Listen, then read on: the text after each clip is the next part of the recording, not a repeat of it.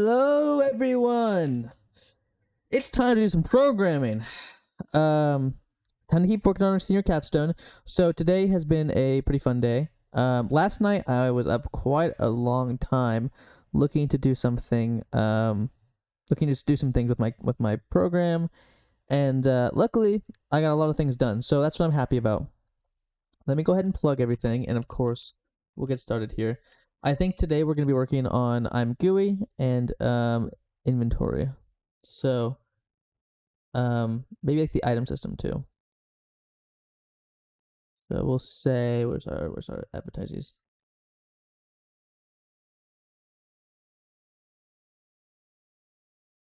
Um entities.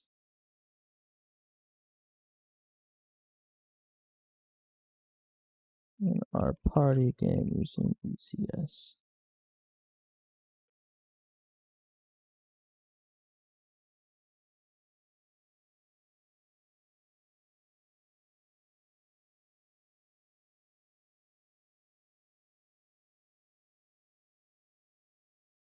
Okay, plugged there. We're gonna just copy and paste this to our self promo. One more time, but with Zig.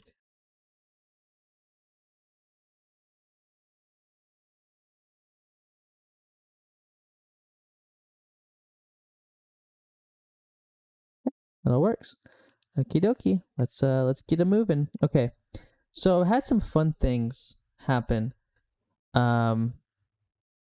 with last night. So last night I got off stream and I worked on some other things and I did some other things, and then I had a spur of inspiration. I went, I really want to work on this project and I want to get some things done. So let me show you what that result was. If we go ahead and switch to our here, we did a lot. So I think we ended with this. I'm pretty sure we ended with this, which was our. Let's see the song. Hold on. Which was, why? Hello. Can I not hover over this? Thank you. Okay, please. Okay, I'm just gonna refresh. I don't care. So it was this integrate ECS and utilize in our world. So we got some amount of ECS implemented, which is awesome. I'm a really big fan of ECS now that I've used it and kind of integrated it. And I added some animation stuff and all that. But you can see right here, I did a lot more. So like, for example, I decided I was going to move input to its own system. And so what we did is we made an input map. And that all links. So we have, if we come down here, if we come to our world, we made a lot of systems actually. We made a transform system, which we'll talk about. We made an input system. I'm actually going to zoom in so we can maybe see a little better. I made an input system and a command system. So so the input system and the command system are where we're going to actually start with. And so I was inspired by, I think everyone, a lot of people have seen it. It's the Overwatch GDC. Let me find it really quickly. Oh, it's in my, hold on, I'll fetch the link really quickly. So there was a talk in 2017 done by the Overwatch developers, or an Overwatch developer, I guess. So was talking about how they did their architecture in with respect to their systems. And so they sort of talked about how they tried to kind of integrate input into a ECS based system, but had some issues. So what they reverted to was a singleton, which is fine. I mean, it's all good and dandy. And I was sort of having to wrap my mind around that thought because they have the concept of two separate worlds. They have a replay world and they have a live world, or input live game, replay game. And so they'll replay. Basically, they'll get a network stream, about 8 to 12 seconds from the network, and they will basically just replay that stream of network into their world to simulate these actions. And it's really cool because it like accurately depicts how a world might look, right? So I liked that. I was a big fan. Like, okay, let's obviously use different input system. And so luckily, the Zig ECS library actually has singletons built in. And so what we did is when we create our registry, when we go ahead and add a user input component. And so in this user input component, this is what it does. So we have a couple different things here. So we have a type and we have a state. So the type is like what kind of input did the user have? Did they move forward? Did they move backwards? Did they move left? Did they move right? And then the last one is like, did they interact? And then there's some states here. So we have, is the key down? Is the key up? Is it going down? Is it going up? Like what's happening? And this might be a little more useful for controller stuff later when I'm looking at different states. But right now this is just binary, sort of on and off, down and up. What we read. So we have this little enum map of type to state, and goodness gracious, this is such a cool, it's a very, very cool type in the standard library, enum type. So basically, it resolves this map at comp time, and you can sort of just initialize this up. I initialized all of these types up with the default state of up.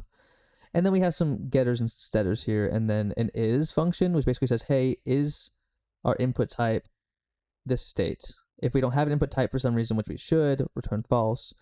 Otherwise, we're going to just check if the current state is the state. And so if I go down to where we actually use that, or let's go up first. So we have the singleton. And so what we do is we have a input processor, and this input processor, well, more so it's input system. This input system is triggered on a keyboard event. So whenever we have a keyboard event happen, if I can find that, I think it's up here.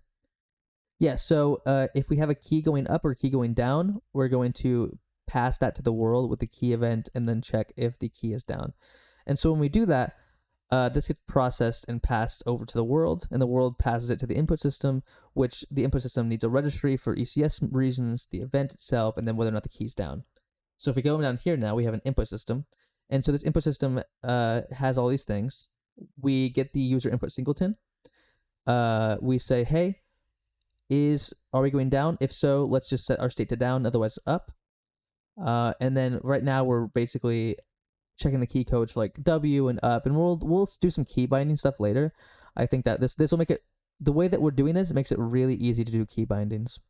But if it's W or up, we're going to say move forwards, S and down, move backwards, A and left, move left, and then D and right, move right. Cool. And but then here's where it gets a little bit tricky, because when I was like looking at this, I saw that they have a command system, and I was like, okay, so this command system, when they build the player command, they pass in a reference to this command, they reset it, and then if these buttons are down, they're going to set this command, or set, they're going to set this, they're going to set the command, like they're going to set the action to true as necessary. So if primary fire is down, set this primary fire boolean to true. If the secondary fire is down, set the secondary fire boolean to true. So we sort of have a similar thing. So what we do here is we process the input on the event, and then only when we update our game and our world state, we'll say, hey, update, like process this command, update this command system. And so that basically in here, and a lot of these are just stateless. So because some systems by themselves are sort of stateless, I don't really need any of this. A lot of these systems are just like, they have no state, so they're not really like necessarily, like they're unnecessarily complicated if they don't have any state in them. Like this, for example, doesn't have any modifications or variables, so we could maybe look into changing this up to just being a function realistically. But I think it sort of breaks the ECS model slightly. So we're just gonna keep that, But we get our input, so we go ahead, and now our command system is gonna say, hey, let's fetch our user input after our user input has been updated by the input system. Now we're gonna reset this command, and I'll tell you what that means in a second. And then what we're gonna do is we have this cool little inline for loop here that goes over all of the input types. And then if our input is down, we're gonna activate that in the command. And so if I go to the command, which I think it's up here, isn't it? No, it's down. Oh no, it isn't. It isn't. Oh no, it is. It is. Okay, it's in the world scene. Right. Where did our command go? That's the input command. Okay, here we go. Input command. We have our map. So again, we're making a map, but instead of saying hey, input type to state, we're gonna go ahead and say input type to bool, because this is sort of more useful in our case. And so when we reset it, we're basically just going to like reset the entire input struct. And I'm not sure if there's a better way to reinitialize this struct with all of the false, like if I can like somehow flip all of the bits back to 0 to signify, in this case, that everything is false. But we have a few functions in here that basically are just little wrapper functions. Like deactivate says, okay, this is false. Activate says, hey, this input is true. And then to check if it's active, we say, hey, get that. If it doesn't exist for some reason, return false. And so in our actual command processor, that means what we can do now in our character is that when we process a command, which is like right after, if you come down here, where is it? It's right here. So after we process this command, or after we update the command system, we actually just go ahead and say, hey, character, process this command really quickly before we do anything else. And that's really nice. And so what that gives us the ability to do is now we can say, hey, here's the velocity. Here's the character's velocity. We're going to go ahead and create a new temporary velocity. If we have this command active, we're going to, subtract out the speed and then set our direction. And this is sort of hacky, but this is sort of how we're doing our sprite system, where we have this sprite system and we're actually just actively replacing it with the current sprite based on the direction. And then we do the rest here. So move backwards, move left, move right, and we just update the velocity as so, and then we modify the velocity here. And that gives us a command processor. And so from there, I think, I did some things like I made the friction of the complement. I made like the friction, instead of it being like 0.1 for high friction, I made it 0.9 for high friction. So it's the complement of its max. And then we went ahead and used std.enums because std.meta is discouraged in Zig. It's like they're gonna like nuke that whole namespace sometimes. So it is a early language for this reason, still in development. So we did that. And then after I had all that ECS stuff done, I was like, okay, cool. We have this nice input system. We have all of these things that we can just we have a full ECS, and we have this nice, very fluid system of adding new inputs and removing inputs and doing a command-based system. I went, okay, so what can we do next? And so I went ahead and did some things with our scene, like, okay, we're going to make sure that we have a scene at startup.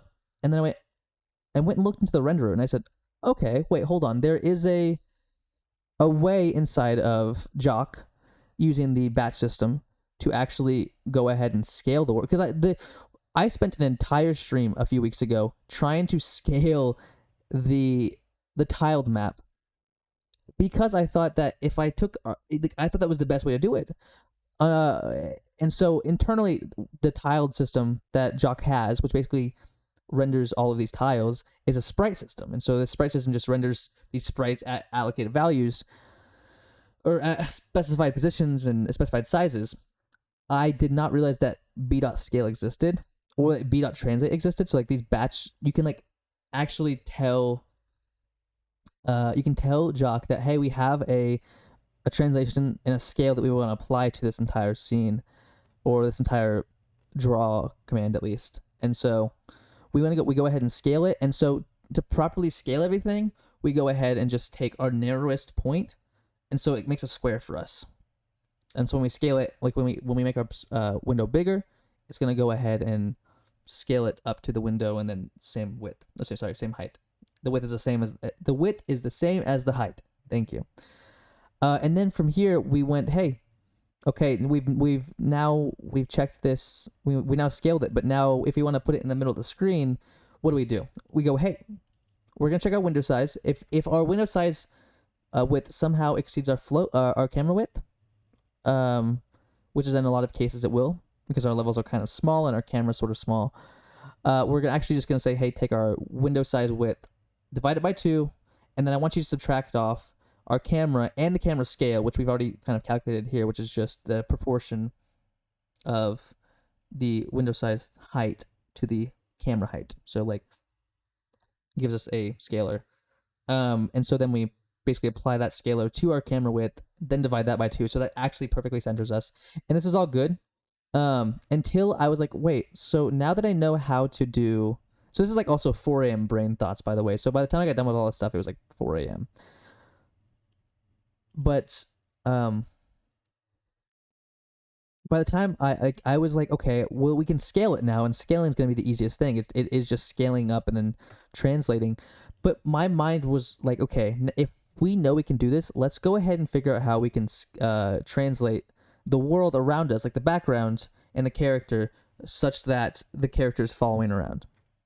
This is, I know it's a lot. It's a lot of recap. I know it's a ton of recap, but I think it's necessary. And then we put a chore. But then here is the kicker. Here's where everything gets good.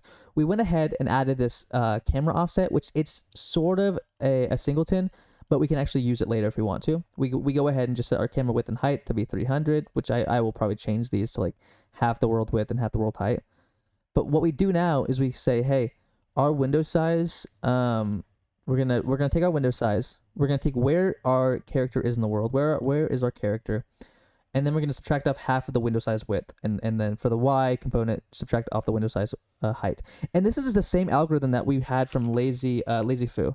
Like Lazy Foo had this awesome tutorial showing, hey, this is how you can do it. And so basically what it was is when we rendered things, we said, hey, render this dot relative to what the camera is by taking the position and subtracting out the camera X. And then center the camera based on, I'm going to go ahead and zoom this in. Center the camera based on where the character is, or this dot in this case, and then subtract out the screen width and height. And then, keep it in bounds. And then from all you gotta do from there is render the background relative to this camera, and then render these dots on given this camera X and Y, so that we can sort of subtract off. And so I finally, I think, understood how that worked. It took me a second, but I did. So we go back here. Basically, we clamp it, and then what we do is we actually just go ahead and translate relative. So what we'll do is we'll subtract off our camera X and Y around our world. We draw it, and then after we're done drawing the world, because we apply this transformation, what we do, we push it, we pop it, and then translate. And then we draw the world, and after we're done, we draw our entities separately. And I need to sort of get rid of this one, I think, but for now we're gonna keep it there. And then we have a draw call now, which just says, hey, render the map. If it's a tile layer, render the map.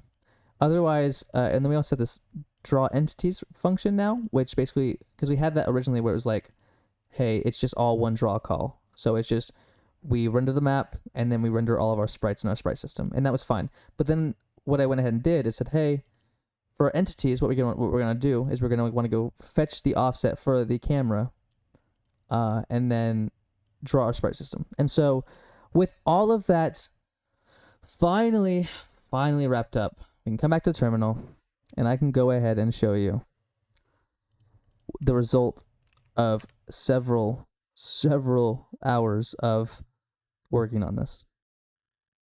I know it's a lot of recap. Thank you for sticking in it with me. It's compiling slow today. I thank you for sticking in it with me. I'm just trying to make sure I have sort of positioned it in my mind, and we have everything accordingly. Where is my? I need to add. Hold on. I see what happens. Capture. Senior capstone. I forgot that I removed this source, and so we will match this to senior capstone. And here we go. So we have this senior capstone, and obviously we know we've had this before. This is what we've had for a while. But now if I click select level, it's the character's almost centered. I have some things to do with like getting the sprite width and stuff. But if I move now, you can see that the camera follows. And I wish I would have done this on stream. I think the payoff of doing this on stream would have been so much cooler. And we don't clamp it right now to the value, but we can see it now that like we can actually render things like we want. So we also, like, so we have to clamp the camera a little bit more. but this character now can freely move around based on our camera width and height, which is awesome. Awesome. I'm so excited. Let me go ahead and let's go ahead and switch over to our world scene. I think it's the best place to start this. And I know I see because I said that today, like for the stream, we were gonna go ahead and implement. Let me quote myself. Entities and items, and we will do that. Mark my words, we will do that. But to make sure that we are doing everything correctly, we're gonna handle our main entity, our player first. Otherwise, I don't think it's gonna be great. So what happens here? So our camera is limited to our world width and our camera width.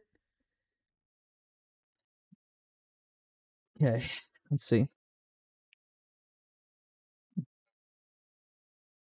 I see.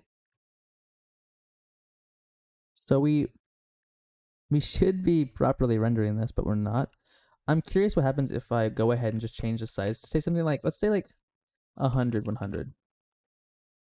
So that will like, I don't think it's not going to zoom it in so much, but it will kind of actively scroll it a little bit more, I think. The camera with like this camera is still a little perplexing in how it works. It doesn't look like much has changed though, which is interesting. So I'm not sure what the deal with that is. Um, hmm.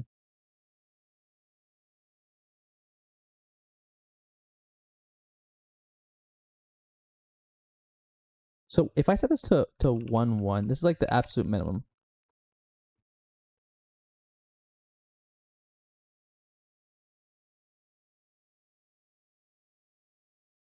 Okay, it looks like maybe just not clamp it.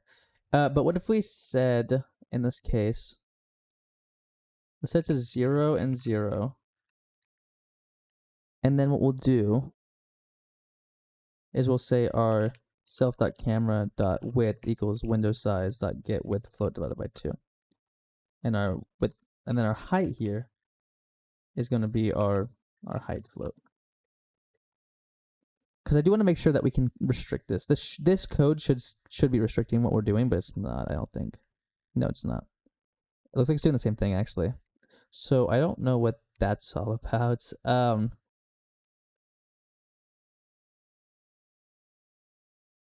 We need to scale things. Is that a thing I need to do? Maybe I need to scale things. There's a camera scale. We're translating.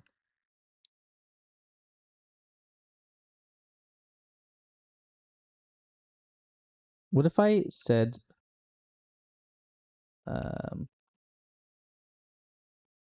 what if it's because it'll be. I'm just gonna comment this out again. So my theory on this is that it's going to be if we check. My theory on this is that if we check this, let's say, because if it's gonna be, if we have like a really big camera width, let's say like, what if we just did like 1,000, 1,000? Is it gonna like restrict any movement of this camera? Like it's just not gonna move the camera because it's not. It isn't properly. Let's see. Oh, interesting. Wait, that rendered it. Wait. Okay, now it's not following. Oh, duh, it's not following. If I do something like this, will it follow now? Ooh, also, last night when I was working on this stuff, oh, now it's really messed up.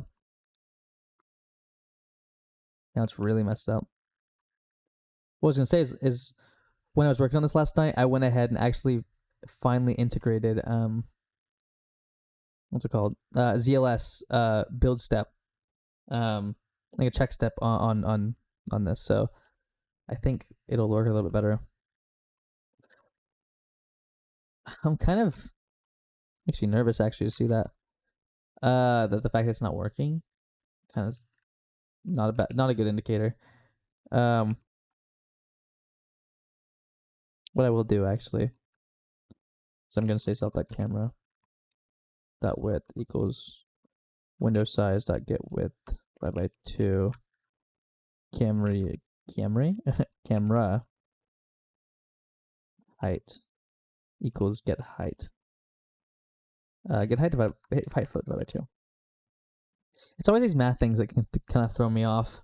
Like if you ask me to make data structures or do something like algorithmically more analysis based things, I can get it done for you. But if you ask me to implement this, oh, that's interesting. These tiles kind of get messed up if we like in the top left we're fine, but if we go down a little bit, there's a little bit of like you can see like little stitching pieces there.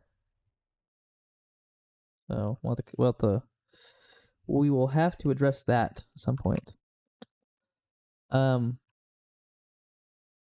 thought that would be fine actually. So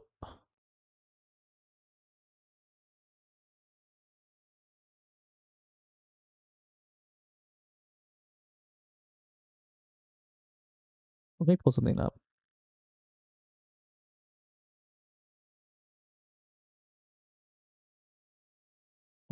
Hold on.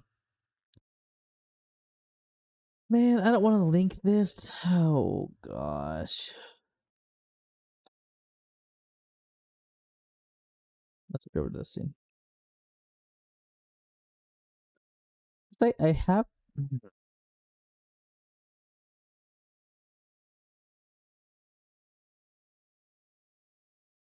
Oh, do I need to restrict? Oh no, that's fine. That's totally fine. It is just this. We should like run these things like this. Level width minus camera W. Which I did that?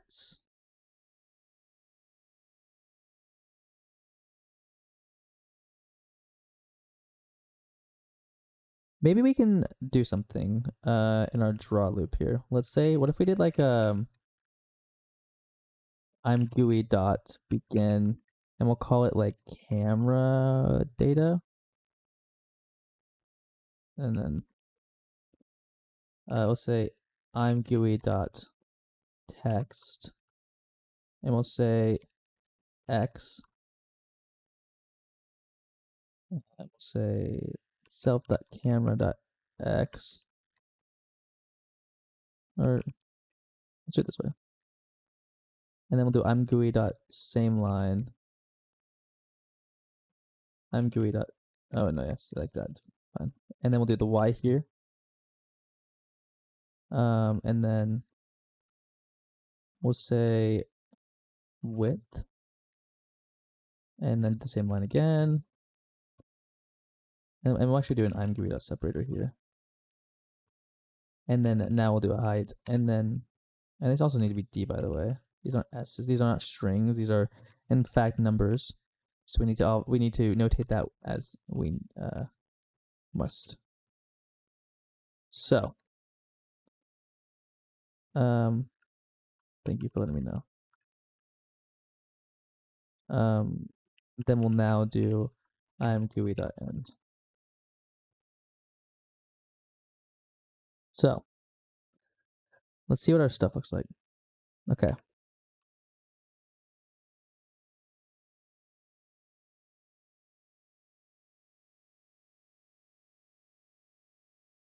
So our X. Oh, that's fascinating. We move over here though. It doesn't. Oh, it does restrict it. It's just not restricting it in the right place. Interesting. Okay. So that's a good thing to know. We're actually gonna put a little thing in here. We'll say function draw camera data self and void on this. There's no errors to be found here. So now we'll say self.draw camera data. Just for our sake. And so what is happening at the very least is that our camera width should it be maybe it should be half of our level width, maybe. So it should be like self dot world dot width self dot world dot height. Let's see now.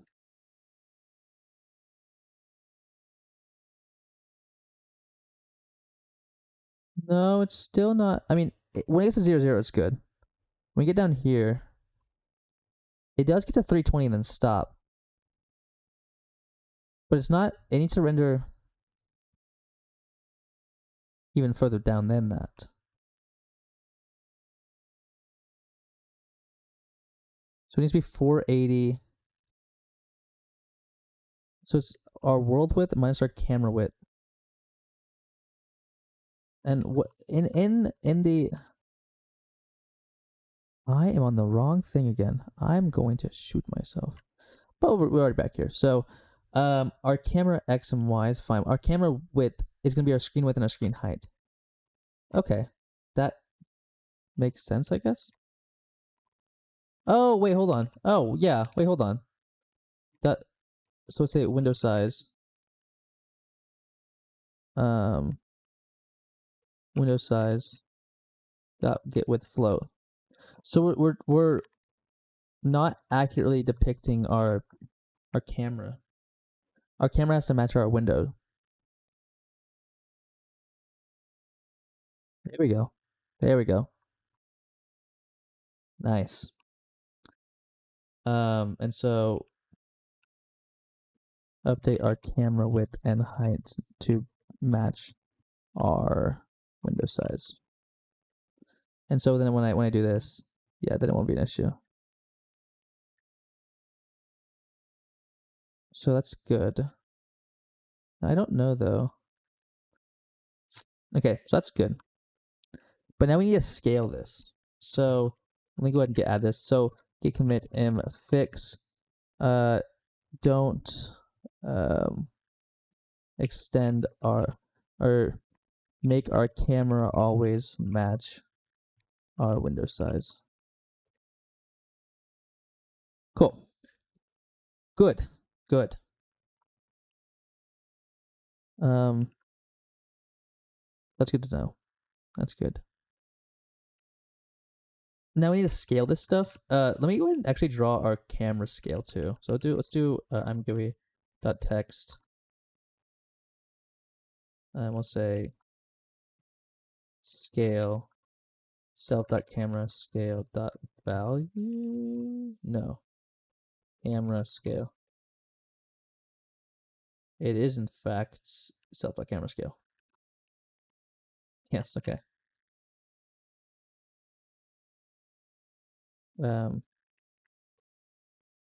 So now we have our scale. And that just stays the same when we scale that. Let's apply our transform. Okay, let's actually apply our.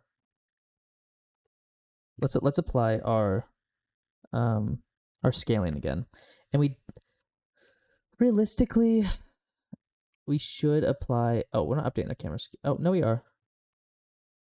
Wait. Oh. Oh, it should be world.width, I guess. Or because we have to scale it. Yeah. Oh, that's weird now. Oh. Oh, that's really weird.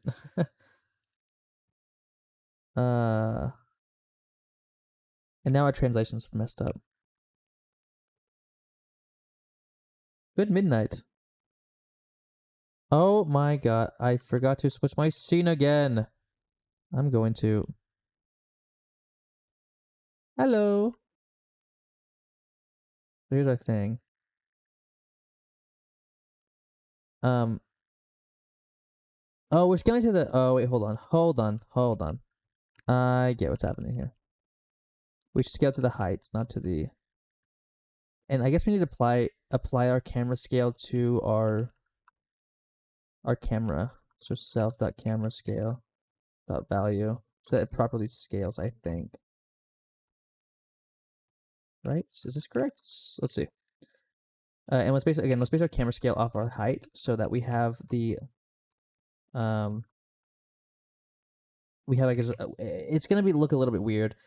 We might we'll figure this out.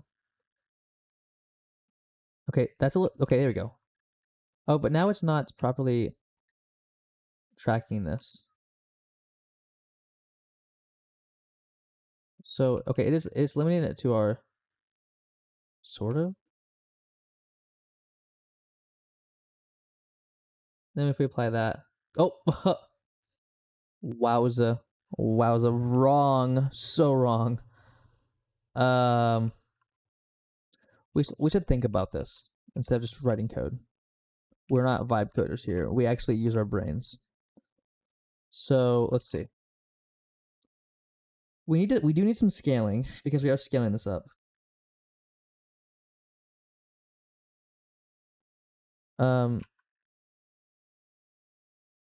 Let's check something. Okay, so that's mapped correctly. But now with our this, do we need to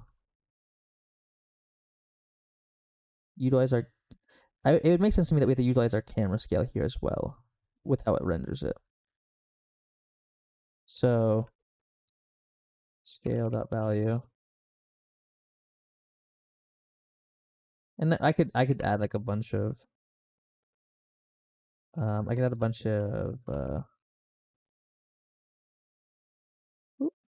I could go ahead and add a bunch of what's it called? Whatchamacallit?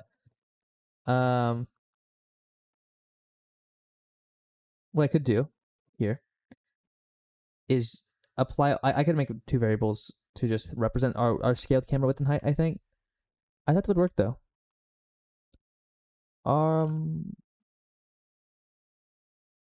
Does that need to be inverted? Am I thinking about that the wrong way?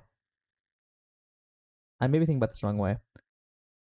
If I invert this, say our world height, that wouldn't make sense to me though. Since a world dot height divided by self dot world or window, because if I did this, when it got bigger, it would force it. I wrote a program in C the other day, akin to Windorstat, but without the GUI. Used 4 gigabytes of RAM in 120 seconds to scan my drive and store file metadata. Ended up rewriting it in Go because I smelled something, and the first implementation I did was using 500 megabytes and takes 40 seconds. Proof that bad memory management is worse than GC. That's very true. That's wait. How did it? How how did you manage to store 4 gigabytes? I mean, obviously, I agree with the sentiment that I obviously agree with the sentiment that bad memory management is definitely worse than GC because GC at least cleans up itself. But if you're not, well, you're not deallocating things properly. Is that the issue? That sounds like it's an issue.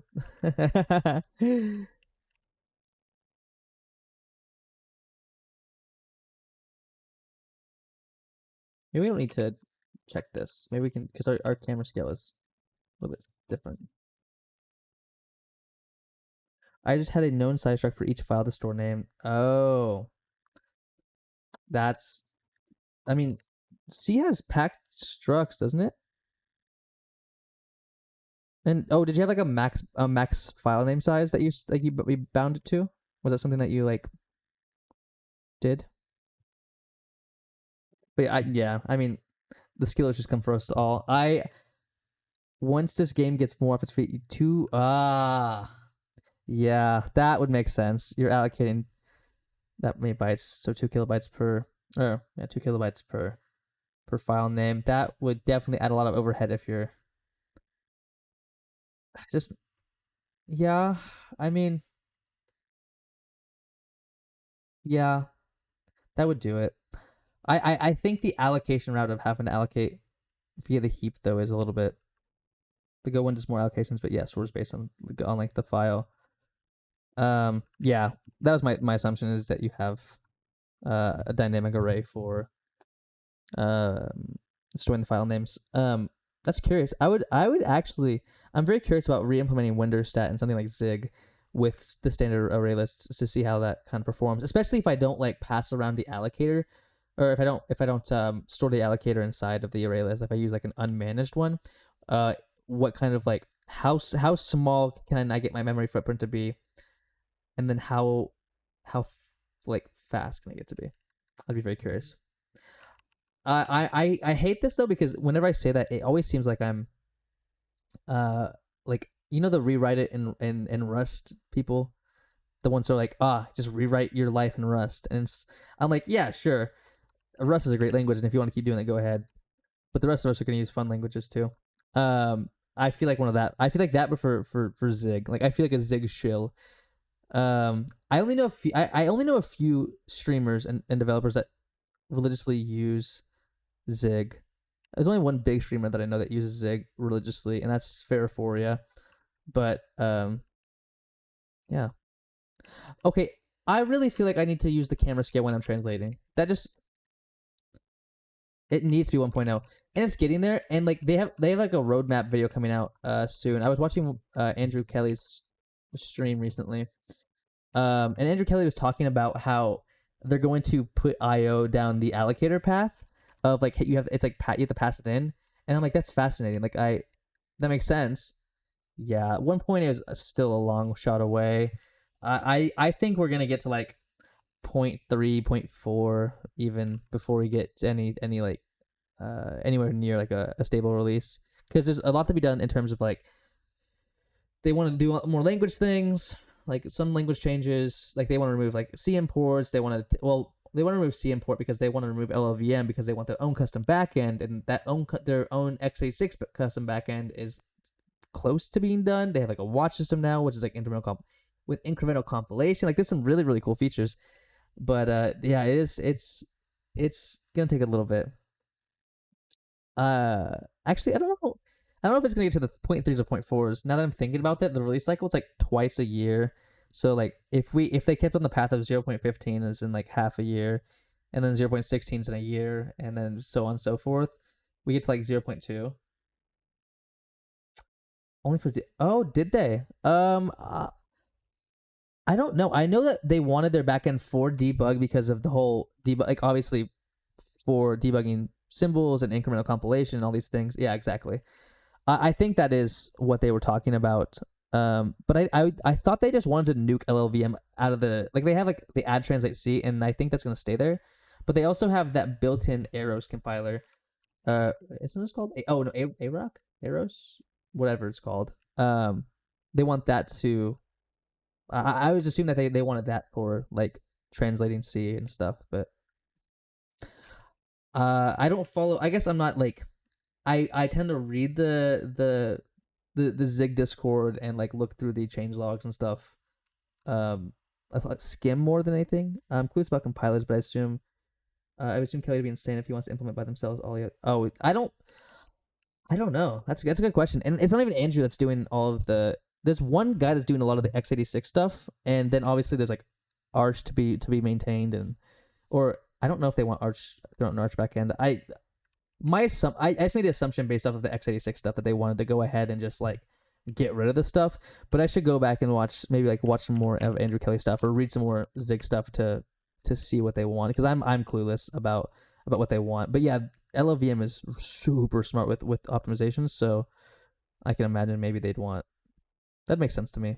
But I saw what was the GitHub issue? Let me go pull up that GitHub issue. The LLVM one. Make the main Zig executable no longer depend on LLVM. Here it is. Make the main Zig executable no longer depend on LLVM, LLD, and Clang libraries. So, do they want it for release? All our bugs belong to us. The compiler binary goes from about 150 megabytes. Sorry, MIDI bits. Yeah, maybe bytes. Maybe bytes. There you go. To 5 maybe bytes. Even Rust will never get rid of LLVM, therefore never take over C. Yeah, I guess that's the whole thing. Is like you can't overtake Yeah. See, here's what they want at least for this. Let me see if that's what they want. Let me look to this. Um, in the near term, the machine code generated by Zig will become less competitive. Long term, it may catch up or even surpass LLVM and GCC. So it looks like they are taking an aim at least at trying to get away from this, but it's gonna be really tough and it'll be way down the line for sure. Um,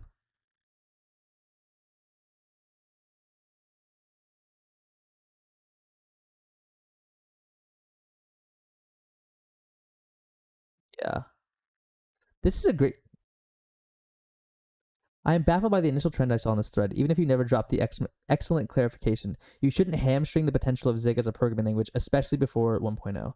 Many are focused on the supplementary benefits. What drew me to the project was it's righting the wrongs of path languages and bringing independence and innovation to domains dominated by C, C++, Clang, LLVM, and GCC, with the potential of Zig as a better tool. Period. Software has been built and distributed for many years before Zig came along, so I don't share the obsession with this component. I'm on board for the big picture vision. However, I'm not a fintech game studio founder with funding potential to pull just a user. So don't forget the grain of salt when reading this. I don't like that. I don't like that Adam put a thumbs down here. I think it's sort of it's sort of a bad like you should. I don't know. I get it. Like it does make sense in my mind. Where's that? Where they link the comments at?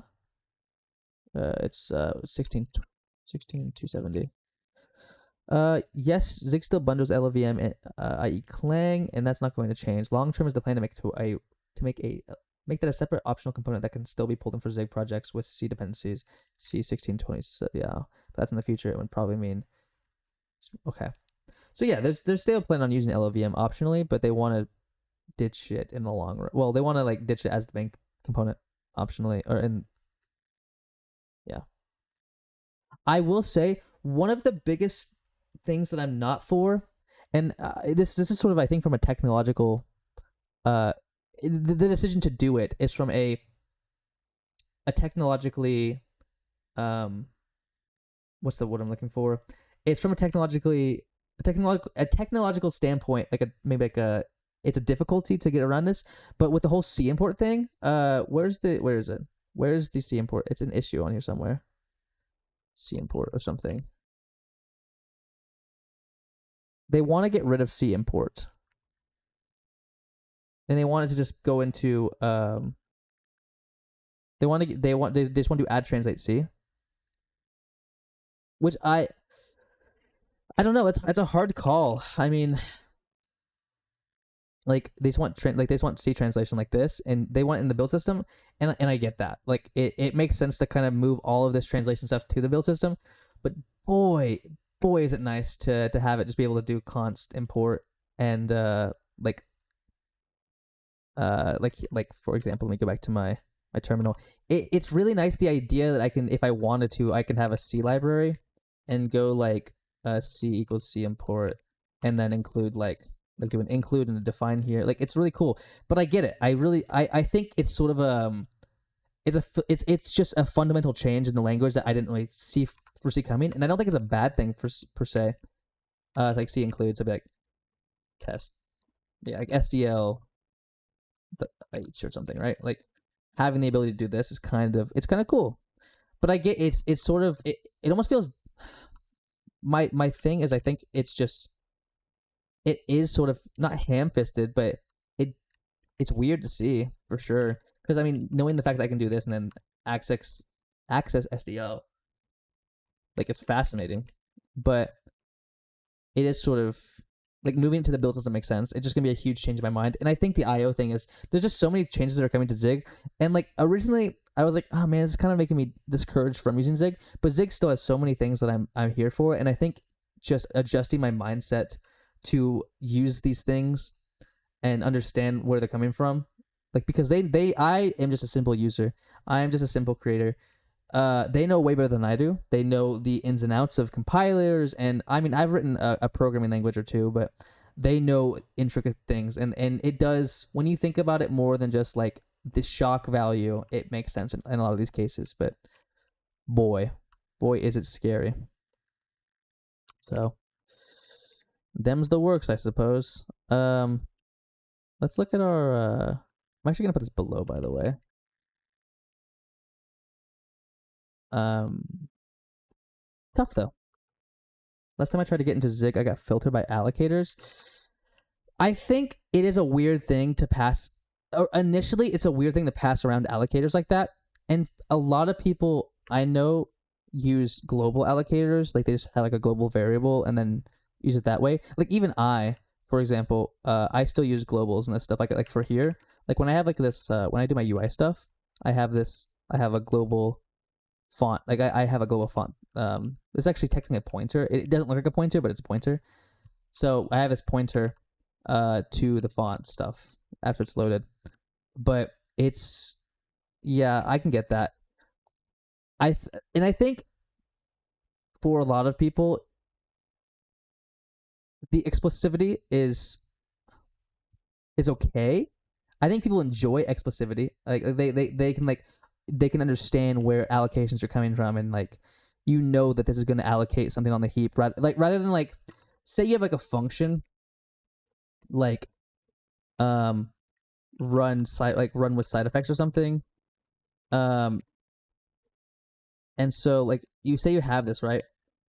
Um and then you maybe do some like allocations, like unknown allocations in here, like oh, like in a different language it could return a value to you and you wouldn't know, hey, is this like do we know this is like if this is like a stack allocated value or heap allocated value. With Zig you kind of know that, like it's really easy to understand where side effects happen and where heap allocation happens. And so like if you see, oh, there's an allocator passed, you know some heap allocation is going to happen, and that's a very good pattern. um Andrew Kelly, like I said, I watched this Andrew Kelly video last night, and he was sort of talking.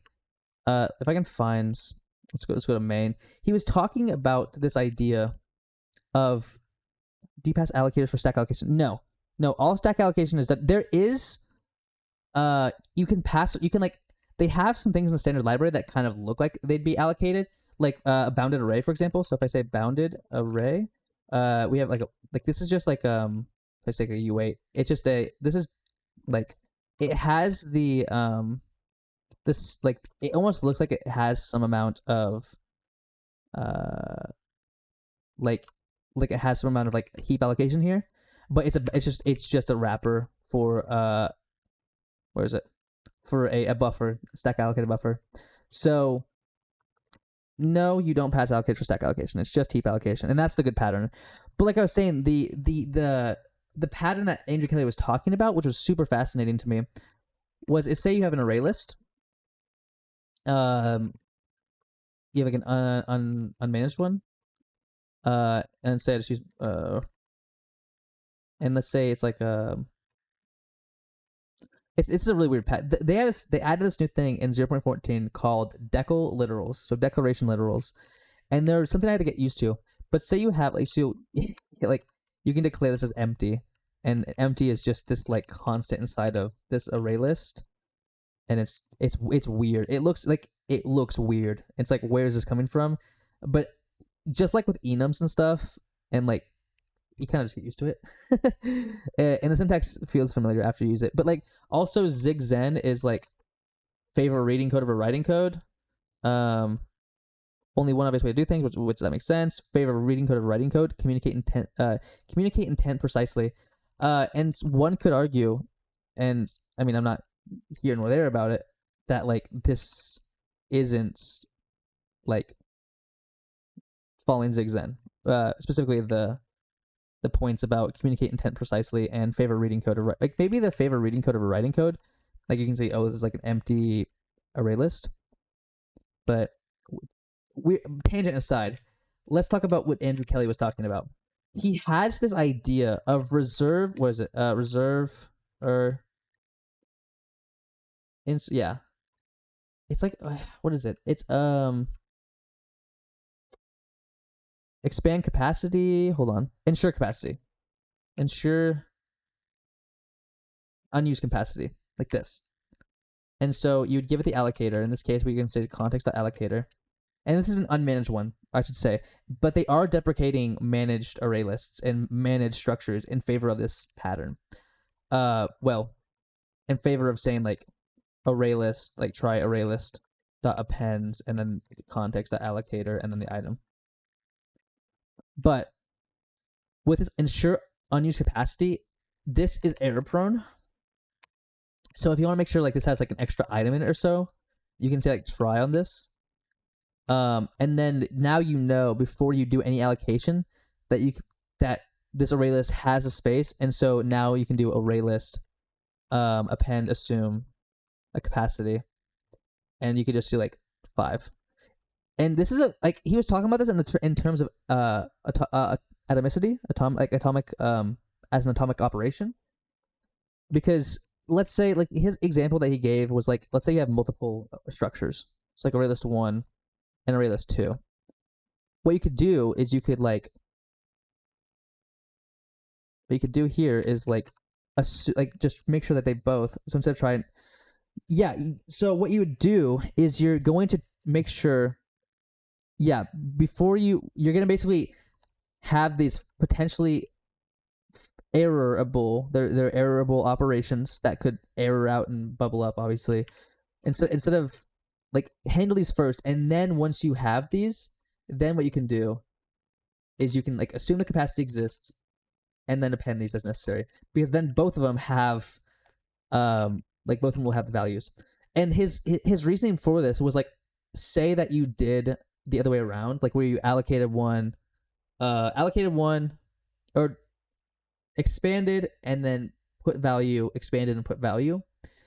He was talking about, hey, there is this pattern where you could do like error defer, like array list 1.pop, and that would like undo this would undo the operation.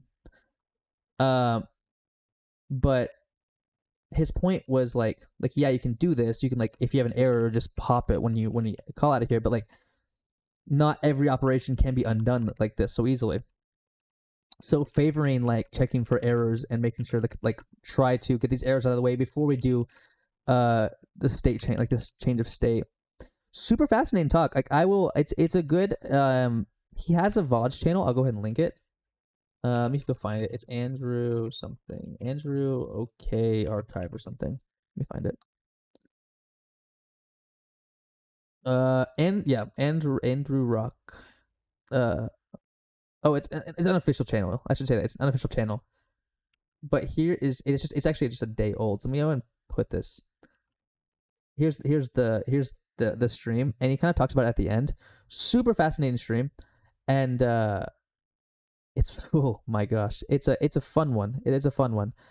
So, shout out to Andrew Kelly. He has done some awesome things, and I'm thankful for him having a language like this, because it is a joy writing system code now. Like Rust, I liked Rust when I was writing it, but I could not get, I don't know, there was, and like I was fine with lifetimes, I was fine with all these things, like it has like these, well, we call them tagged unions, but they have, they have enums with payloads, and that's so cool. Like I enjoy that stuff. Or they're called sum types. But for me, it was this idea that we sort of we can kind of see where allocations happen. It's a lot more, it's not over verbose like a Java. It's verbose enough where you can communicate intent precisely. And this sort of, also there's this sort of intersectionality. Zig makes intersectionality so beautiful. Like the idea that types are first class functions. My two favorite things about the language are comp time and well, this mainly is comp time, but comp time and then types as first class types, or first class members rather. Right. Well, the fact that I can just do like I can make a stack using like just a function is so cool. Like I love this. Like it returns this, like, oh, not struct, whoopsie, type. It kind of it makes it a joy to write these things, and also you're not forced into object oriented programming. There's ways to do object oriented programming, and I do those. And Andrew Kelly talks about that in that VOD that I sent. But the way that I do, and the way that a lot of people do, I'd argue lots of times Go is more verbose than Java, unless you're in an enterprise. And hell, then both are. Yeah, Go, especially if you have to check like this okay, if not okay, etc.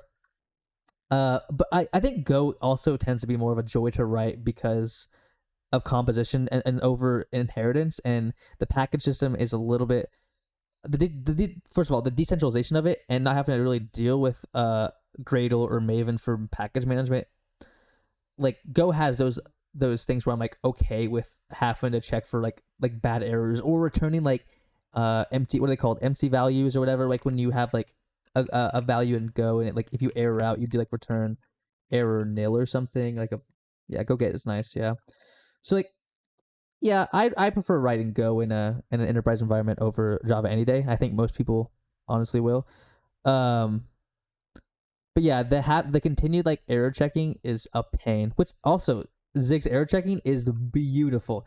Uh, I was like so confused when I first started writing Zig. I was like, okay, I understand that I can like just communicate like, hey, this has an error, and just bubble that up. But it doesn't have payloads. And I was like, okay, so how am I going to communicate my error type? And the way to do that is diagnostics. Like you pass, like if you don't want to have any diagnostics, you don't have to, but you can just define like a diagnostics thing. And then like pub function potentially errorable, and then like have like you pass the like you maybe like an args here, and like this it'd be like a struct or be a struct, and then you'd like have like an optional diagnostics here that you could pass in. Um, and then this returns void. And then if you say like accident return, like it's a, and it's actually give it a value, and then we say ops, call it ops. And so say like I had like a value, let's say it's like usize or something, and then we say if value is like equal to 2, we're gonna return. What we can say here is we can actually say like let's return error dots bad value, and then like in our struct here we could have like an error message.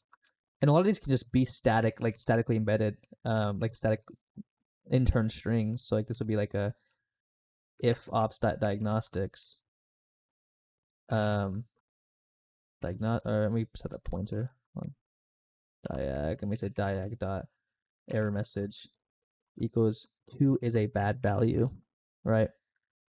Um, what are you yelling about?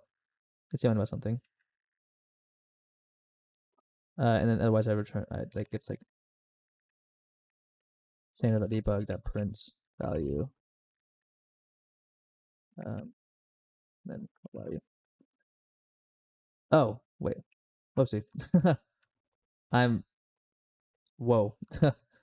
Bad. I don't know why I did that, like a different, like a bad reference, like that was weird. I think I was like mixing up a bunch of different languages in my mind for some reason. But like this this is a nice, I personally think this is a very nice way to do error payloads. So, and then if I want to call it, I just do like try, or I just like have our diagnostics, diags equals diagnostics. And I can also set this, by the way, to default to empty string. And then I would just do like potentially errorable with the value like say 5. And then we'd say dot diagnostics equals diagnostics, diags in this case. And then we could do a catch error here. And then we could do like, we could bubble up the error if we wanted to, and then we could do like a standard.debug.print received error, like diags dot error message. Like this is a cool little way to do. It's, there is intent here, and I think the diagnostics paradigm is such a nice paradigm. Um,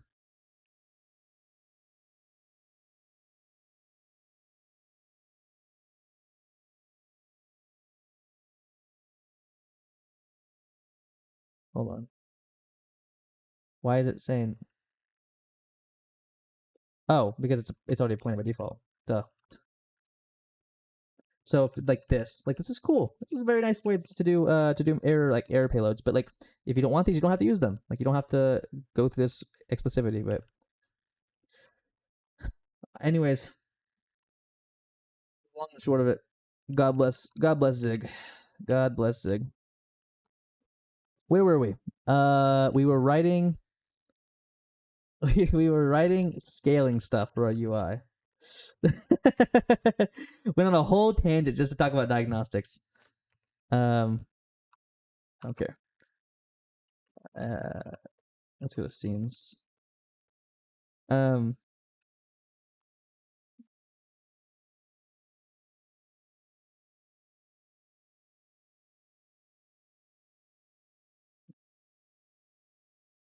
so the way we left off, if we take the scale away, I'm curious what this looks like.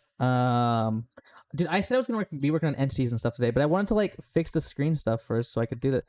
Yeah, this works partially. It's not scaled correctly, but it works. So the scaling actually breaks things. So how can I properly scale everything? Like, how can I scale my translations? Like all of these like the translate and the scale stuff, just modify this internal translation. What the heck?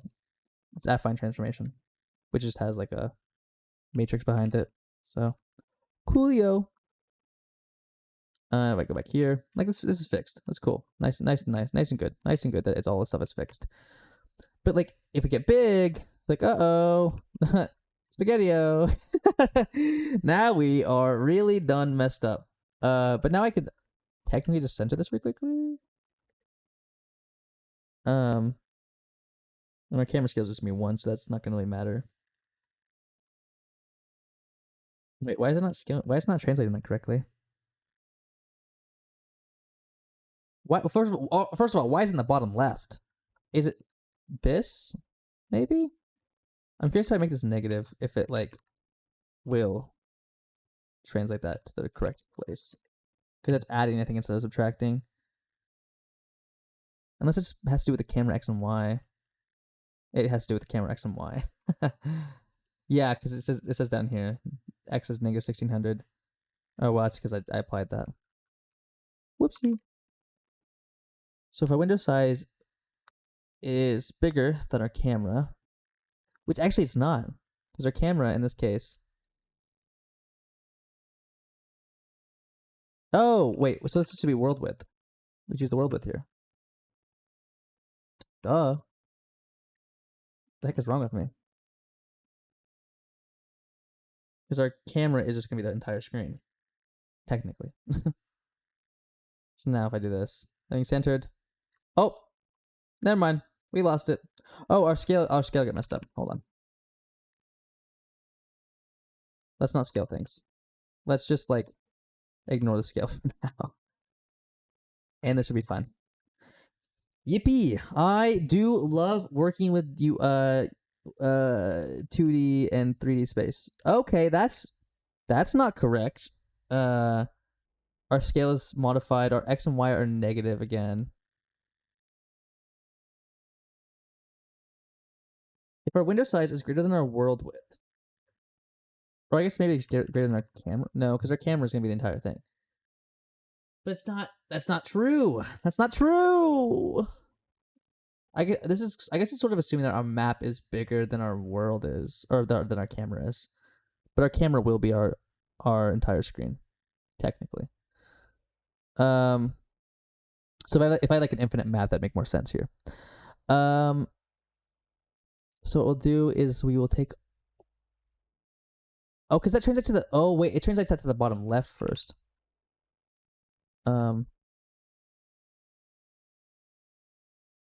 What happens if I set this to positive?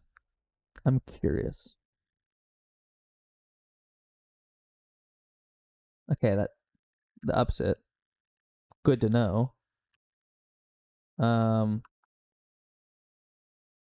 a.m. here, up to bed. Thank you for stopping by and let me rant into your ear. I appreciate you stopping by. Let me know how you're. If it what I mean, I don't know if you're still working on that project. I said you wrote it the other day, but if you're still working on that Windows stat stuff, let me know how, if you decide to go back to see like what optimizations you try, because I'm very curious. But thank you for stopping by. Have a good one. Okay. What do we need to do here? Do we? Oh wait, the translation is. Hold on.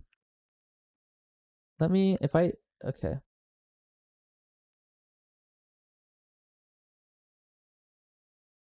Let's just remove this branch. But I'm like, I can just run this without this. So let's see, because I'm curious what the what the, because this translate everything's correct. Let's translate everything correctly, and this comes to the bottom right, which is super weird. Like I wouldn't think that would go to the bottom right.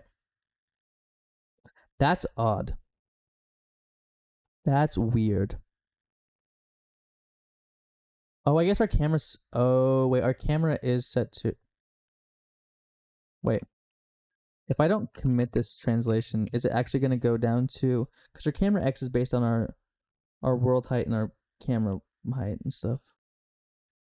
Yeah, it goes back to the top left. So we're basically, it's pushing it to its extremes, which is fine, I guess. Um, if our camera X, if our camera is bigger than our world width, minus our camera width. Wait. Oh, if our X. Oh, right. I should draw some of this stuff actually. um, like I have an Excalibur thing. I think it may be worth it to try looking at our Excalibur really quickly. Let me pull it up. Because I was drawing this out the other day. See? Look at this nice world. Does we have screen technically? This is a fun transformation. This is like 2D transformations have never been my thing. Or well, math. I like math and I'm good at like matrices, which this is all this is. It's just a bunch of matrix transformations.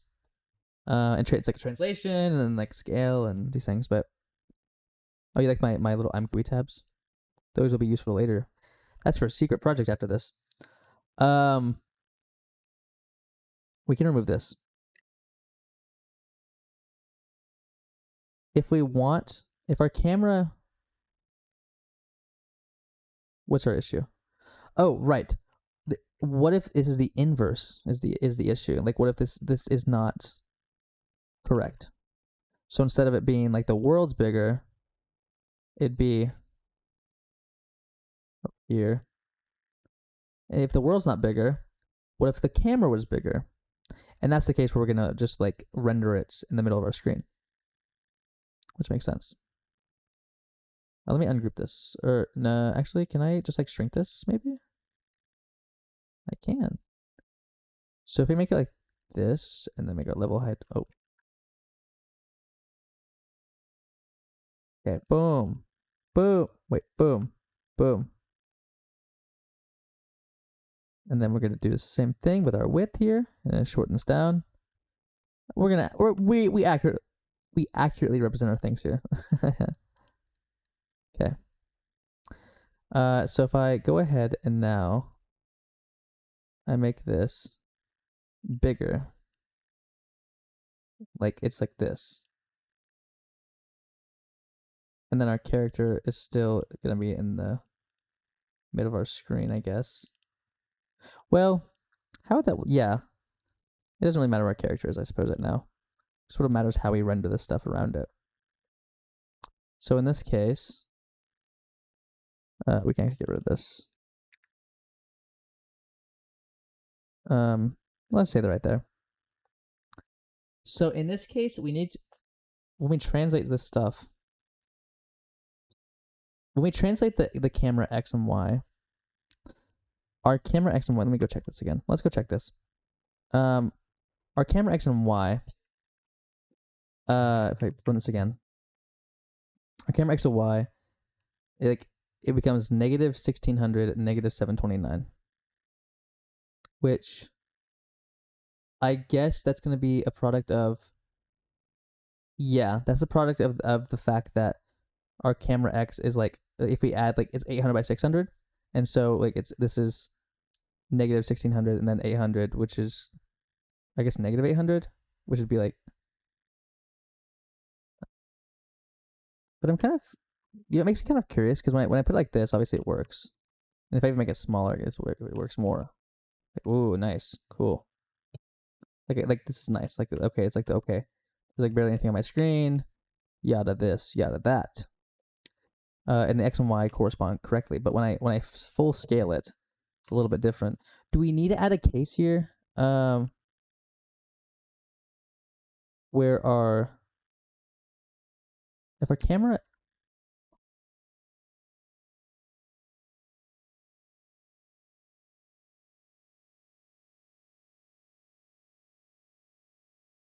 I guess we can say if our world width is smaller than our camera width, like if our self.camera width dot width is less than self.world dot width, and the same thing here with our height. What do we do here? Let's think about this. What is the proper solution? Realistically, I'd want to integrate it into our camera X and Y things, but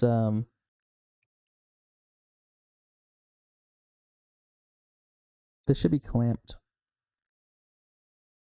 Because if our camera is smaller than our world, or can I do our camera? This is not accounting for. Oh shoot! I didn't realize that I'm covering my entire screen with that. That's funny. Whoopsie, whoopsie. And let's put this a little bit. Let's actually put this below our sort of things. There we go. Now it's not. Now it'll go behind my thing instead of in front of it. I love Z indexing. Our problem here is if now if I expand this, what happens? Let me see. Yeah, now it properly renders ish.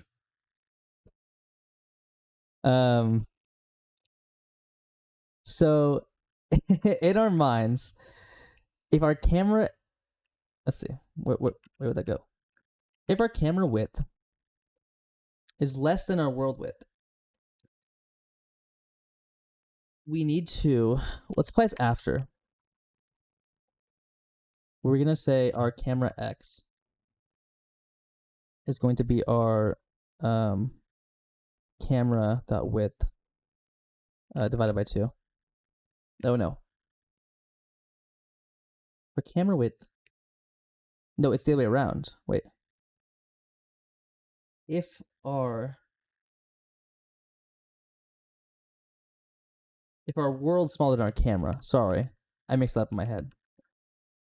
If our world is smaller than our camera, we'll put it in the middle. Now I'm not sure. So then our camera X would be self.camera.width divided by 2 minus self.world.width divided by 2. And the same thing here. We'd say self.camera.y equals self.camera.height divided by 2 minus self.world.height divided by 2. So center it. Now I would like to have something like maybe that can integrate, like kind of remove this extra branch.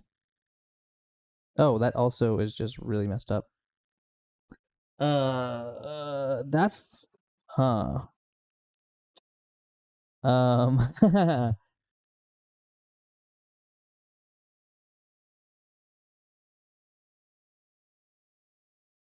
Let's think about this. Let us think about this. Let's see something. All right. Okay. Okay. So if our world like, and then we translate it though by negative camera X. So we translate because when we're translating it negatively, translating it down to the right because it starts top left. But that's 0 0 though. So why is that? So this is actually let's try something first. Let's try and see what happens. Maybe I should add some more camera, like some more stats, maybe about like the world width, the world height, and etc. Okay, this all works correctly. We're expecting that to be top left. We're expecting this camera now to be 40 and 160. And now it's just off the screen. Because our X and Y are at the halfway point of that. Um. Oh, because we also translate. What if we?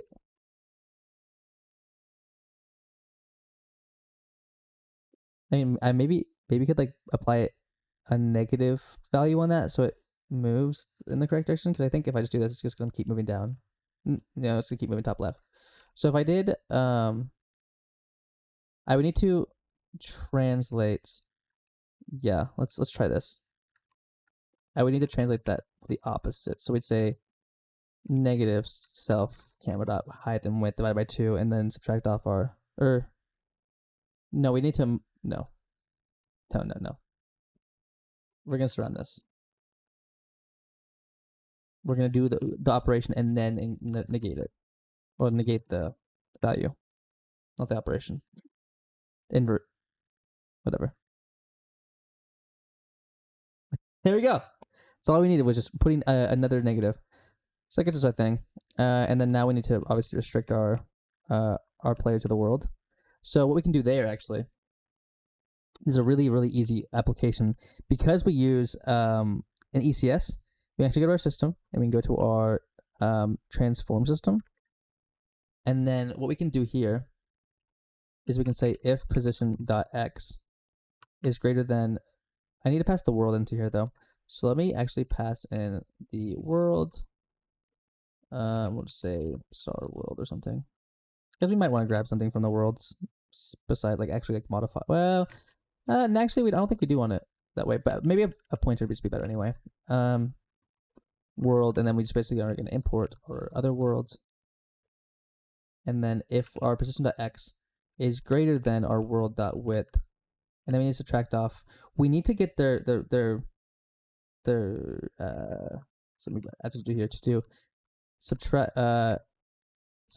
off the entity width height. And we can basically have a size component pretty much that we can use. We'll say position dot x equals world dot width. And then if position dot y is greater than world dot heights, position dot y equals world dot height. Or I guess actually we can just subtract off the velocity minus equals velocity dot x. Like just don't move them.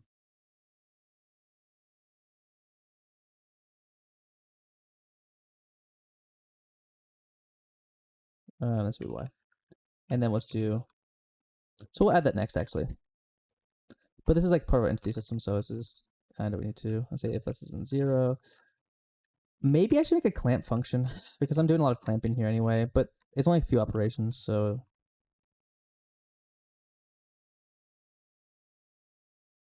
Oh, I actually. What's up? Oh, right. Yeah, so I can just say if position.x is less than 0, or we're just going to basically invert whatever velocity they had applied. We don't need this extra. Because we're just basically inverting whatever velocity they have. So if it's in a negative direction, we'll just apply a positive one. And then self dots transform system. Where is that at? Let's go to our world, I suppose. World. Self dot, what's it called? Transform system. Yeah. I'm gonna pass self. W. And now this should limit them.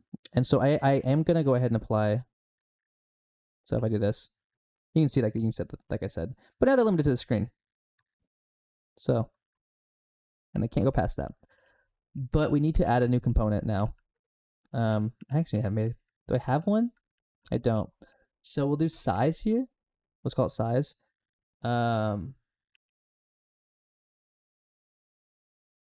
Size and scale a little bit different. So we'll say width and then height. And then we need to grab, because every entity should have a width, a height, and a width, a height, velocity, and position. That's the one. if the entity somehow doesn't have a width or a height, something's terribly wrong. And so now in our systems here, we can go to our systems, we can go to our transform system, and now what we can do is we can actually import our components. I've had this issue recently, and I don't know what it is, but ZLS will just not update when I add new like structs and stuff. It just will not, and I don't understand what the issue is. But it's okay. We'll just do size. I think that's what I called it, right? Yeah, I call it size. I'm just what did it?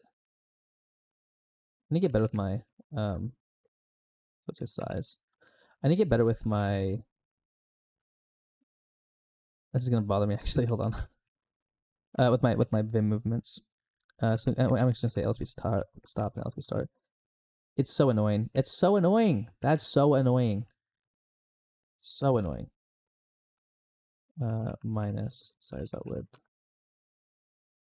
World height. Dude, this is so nice. Gosh, can I just say, like, I know there are some bad things that come with oh, this isn't gonna. Oh wait. Oh yeah, now they're stuck. They can't move because they don't have a size. Wowza. I suppose I could add a separate system that checks the position or checks the. Nah, it's fine for now. Every entity should have a size, a width, and a size. Sorry, a size, a velocity, and a position. And so now when we create our character, which is not in main, is it? It's still in main. It's still in main. Whoopsie. Yeah, I need to get rid of this. And like, I would love to have a thing that would just like add all these to the registry as necessary. And we'll say dot size. We will say character dot sprite dot width, and then character dot sprite dot height. And it should never change, so we don't really need to. Oh, whoopsie! You caught me copying code again. And by copying code, I mean copy pasting, not like vibe coding. Okay, I had to stop hating on vibe coding. People are allowed to vibe code. I saw a thing from T Solving recently, and he was like, he's like, I just don't get it. Like, I don't like why would you want to? It's like, that's a great point.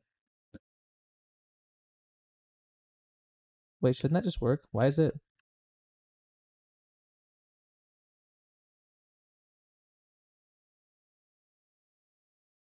Shouldn't that just work? Why is it not working? Is there a scale thing involved, maybe? Oh, there may be a scale thing involved, actually. So we'll say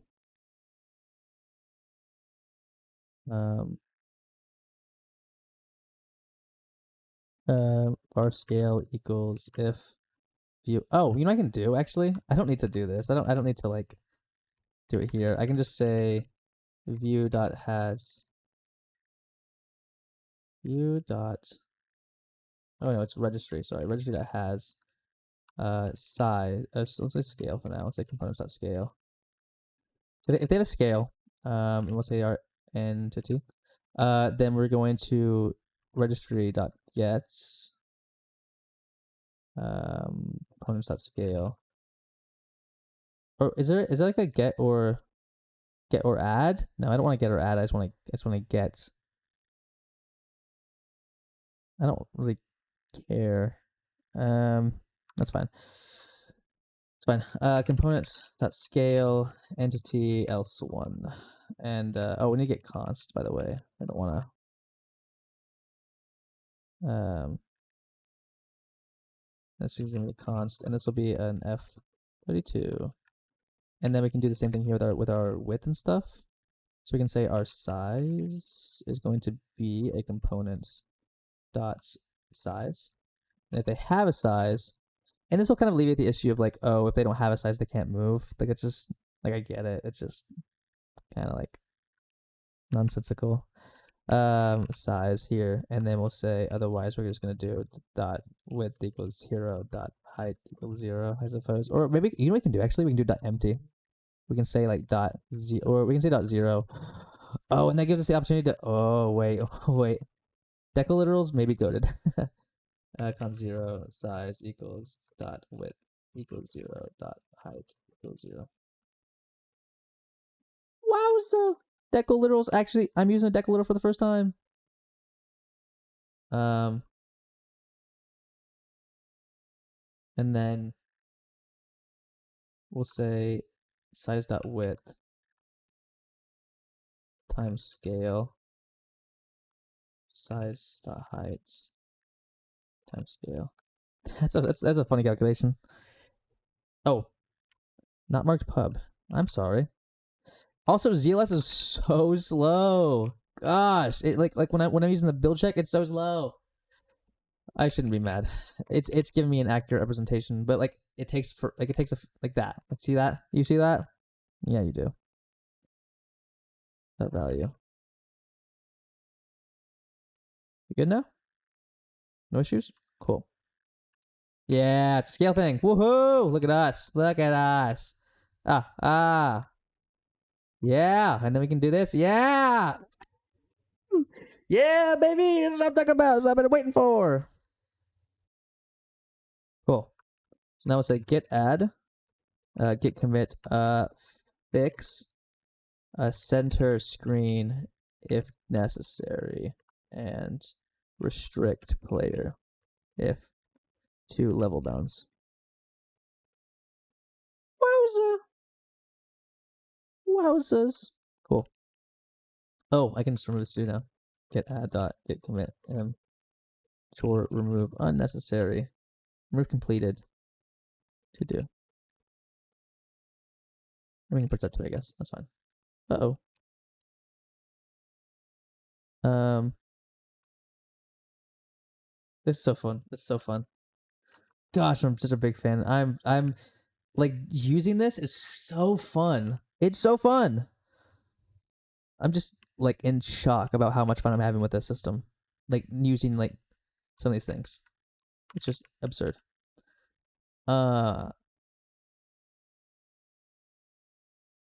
Yeah, so I do need to like how do I want to do that? I think I want to I think I want an add all function first of all. I would love to be able to add multiple components at once. I don't think I can do that. Add typed. Add types. But that zeros it. It's like I don't want zeros. I want to add with defaults. Replace typed, add or replace. Like yeah, these are all cool and dandy. These are not really what I want though. Notify. Oh. Oh. I forgot they have signals in this. Oh, that's awesome. That's really cool. I forgot they have signals in this. That was like actively accessible. Hack, we don't know the type here, but we need to be able to call methods on the storage T. You're real for that. You are real for that. Try get, on construct, on update, on destruct. Ooh. Okay. We rocking with Mark. Also, the assure thing's really cool to make sure it has like a it conforms. Man, I don't know. I'm really. Oh, is it the group? Create an optimized group for iterating components. I don't really need to do that. It's just a view is just a group, right? It is not. It's not. Wait. What do you mean it's not a wait, hold on. Let's go read zig ESS words. Okay, let me switch over. Let's go to our edge. Cool. So there's a group sort thing. View here we go. View versus group.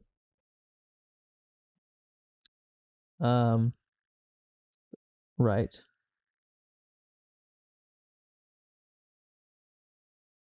Oh. Oh. Wait.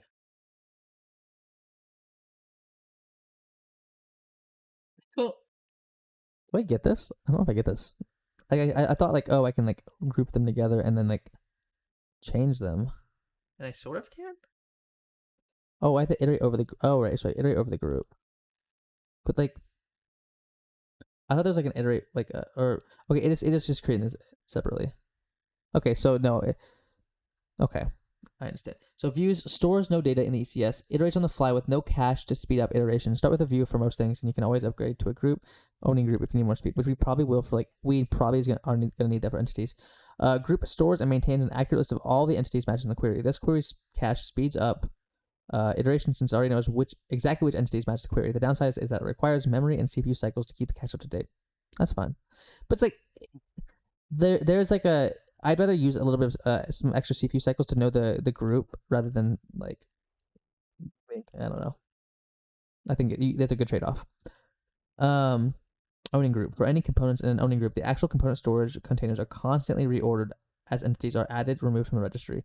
This allows direct iteration with no gaps of the component data. An owning group does not require much extra memory, but it is more CPU intensive if there's a lot of component churn, adding and removing the own components. Wow. Wowza. I am shocked. Shocked, I say. Um, why is this looping, by the way? It's not the last song, is it? Okay, whatever. Um, okay. So we have that. We don't really. So our ECS is good now. So we have all the stuff.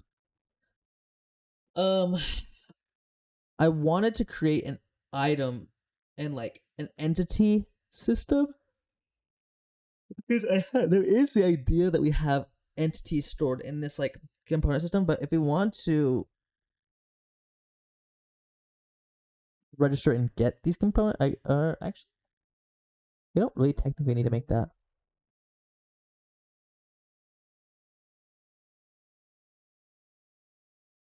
Oh, you know what I should do?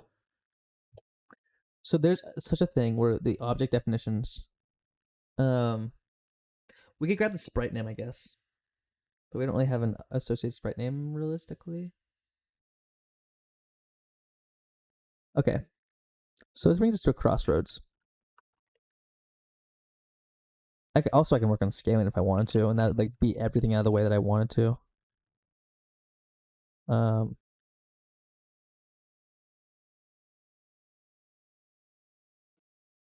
it's probably worth it to scale, and I really hate just like dumping all of my time into this, but it's probably necessary. This is gonna throw things off, I think, if I scale it based on the camera. Um,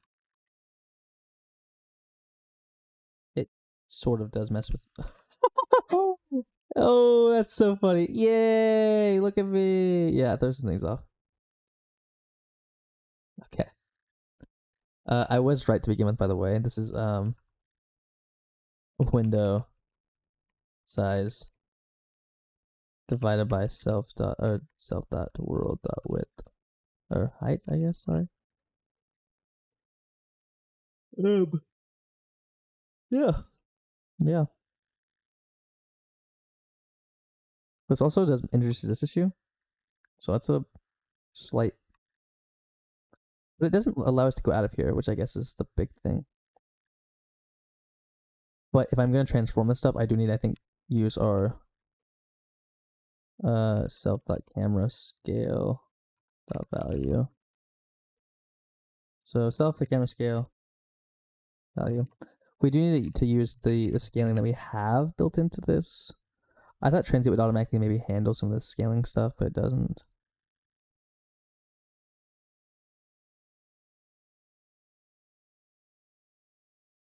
There's also an issue. We don't take into account the camera scale here, so that's a slight issue. If our world width times our camera scale times our self camera scale, not the pointer, not the pointer. Just the idea. So, self.camera scale dot value. Then we're gonna set this to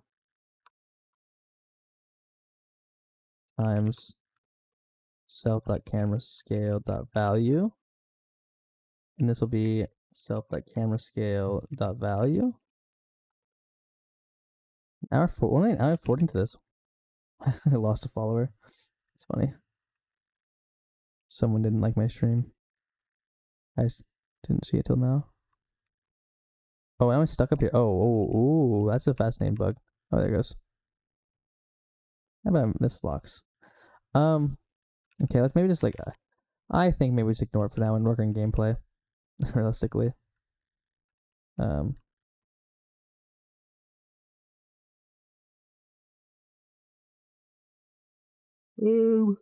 know what we should do now. We do need to like scale things though. Everything works accordingly. So that's nice at least. We don't have a collision system, so we need to add a collision system. So we would have to, for our collision system, let's say collision system. Right, I can do it actually. Where are you? We want our world transform system. Yeah. So we're actually gonna copy this and we're gonna call it world. No, not world. Collision system. So it gives us our collision system, which we do need the position.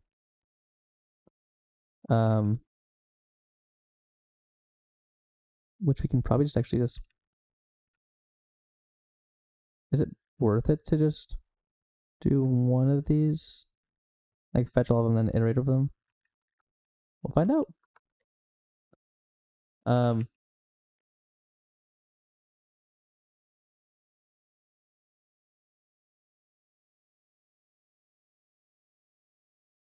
guess we can have like what would be the best way to do collision system here? Collision system, ECS.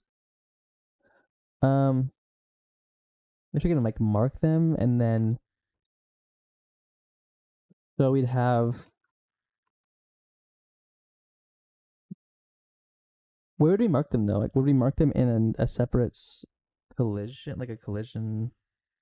I wonder if we would do it in like in our collision, like in like a collision component or something. So like a collision component could maybe like store like the.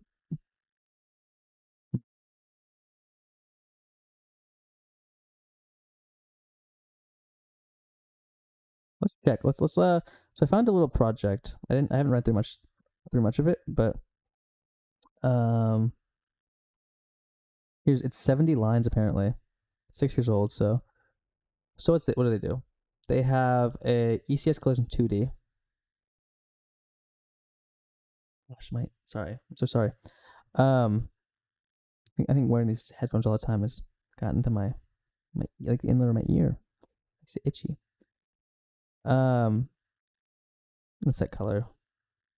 So we're gonna import. Oh wait, there is a physics system built in a jock. I haven't looked at it yet, actually. But I know there is a physics system that exists here. What's it called? It's God bless Jack G. Chipmunk. Oh, and Chipmunk's pretty fast too. That's really fast. So oh thank God it's supported on Wii! Oh my God, I can use Chipmunk on Wii! Awesome. Awesome. I love it. Okay, I don't know how to use it though. Let's go look for Chipmunk and see, or I guess you know what we could do? We could just start tampering and see what happens. It might be better. So let's go here. Let's do, first of all, we need to import jock. Import jock. So jock.chipmunk, right? Chip. Physics? Zmat. Wait a second. Wait a minute. There's been Zmath here all along? Oh my goodness. Thank you for the identity matrix. I needed one of those. See mesh. Collision. How do you do?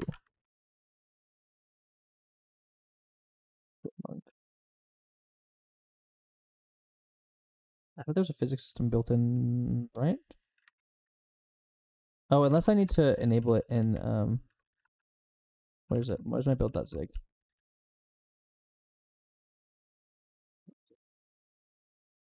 Where are you? There's modules. I thought I needed to enable it or something. Um, let's actually check something. We'll go to. You know what we can do actually? We can do some. That's fine. I know that there is a. Where are you? Where's Chipmunk?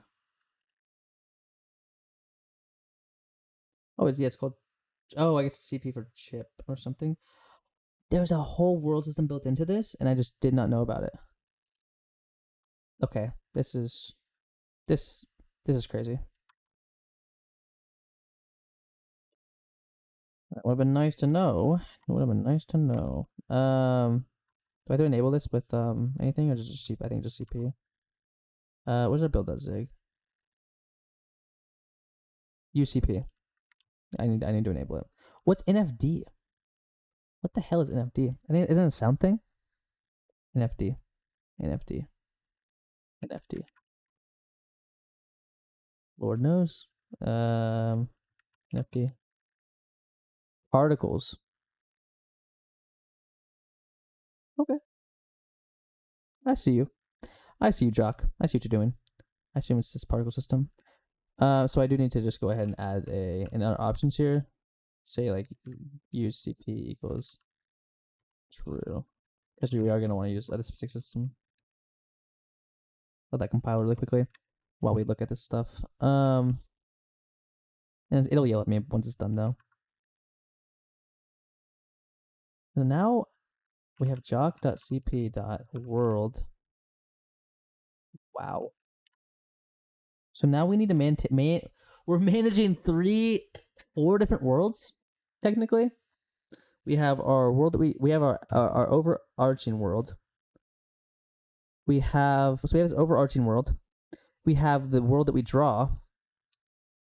So there's the actual tiled world. There is the entity component system, which is technically a world. Which is technically just a registry, I guess, but it's technically a world. We have Chipmunk, and we have what's the last one? I forgot it. Oh well. Fascinating though. We're gonna try to use it, I guess. I never tried this before, but there's a first time for everything. Oh, why did that just bug out? So we'll say jock dot say const cp goes jock. I don't like using that name. Can I call it CM? I don't like that name. I don't like CP. Maybe I call it chip actually. Chip. There we go. And so the world will be so let's say our physics will be chip.world. And so it's gonna be dot physics equals world or chip.world.init context allocator. No, there's gravity, there's dumping? Okay. Gravity equals 0.9 or wait. I guess we're saying ignore gravity for now, I guess. Looks like it's a vector though. So sure. And then we got to make sure when we deinitialize now that we make sure and deinitialize our physics. It is so poor, not poorly named, but like man, uh, that does make things a little bit. Do I even use it? I don't know. I've never. Objects, physics, body, shapes, filter, callback, initialization. I guess let's go back and look at. Well, y'all didn't see what I was doing. I was trying to look through the thing because I'm silly and I forgot to do something. We're gonna grab a snack really quickly.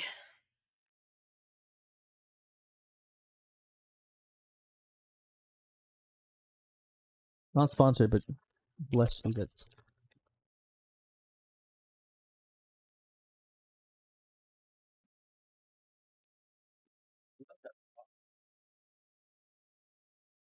wonder what that looks like.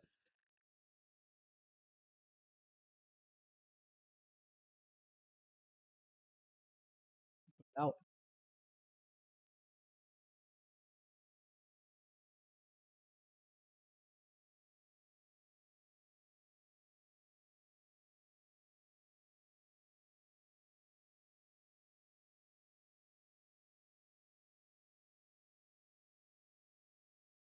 How do you not have a reference to our context?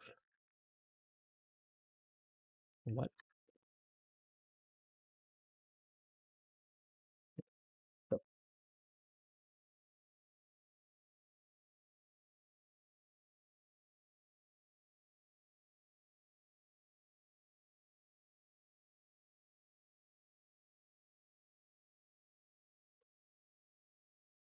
What's your issue, man?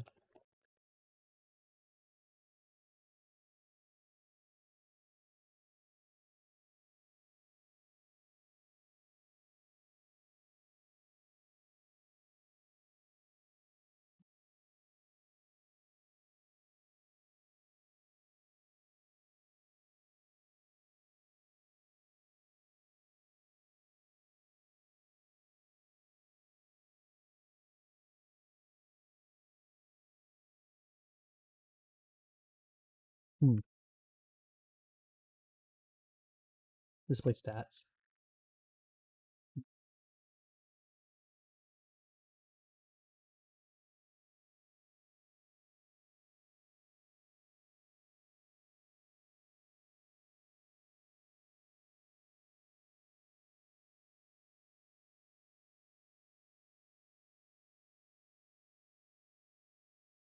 My goodness.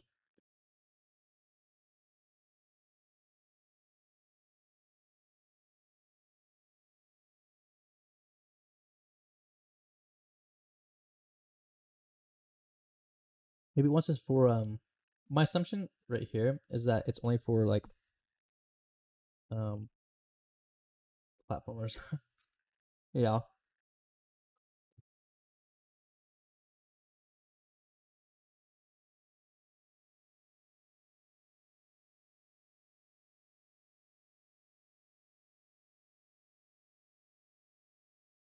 This is updated 13 years ago for the iPhone 5. Okay, I'm sorry. That's hilarious. I'm sorry.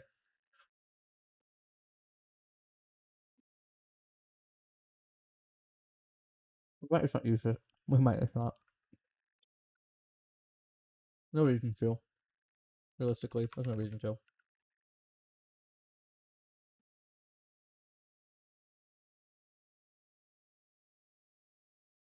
We are a small top-down game anyway, so there's no. If we fact that way, there's no reason for us to even try to use it. Let's get this out of here. Here.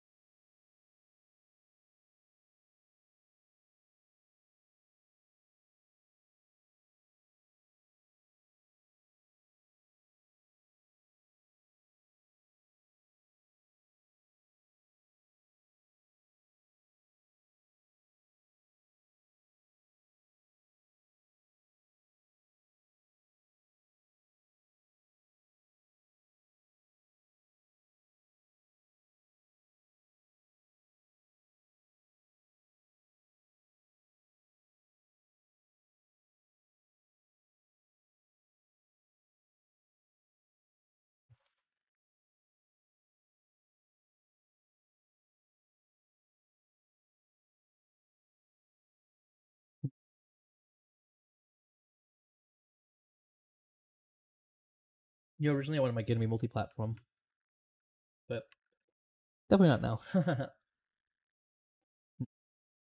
Definitely not. Um,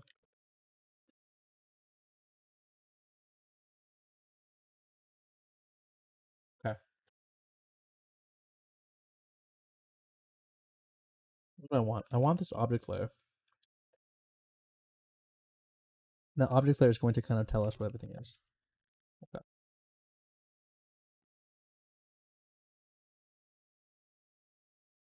So let's say closing system. We also need maybe their size. They have a size. That's a little bit. Yeah.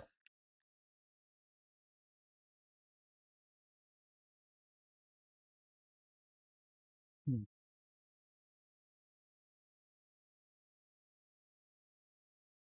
This is not a position. It's a size. I promise.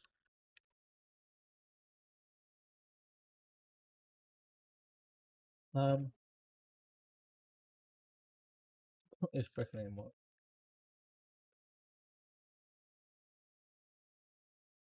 Okay, I guess we're gonna add a collision component. I just want a simple 2D collision, honestly. So,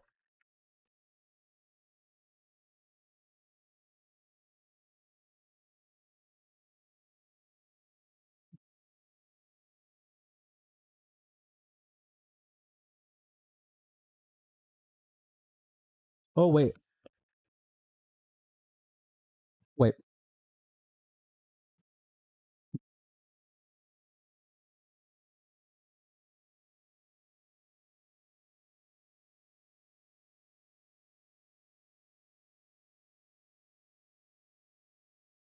I guess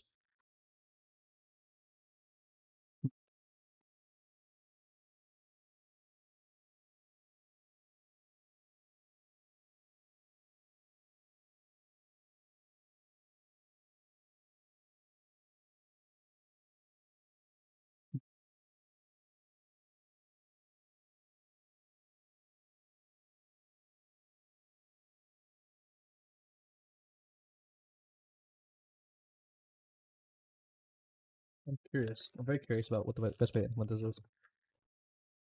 Okay. Hmm. Let's think about this. Let us think about this. Actually, very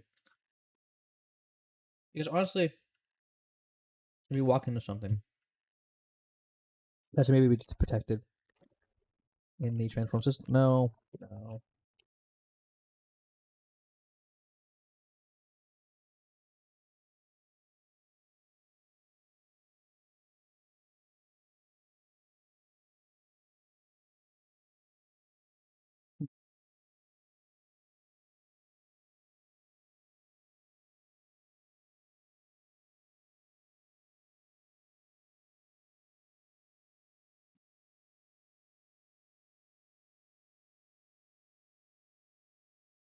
The easiest way to do this right now is going to be um,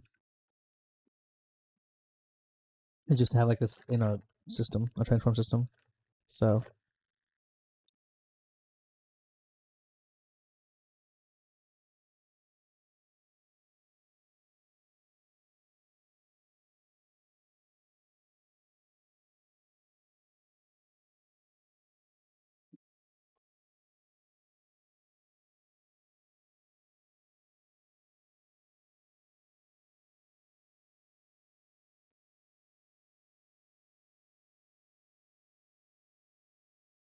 okay. So first thing we'll check here actually is does it have a collision? So you have to calculate that. Next thing we'll check is position um, clamping. Um, and then in our world, what we can do, um,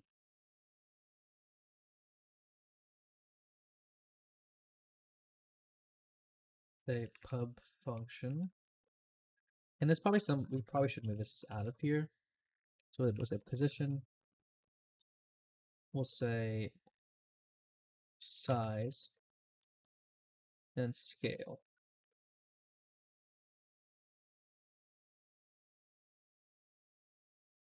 And we'll say for map, not layers, if layer doesn't equal object layer. Continue. Actually, we need to check name of it too, which I think I call like bounding boxes or something on tiled.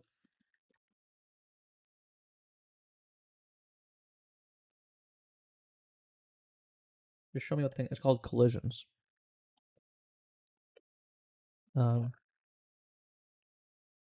layer dot object layer dot props dot get name.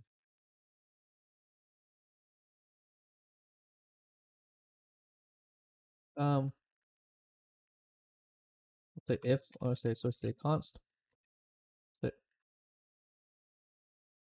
First of all, actually, so then we'll say const object layer is layer dot object layer. If we'll say const name equals object layer dot props dot get name or else continue, and then we'll say if name should be dots or make it a little more content. Name dot string or standard dot mem dot equal u8 name to collisions. Continue. So that's our checks. We just need those checks. And then now what we'll do is we'll say for object layer dot objects. We're gonna switch on the object.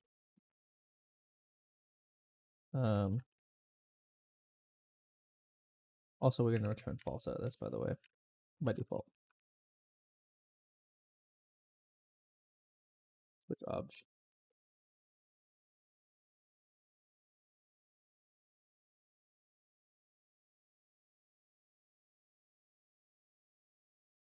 We'll say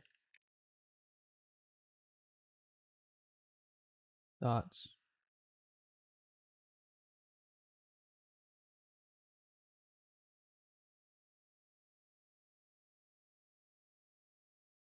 so say dots should be dot rect or something, right? Rect. It's not actually.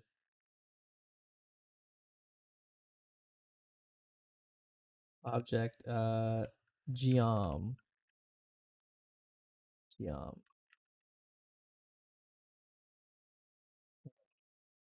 Not geom. That was right there. And I will say if jock dot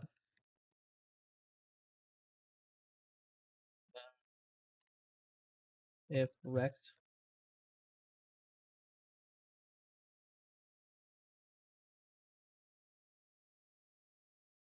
no, and I guess we'll actually make an A/B here. So I'll say so say bounding box equals. Oh, did I have a bounding box thing in my player? I think I do. Bounding box. I do.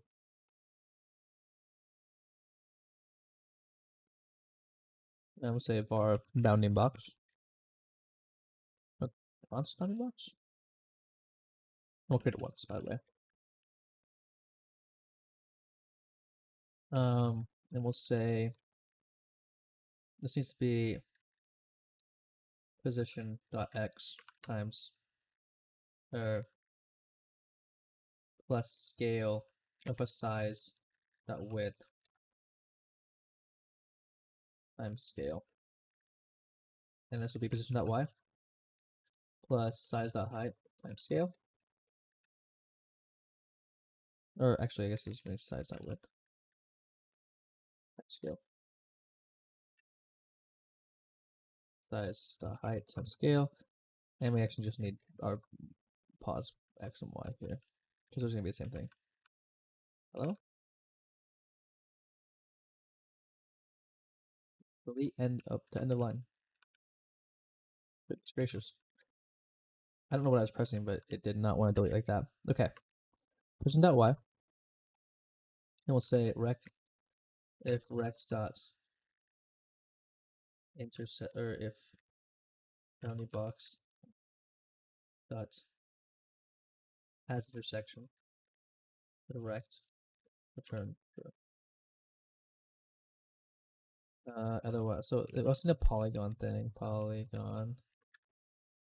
I don't know much about this Polygon API. What even has like a, or what the Polygon dots. Oh, I can't. Really. Bounding box dot. Oh, I guess I could check the line intersections. So it'd be like for, say, for Polygon dot. There's endpoints.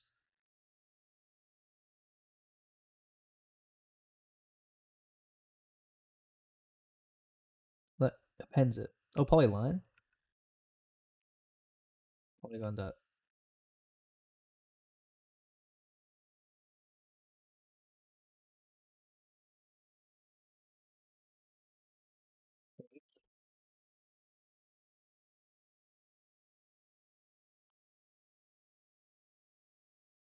I wonder if it's, yeah. I think it's gonna be like, let's say 0 dot dot.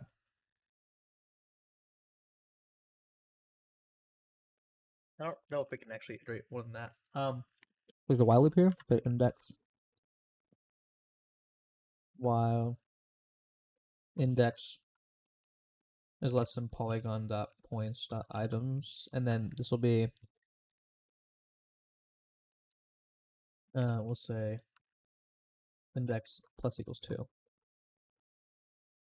And so we'll say const line is going to be oh god, chuck that poly point dot convex shape. Where are you? Where is this? Tell me your secrets. Okay. Okay. It still don't want to tell me secrets. Okay.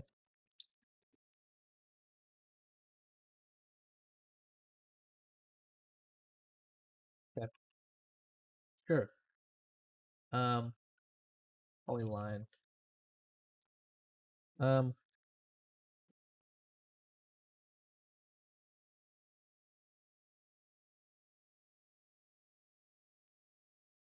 I'm curious the intersects thing here. I guess it's just actually J2D. It's not what we want. We'd want dot something jock actually.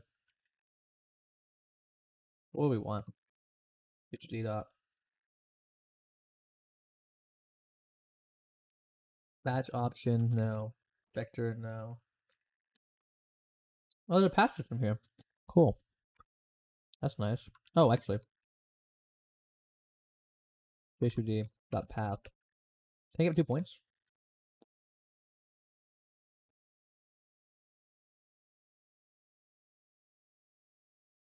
I cannot. Oh, I can. There's a line too. I can't like set the line to start with.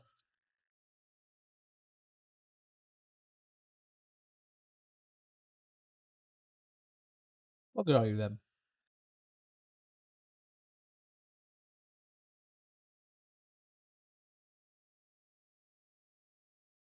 What do you mean no client attached? What do you mean no client attached?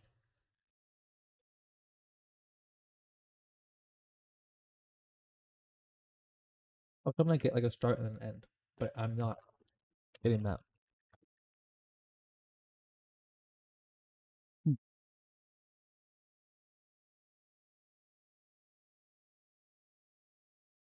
We do need to make a line though. Say j2d.line jock.line jock.stl.intersects intersect rectangle.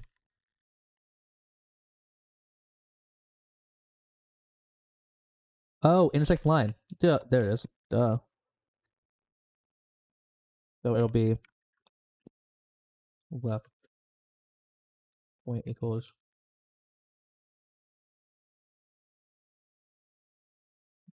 I could do something cheeky, but I'm not going to. I'm just gonna do polygon.points.items index, and then the right point be index plus 1. Then we're gonna present this by the. Oh, actually, do we need just mod here? Yeah. So index dot one plus 1, and then polygon dot points dot items dot length.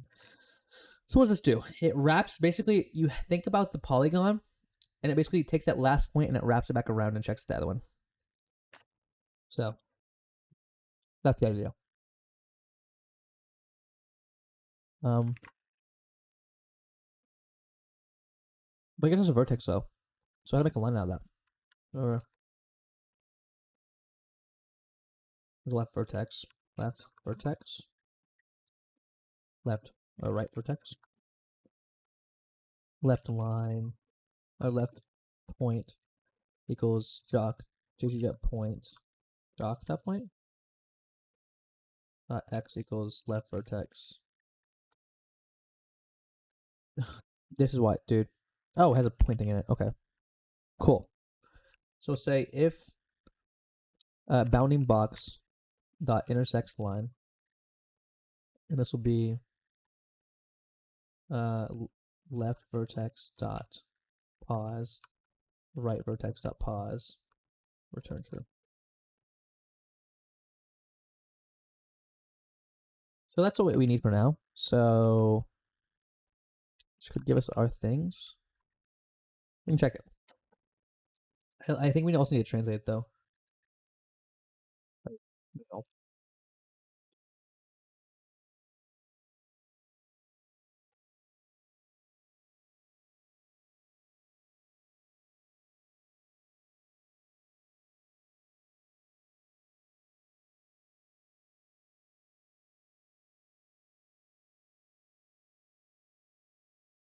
Oh, idiot.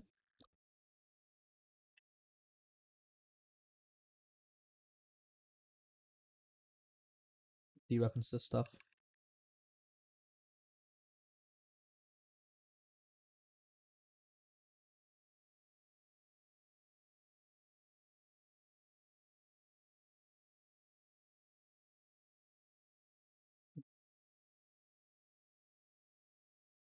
You're right. You're right. You're not trying. My fault. My fault, gang. Oh. And then else we'll do unreachable. Or panic. Object. Or collision not implemented. Or that. This will become a standard debug panic actually. And this will say tag name of object.gl. Oh, and yeah, I'm saying it. I do hate that ZLS really bugs out. Oh, my fault, gang. My fault, gang. I do hate that ZLS bugs out when it. Are you modifying this? Don't tell me you're modifying this, are you? No, you're not. I don't get the point then. Why would not pass out a value? It is not detecting this.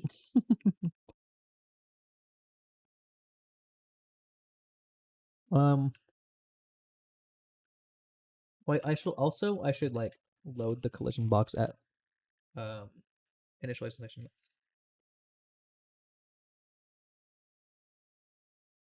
So collision there, chalk dot layer. Oh, shocked tiled that layer dot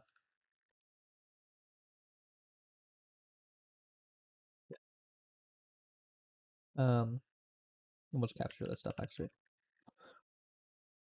This makes it so it's not so expensive to do this.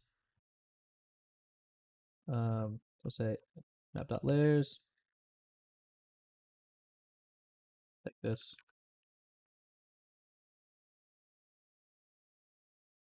Say var object layer or collision layer.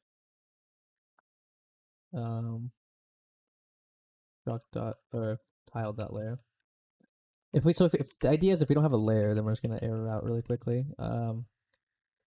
If collision layer equals null, return error dot no collision layer. All maps should have collision layers. Is the thing. Collision layer equals it's an object group. Collision group equals layer object layer dot group. So it's gonna be an obs group. Where would one put the obs group? Shock maybe? Obs group? Where are you obs grouped? It's tiled. I think it'd be tiled, but layer dot. Unless it's like private. I think it's private. Let's check. Kind of like the person, I suppose. Object group. Yes, okay. That's fine. That's fine. We can just say layer. Let's say collision layer equals object layer. Layer. There we go. And so now what we can do is down here, we can come down here. We can say self.collision layer. And then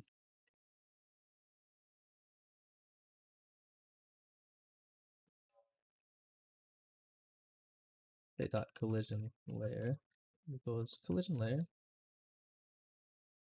And then all we have to do is basically initialize a like what dog?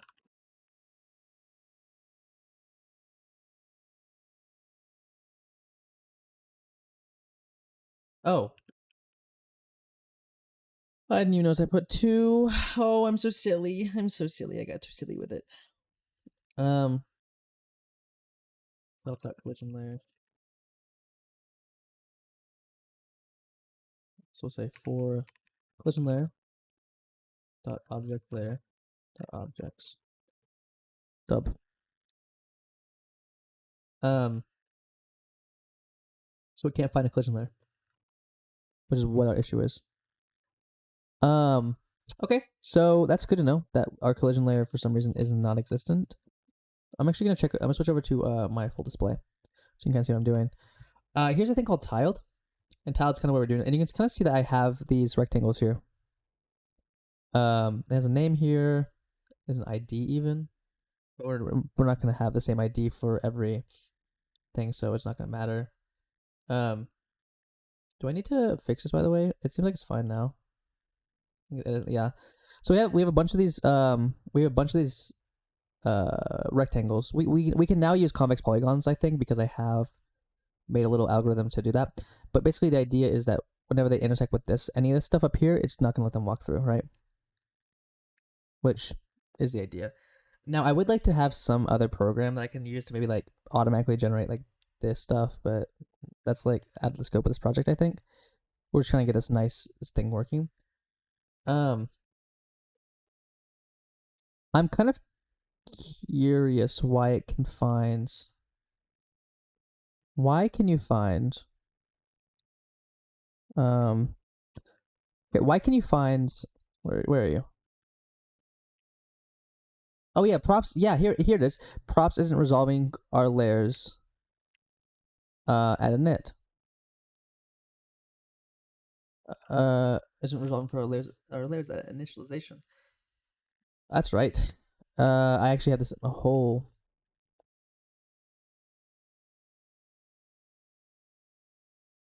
Um, maybe I can have like an initialization thing afterwards. It just for some reason is not loading. So we're gonna do a couple things. I think for one, we're gonna move this stuff out of here, and we're gonna default the stuff to null for now. It goes null. That's the best thing to do, so that we don't have to actually worry about this. So what we'll do, pub function load spawn positions, or spawn position. We'll say self void, maybe potentially load, has an error. And we'll say self dot spawn pause equals spawn pause. It's actually fine. Actually, I'm okay with this. And then self dot map dot layers. Okay, we're gonna get rid of this.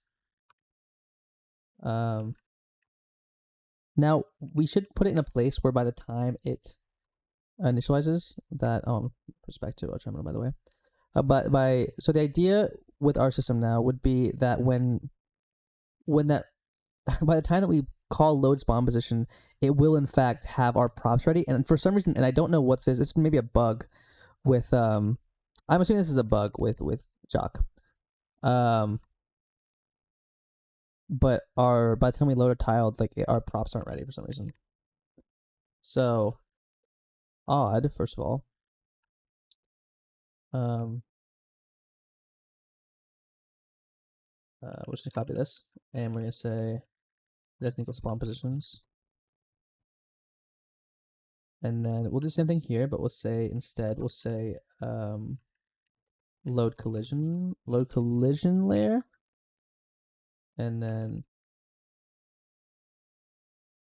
actually we don't actually need to do this. We don't need this either, because we can just say self dot spawn pause, and then delete this, and then just return. Let's do an early return here. But I think I do remember testing this out like outside of this, and then like it worked for some reason, and so I need to debug that so I can fix that in Jock. But it is a weird behavior. Collisions. So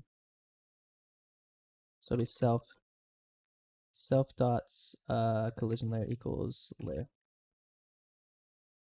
I also do wish some of the stuff that was in Jock was public by default, like the object layer. It'd be nice to just store the object layer. Then we're gonna say return error dot collision layer not found.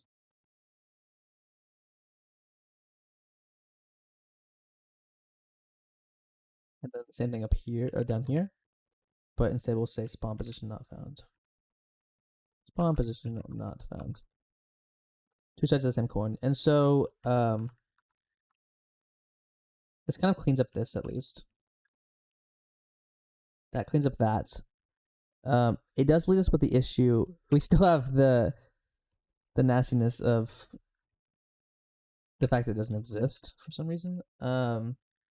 No idea what that's about. By the time it loads the props, it should just be good, but it's not for some reason, and I haven't tried to understand why. State.world.load spawn position. Let's just do it this way. And then state.world load collision layer, right? Yeah. So that would be that, and I do need to try that, and I need to try this. So that loads that. And we can actually add a thing here. Oh no, in our world rather. Sorry. Because now when we do this stuff down here, where's our that's collision right here. We have to make sure like it knows that hey, you know.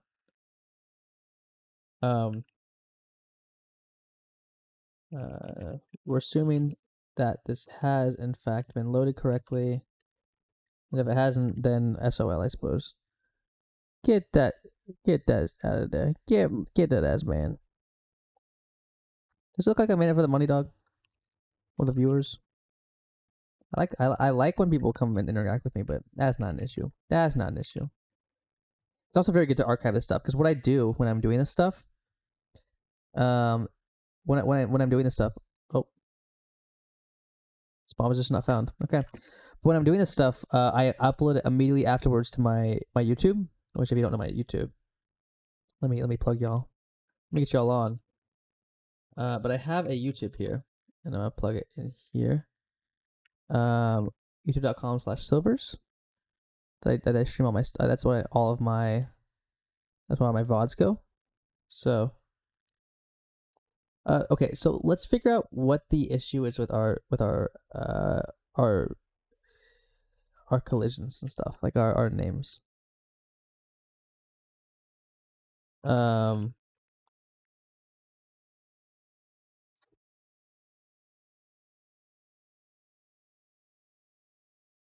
those names are right?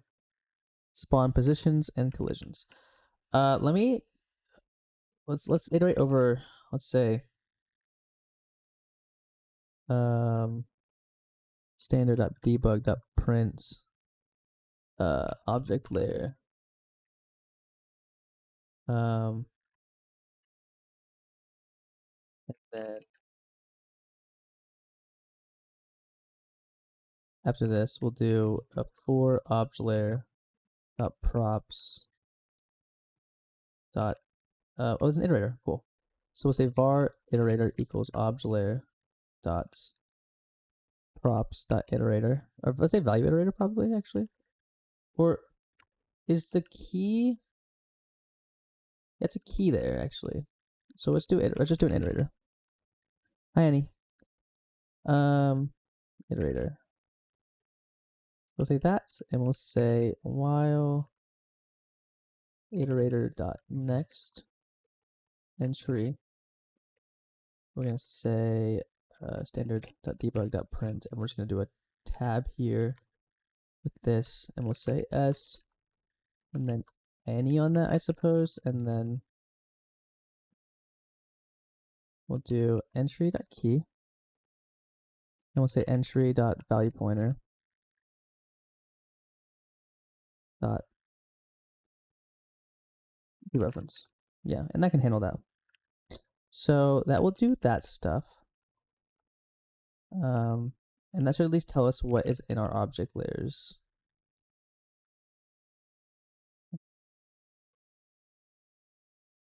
Let's do this actually. So what this will do is we'll actually iterate over all of our, it'll iterate over all of the stuff that we have here, and just object layers have nothing. They have nothing on them, and that's really weird. When we load the TMX, props dot something, and hit prop tree. That's the map one. So layer dot props. Wait, dot prop. Say layer.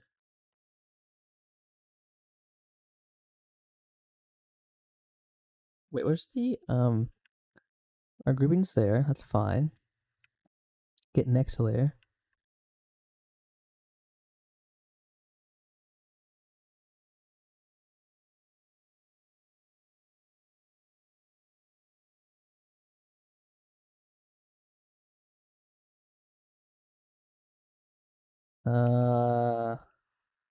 I don't. Is there a name on this somewhere? No. So, but props should just append this stuff. So we don't care about the chunk for now. The chunk's not what we care. Let's find child by tag. We don't care about that. We just want to see. Okay, it's the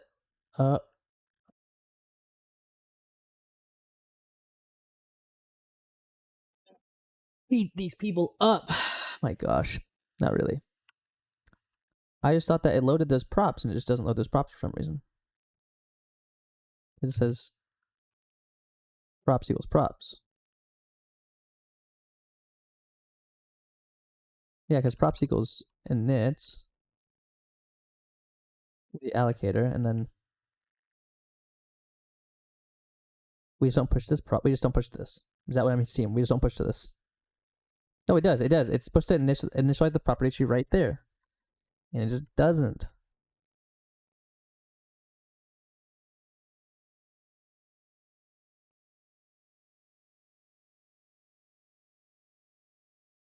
I don't understand what's happening though. So what we can do is we can just standard.debug.prints name s value any, and then we'll say name value, and then that'll give us a property tree. Wait, let's see. It should have. It didn't run.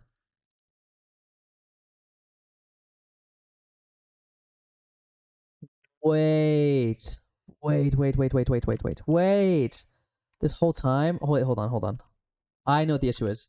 It checks a thing called properties, and this isn't like. Where is it? Where's my? No, hold on. Get out of here. Get me out of here. My gosh. So get out of here. Out of here. There we go. I think I know. Oh, it's also still in jock. Jock. There we go. So we come down here. And we go to our assets, and we go to our data.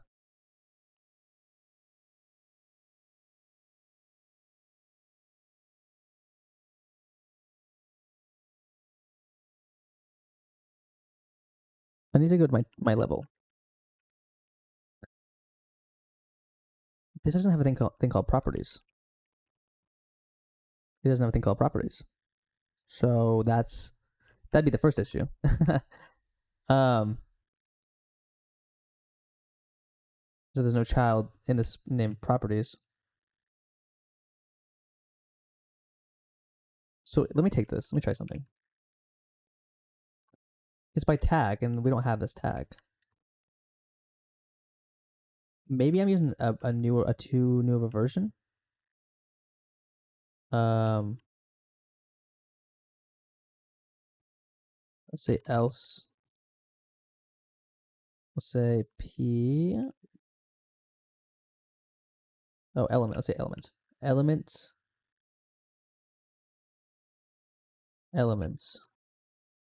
Dot. Get attributes. Attributes. That's the thing. It's attributes. So we need to actually iterate over these attributes. So we'd say, so we'll say for, and we'll go elements.attributes. And we're gonna replace this with attributes, or attributes, yeah. But that didn't have, yeah, so now this is just like,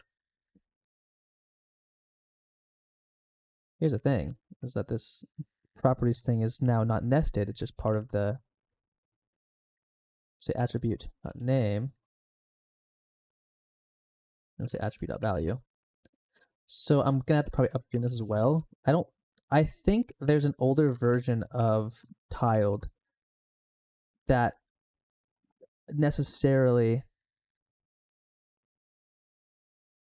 doesn't it necessarily doesn't do this. Okay, what's something? Hold on. We did reach unreachable code, which it's an assertion somewhere. So where's a net property tree? A net property tree.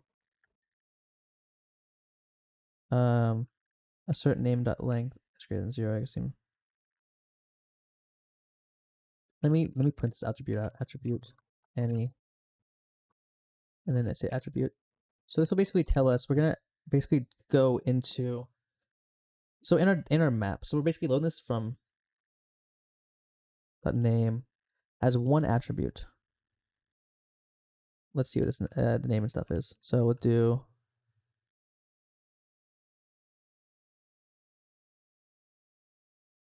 Where's it saying? Where's it getting unreachable though? So say name is s, and then our value is any, and so in this case it'll be name value.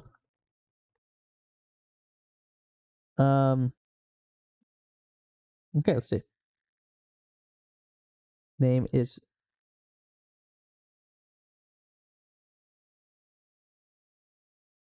And let me do something because that makes sense of why it's like a reporting to attribute.name, attribute.value. Oh, wait, that's weird because version and then which version is grabbed from what? Let's say fs. If we oh, s this. If we go to our levels, a version is tied to XML.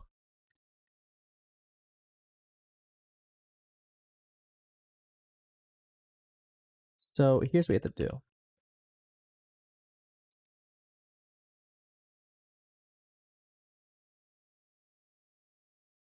Here's what I think we have to do. So first of all, let's go grab. I just want to make sure we grab this correctly. Um, I think when we do let's see, the object layer and dot props, we're not initializing the props correctly because we're not sourcing.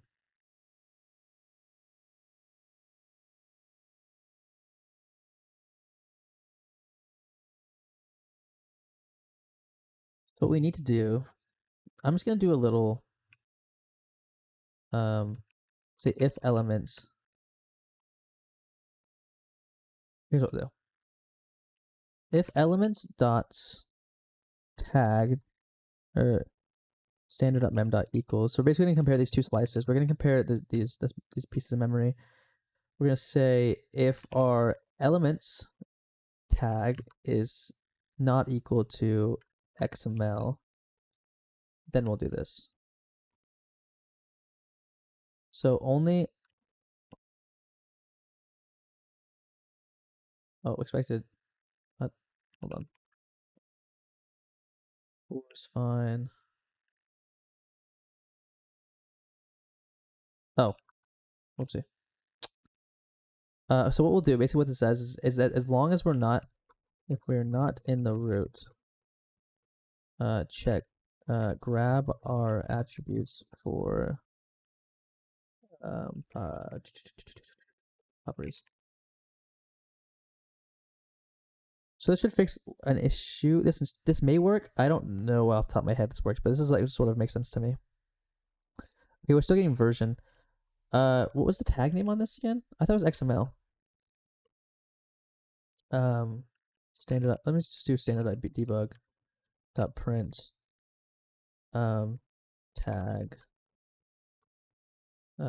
elements dot tag, which will tell us what kind of element XML element we are dealing with.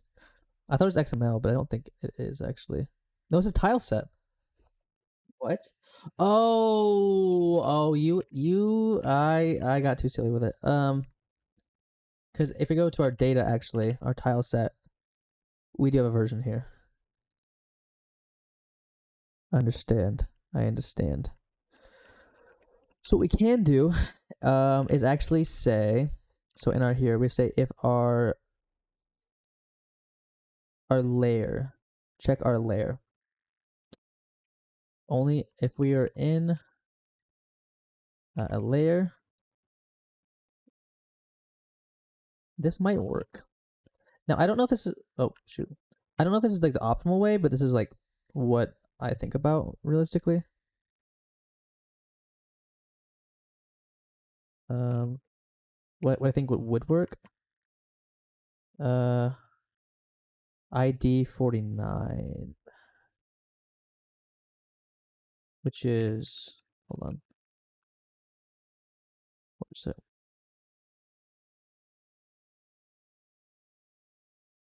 Right, that's, which it's reaching this assertion. There's an assertion here that's reaching that it's not properly fulfilling, which I don't know what it is. So, init property tree.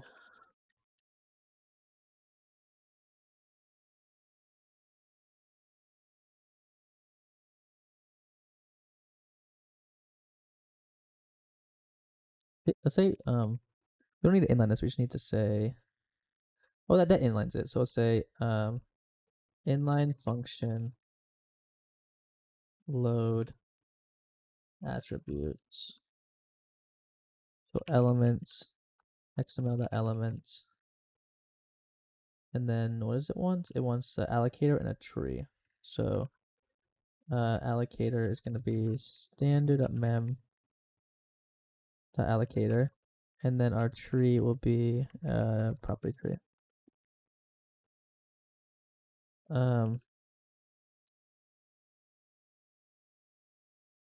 Into tree, I guess.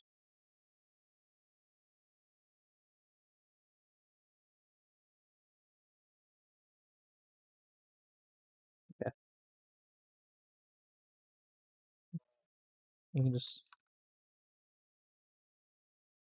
we can actually maybe like abstract this, like have this this standard mem equals thing in a like a separate function. So our layer will say try load attributes in the tree OE arena allocator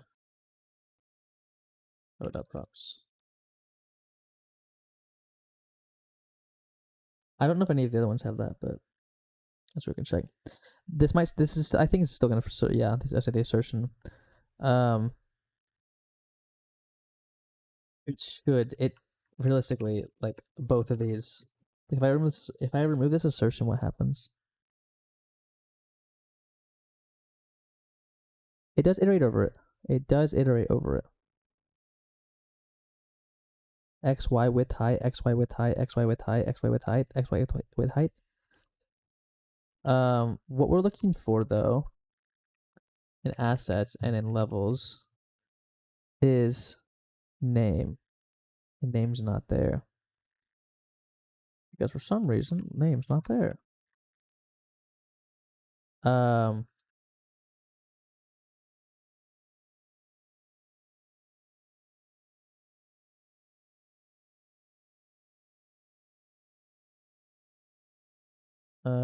let's see, where's the object layer?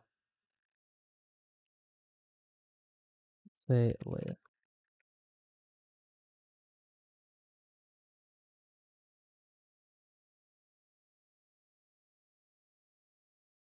Wait, does layer not okay, that's a bit of a pain actually. Layer should have some props on it.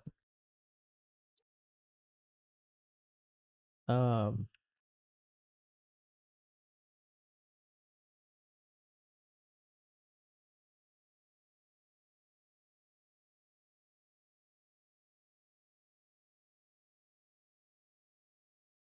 um it's actually what is this? That's OE is gonna be the wrong thing, right? OE is gonna be the object group. We want to load the prop we want to load is E, not object E.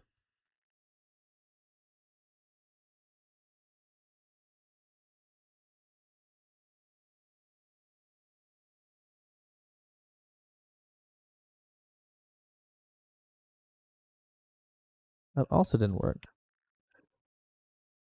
We'll say props.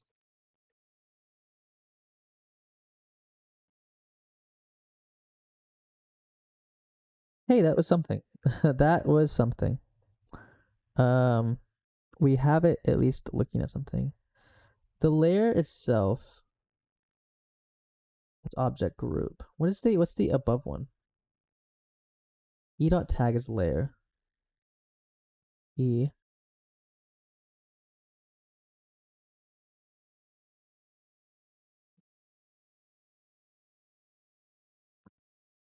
So why is it not E anymore? Not understanding that. Equals. Oh, I need like var const E equals.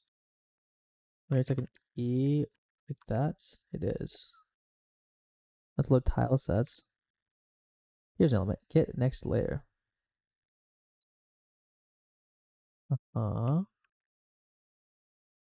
Parse colors. It is looking at the attributes, and then it's looking at this iterator. Okay, that's fascinating.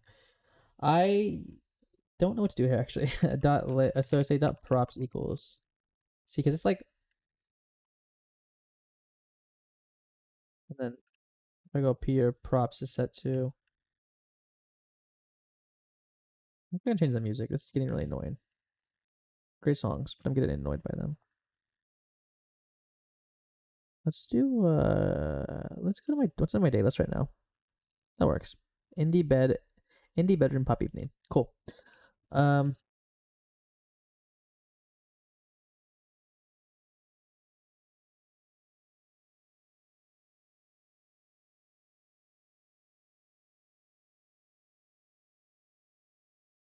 Should be E.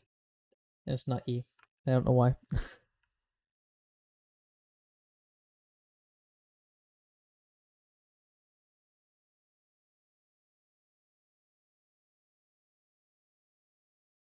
Wait.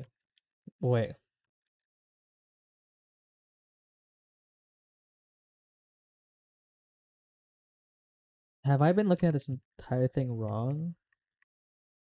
Let me look at this again.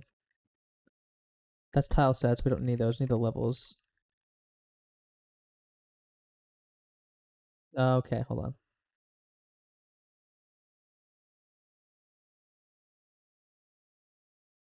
Object group name equals collisions.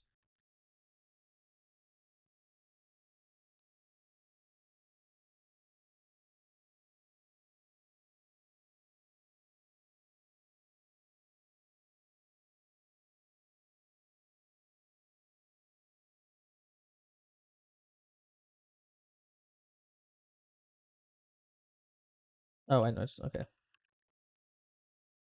Let's see. We're gonna put it up here.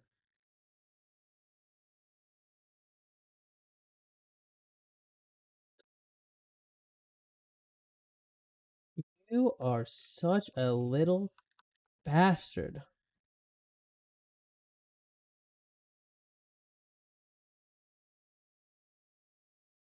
We'll say layer up object layer up props. This is not being cool. Where does props get defined here? Yeah.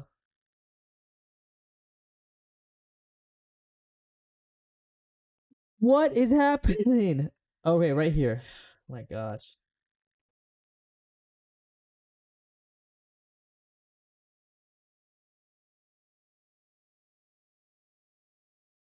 Please work. I will cry if you don't.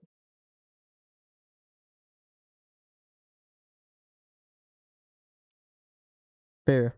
Fair tubs. Fair. Also needs to be renames to load attributes into tree. Into props, I guess.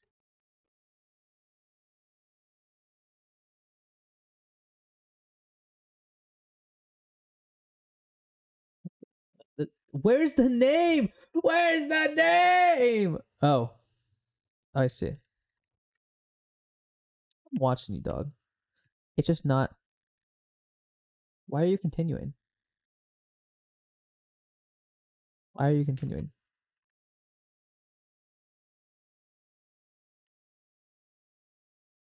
Is there a place that stores the name?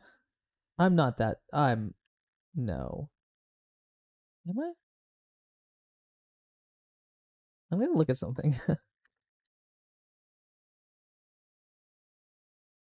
Layer dot.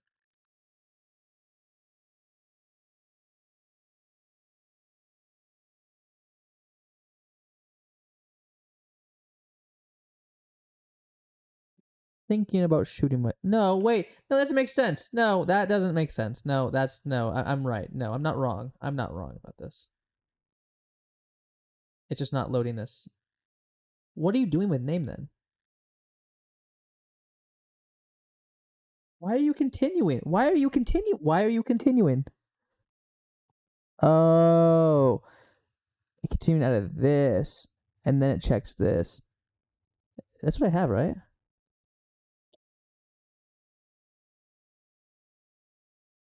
How would I have?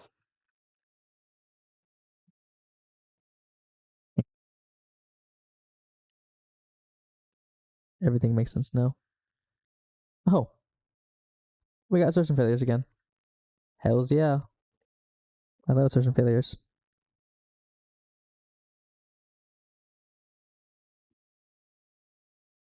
Okay, so we got the name now, but then it doesn't load the spawn position correctly. um, that's okay. Didn't even care. Didn't even care. Didn't even care. Wait.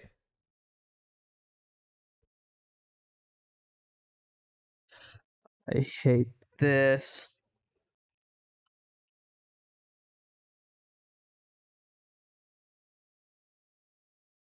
I see what it's doing. I see what it's doing. I see what it's doing. First of all, we don't have V-type here. So drop that. We have a value though. And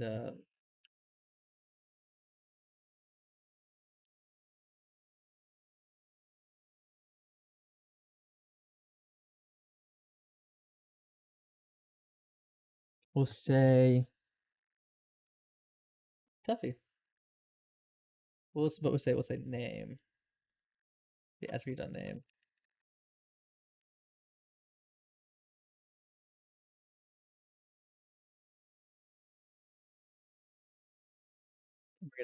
We're gonna do try allocator dot do UA attribute dot name.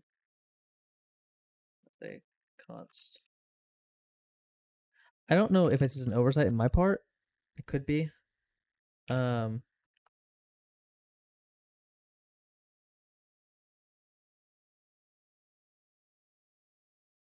could definitely be. But we don't know what we can sort of check if this matches a because it's in the standard format that parse. There's a thing. Hold on. We have no idea what this is, by the way. We just have no idea. So we're gonna assume it's a string. Woo!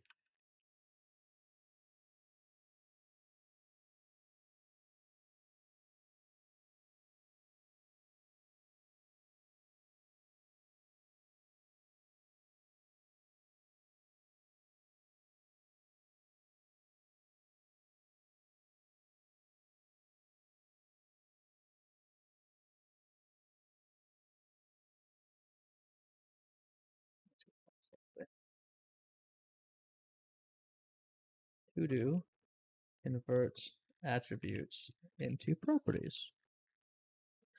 I think it is the version of tiled I'm using. So there it goes. Aha! Aha! Aha! Ha ha ha! You fools! You thought you could stop me? I'm too good. I'm too good. I'm too good. Ah ah ah.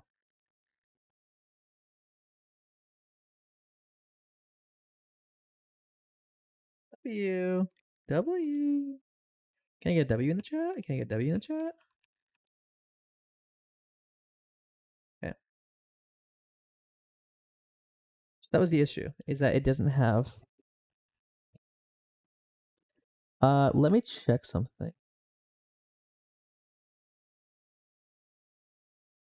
We're going to go to GitHub really quickly. I'm going to GitHub. Methinks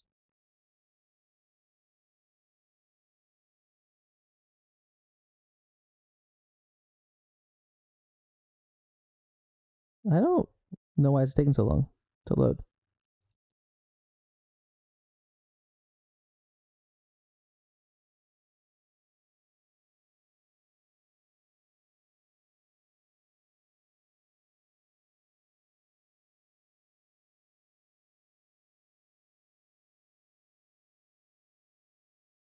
We just don't know what the thing is, so we can maybe do like attribute tree.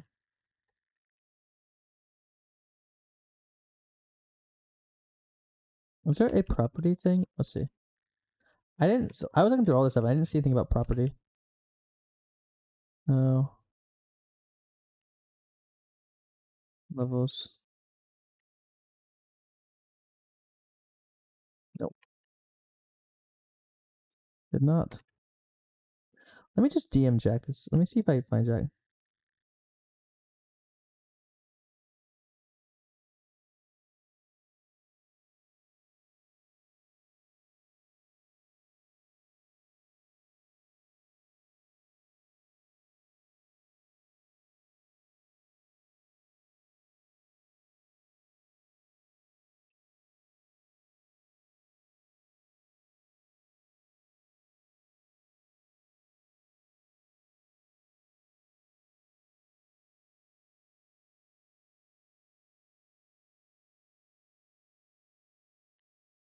Find Jack.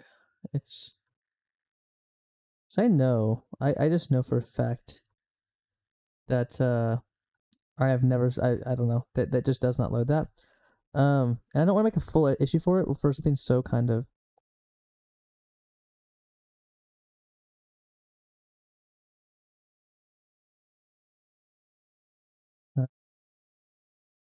Jack G. Um, Jack. Jack just hasn't talked.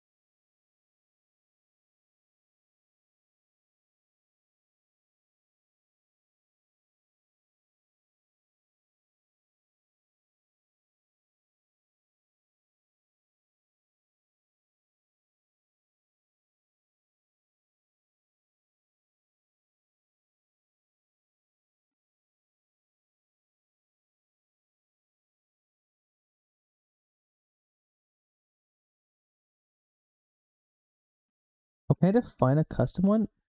I'm curious. Maybe I can define a separate, like a new property or something.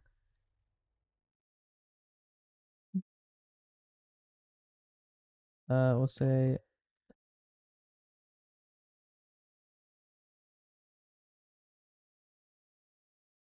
uh,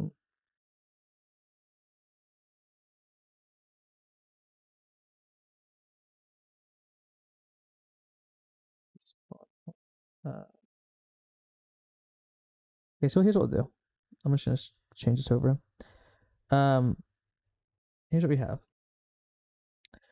We have a custom properties thing. I don't know why object layer doesn't specify go back like default and like save these. It should, but we're just gonna define as a workaround for now. We're going to just use a type like make a custom type thing, and so in here we can do because obviously it's a little bit difficult. So all the changes I have done. I've done a lot. Now I understand it a little bit better now. So what we can do is we can go into our world. We're gonna define a thing called layer type. It's layer type, and it's gonna say U8, and it's gonna be um spawn positions. Um, and then this is gonna be collisions. This one. So now what we can do in here, we can go back to our thing, and I'm just gonna rename off screen really quickly. I'm just gonna rename this layer type. and then it'll be layer type 0, and then this collisions one will be layer type 1. So now if I go back to my terminal, if I go to my assets now and I go to my levels, you can see there's a property thing here called layer. So that's the idea, and that's gonna kind of just make it a little bit easier. Um, I'm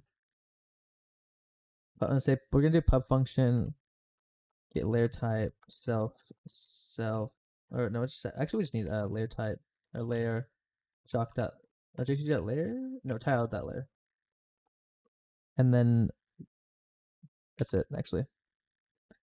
And we'll say layer type. So we'll say who did it? Who did it? Who is it? Who did it? It scared me actually. I did not expect it. Emerald One Game. Hey, thanks for coming to the stream. Appreciate you. Right now we are working on our 2D game engine, or 2D game rather. And so we're using a game framework called Jock, and Jock is this really cool system where you can I actually really enjoy it. Jock is this really cool system that builds a lot of tooling into a small zig package, and it's actually really underrated, to be honest. There are some bugs and some, because it's not really used too much, there's some rough edges, but Jack is really responsive to PRs, the guy that made it. And so right now I'm making a workaround for an issue I found, and it may just be a better workaround, but there is a thing called tiled, and what tiled is this kind of way to make it's like a map editor, and it can export to this thing called TMX. And so it has these concepts called layers, and we tried to get the name of the layer, and it just wasn't going for it. And so what we're doing now is we're falling back to making a custom property and grabbing to that. So we're gonna say a const raw layer, raw type equals layer.get property. We'll say layer type, or else return error, not layer type, property layer type property not found. So that's nice. And then once we can do that, we can say raw type, say if raw type equals return if raw type, or I guess we can say return switch raw type dot int equals, and we'll say standard dot try standard dot enums dot I know meta has like enum int and enum. It's less type safe.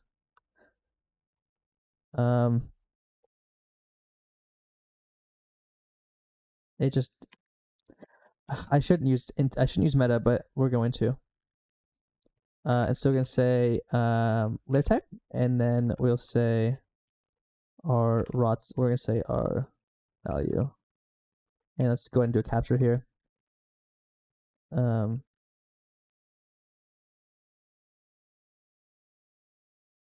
We're gonna int cast. Yeah, int cast this really quickly. And then we're gonna go ahead and try, and then in line else we're gonna say it return, or it'd be error dots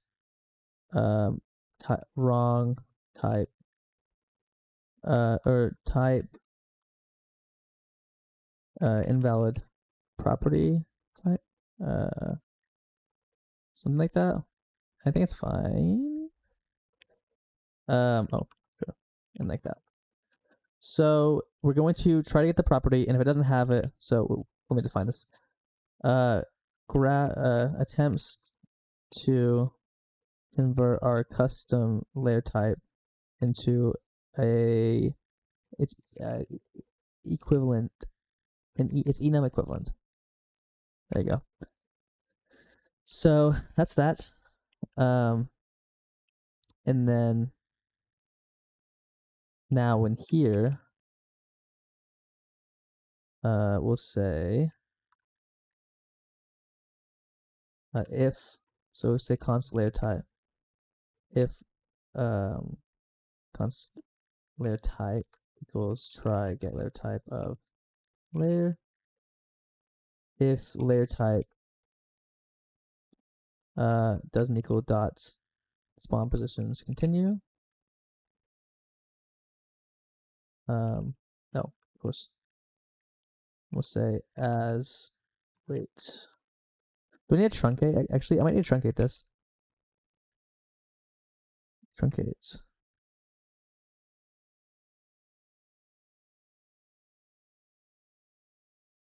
And then from here we can just do stuff that spawn pause. We can just right now, for now, we're just gonna say object ops like that. Expected unsigned. Gosh, there's a way to convert this signed. Oh gosh, I don't know how to do this.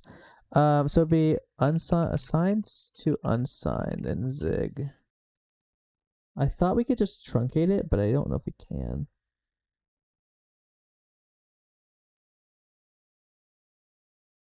Actually, maybe in cast, I guess. We should probably stick with that. Loads loads our spawn position into the world. Ooh, actually, you know what we could do? We could return jock.point. Wait, does world error is errorable? It is. Awesome. So we can say return error dot spawn position not found. And then this means we can just do a so entire point it wasn't that it was loading the entire time. It was just because the system we were using does not support what we wanted to do. Dot spawn pause. If we try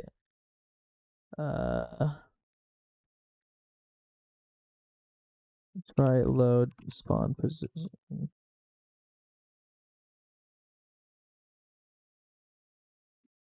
Map tile dot map.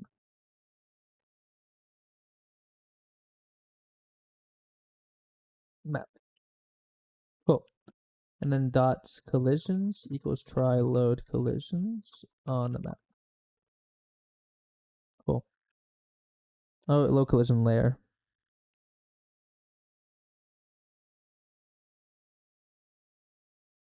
It may be worth it to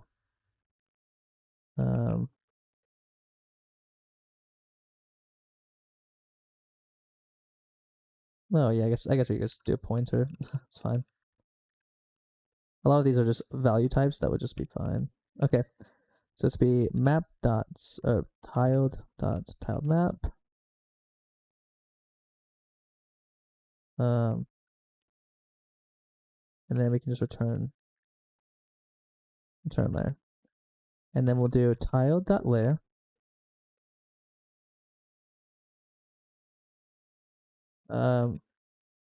Attempts to load the spawn position from the given map. And the same thing done here. Except now we can do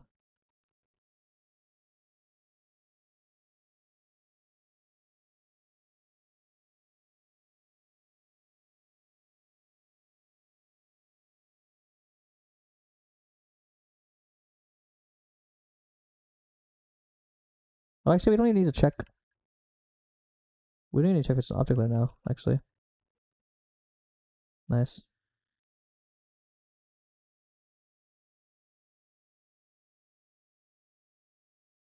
Go back to worlds. And because then we can actually say get layer or else or catch continue.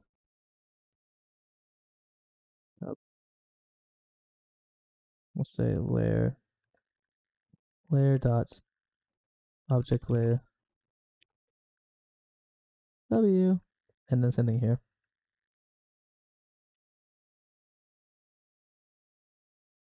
That's collision layer.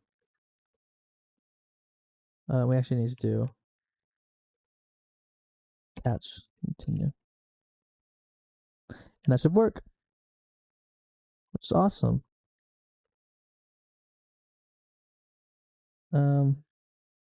Load spawn position is not. You're right. It's not. Oh, I know the issues. I know the issues.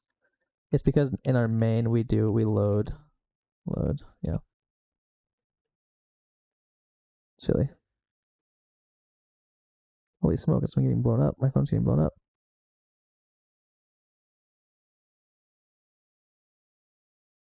Yeah, it's fine.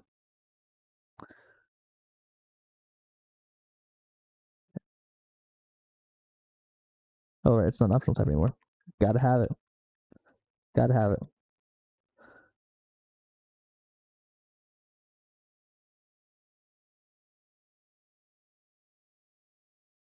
Um, and in our worlds. Oh, and actually, it's actually not an issue if we don't have that. This is allowed to be null.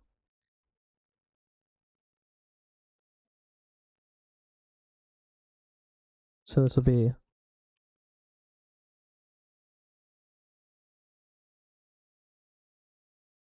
attempt to load the collision layer from the map, or null if it doesn't exist, or errors if it doesn't exist.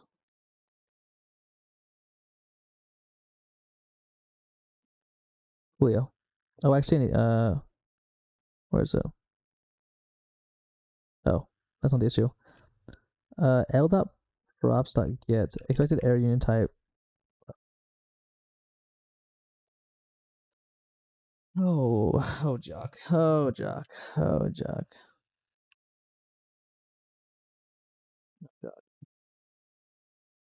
I'll fix that as well. I'll go ahead and fix that. Um,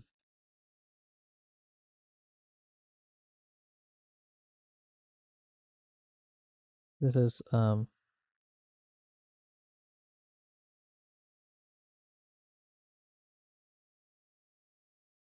I just need to do this. So cd dot dot cd jock get fetch upstream, and then we can fb fs, and then we'll go jock. No, what is this song? This is a song called Smile by No Idea. No idea. Gotcha. That's funny. Good name. Okay. And then we'll say source utils tiled get property.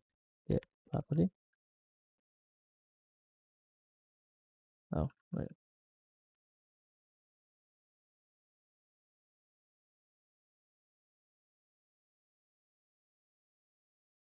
Hello? Oh, we can just. That's fine. We'll just do it this way.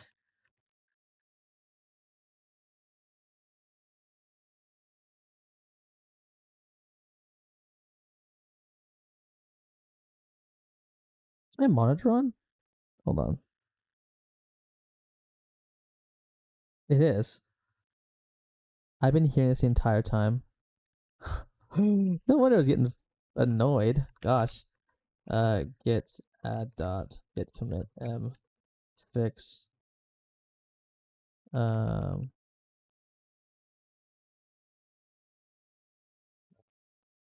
tiled property props is optional, remove unnecessary try from optional,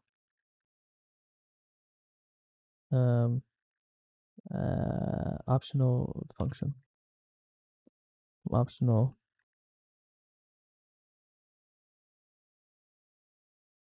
and that's optional L dot props dot get props dot get call. Oh, oh, whoopsie. We're gonna say get reset head hard. No, sorry. Let me go. One hard.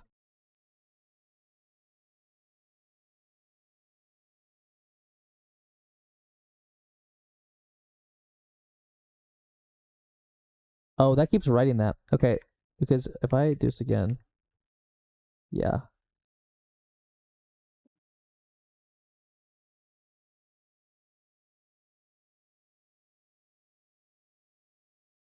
Oh, it's open in DOS mode. Why are you open in DOS mode, doggy? Um,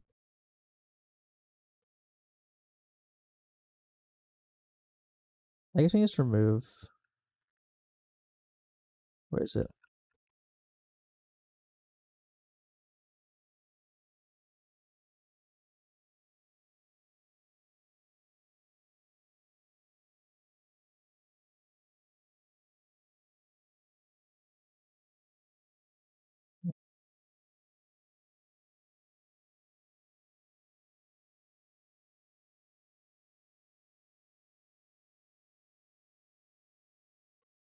Where's Jock at? Jock source tiled. No, it's utils. Tiled. And it's L dot props. L dot props. There you go.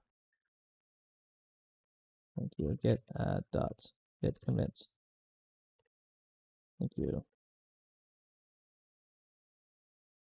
GitHub.com/silver/jock, because we're gonna upstream this back into the main repo.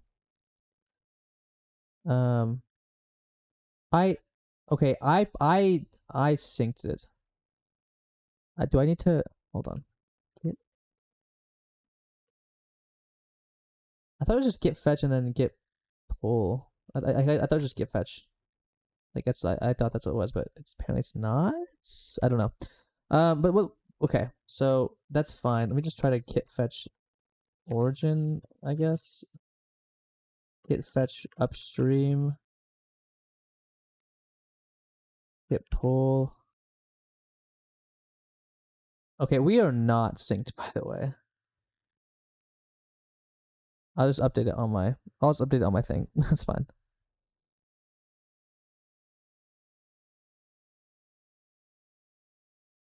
And now let me git pull, and then we're gonna get rebase.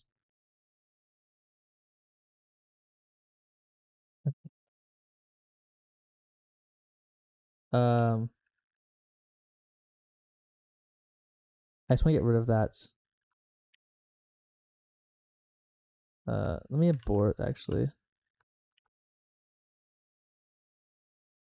Yes, let me get rebase abort this. Cool. Let me get rebase on the head. That's no up, obviously. One is going to be that. What is happening?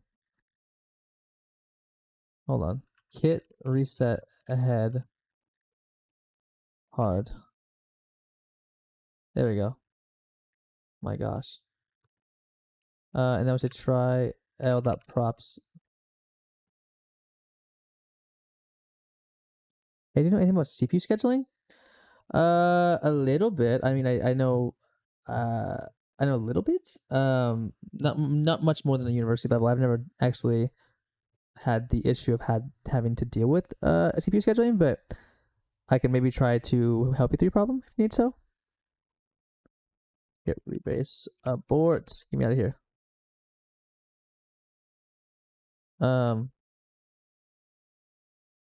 Reset head.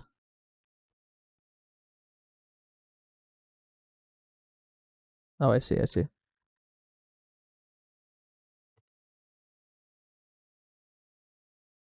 Okay, why is that not syncing correctly?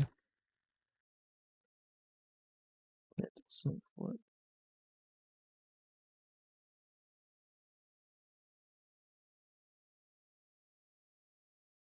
see. Yeah, get fetch. Oh, get fetch upstream and then get merge origin win. There you go. Da-da. And now we can go here. Then, yeah, get reset. Head hard.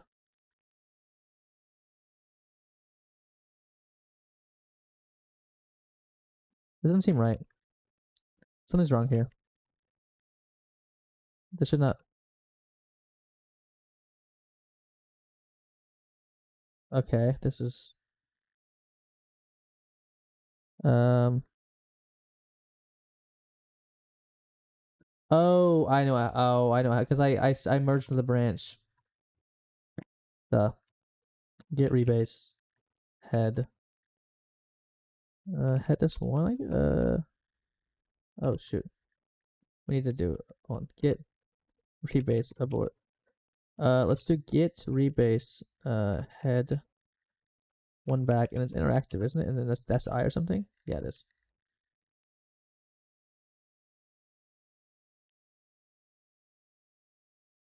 Rebase abort. Okay.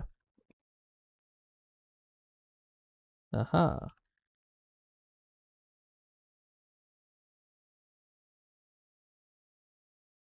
Cool.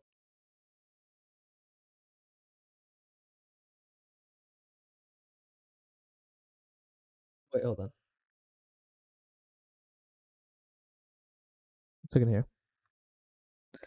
I'm trying to build a Gantt chart for a multi-level feedback queue with quantum 4, 8, infinity, all queues F, the FS.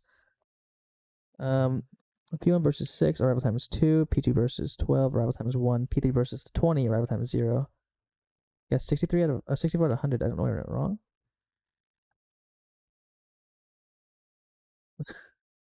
I'll use FCF stuff. Okay.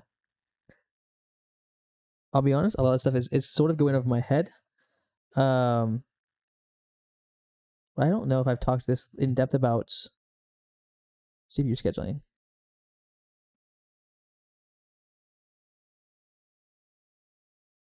We'll have a feedback queue with quantum 4, 8, infinity. P1 burst, right, arrival time 2. P2 burst 12, arrival time 1. No issue. I'm sorry about that. Yeah, that's going over my head. I know about CPU scheduling, but I don't know about the actual. That's a lot more formal in the description. I'm in an operating system course right now that is supposed to be talking about CPU scheduling, but I don't think we are. So I may be underwhelming. Best of luck. Uh,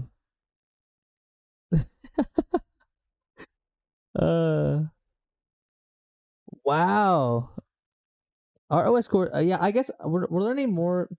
No, our OS course is weird. We didn't. We did. We did a lot more. Our OS course is a lot more based around deadlocks, multi-threading. We talk about CPU scheduling a bit, but we talk more about context switching and an operating system that level. But actual CPU scheduling, I don't know. Wow. I feel for you. That's a tough one. I think if I obviously would have studied this, I would have not known. But yeah, we didn't really. I haven't did that. I didn't do that in my university, and my formal knowledge of CPU scheduling is not great. So I'm curious to look. I might look into that though. That looks fascinating. Good luck for next week for me. What college are you in? The concept seems easy, but it's also easy to misstep. I go to Oklahoma State. My GitHub has all that stuff, but I go to Oklahoma State. Not the most well-renowned college for computer science, but it was local enough for me, and they gave me a nice scholarship, so it was the best place to go. We did it. I was in a. So we did. I'll have to go back and look at some of my stuff, but I do know that my computer science courses that I've taken, I've done like computer systems, which is like pipelining and like CPU design, and then my OS course is like, okay, we started talking about multi-threading, context switching on the operating system level, but we never actually did a full thing of CPU scheduling, which was fascinating. Oh, I'm in the wrong thing. Hold on. Let me switch over to my browser. Let's see. Browser. Yeah. Okay. So yeah, this is wrong. Um. Okay. Nothing wrong. Auburn final year. Auburn. Dope. Go Tigers. I'm a big college sports fan, so I'm big, very aware of Auburn. I've also seen the campus, a very pretty campus.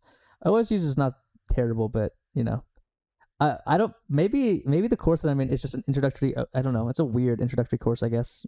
I suppose for. Are you doing like you said? It's week 3. Are you doing like an 8-week course or something? Because that's like we're at OSU. We're like 8 weeks into something. Mm, gotcha. That's tough. That's a tough one. I'll say that. Um, where is we're gonna go? I think it.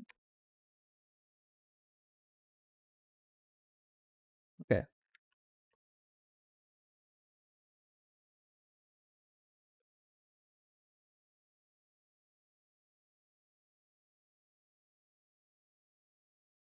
Merge made by the Ort strategy. Oh. Oh, and let me rebase this. Let me make sure.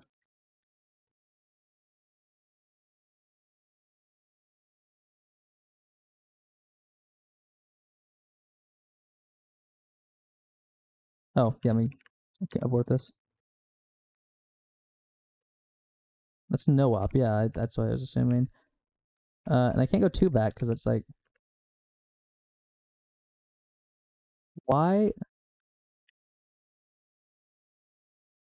Uh, oh, what happens? How did I get detached from a branch? If you want to get idea, this is a pick the work. Ooh, I'm curious because ours is a lot less theoretical. Um, ours is a lot more hands on, which is, you know, I'm in a course that's doing like finite state machines and finite automata, and that's a lot of theory based. But like our actual, let me pull this up.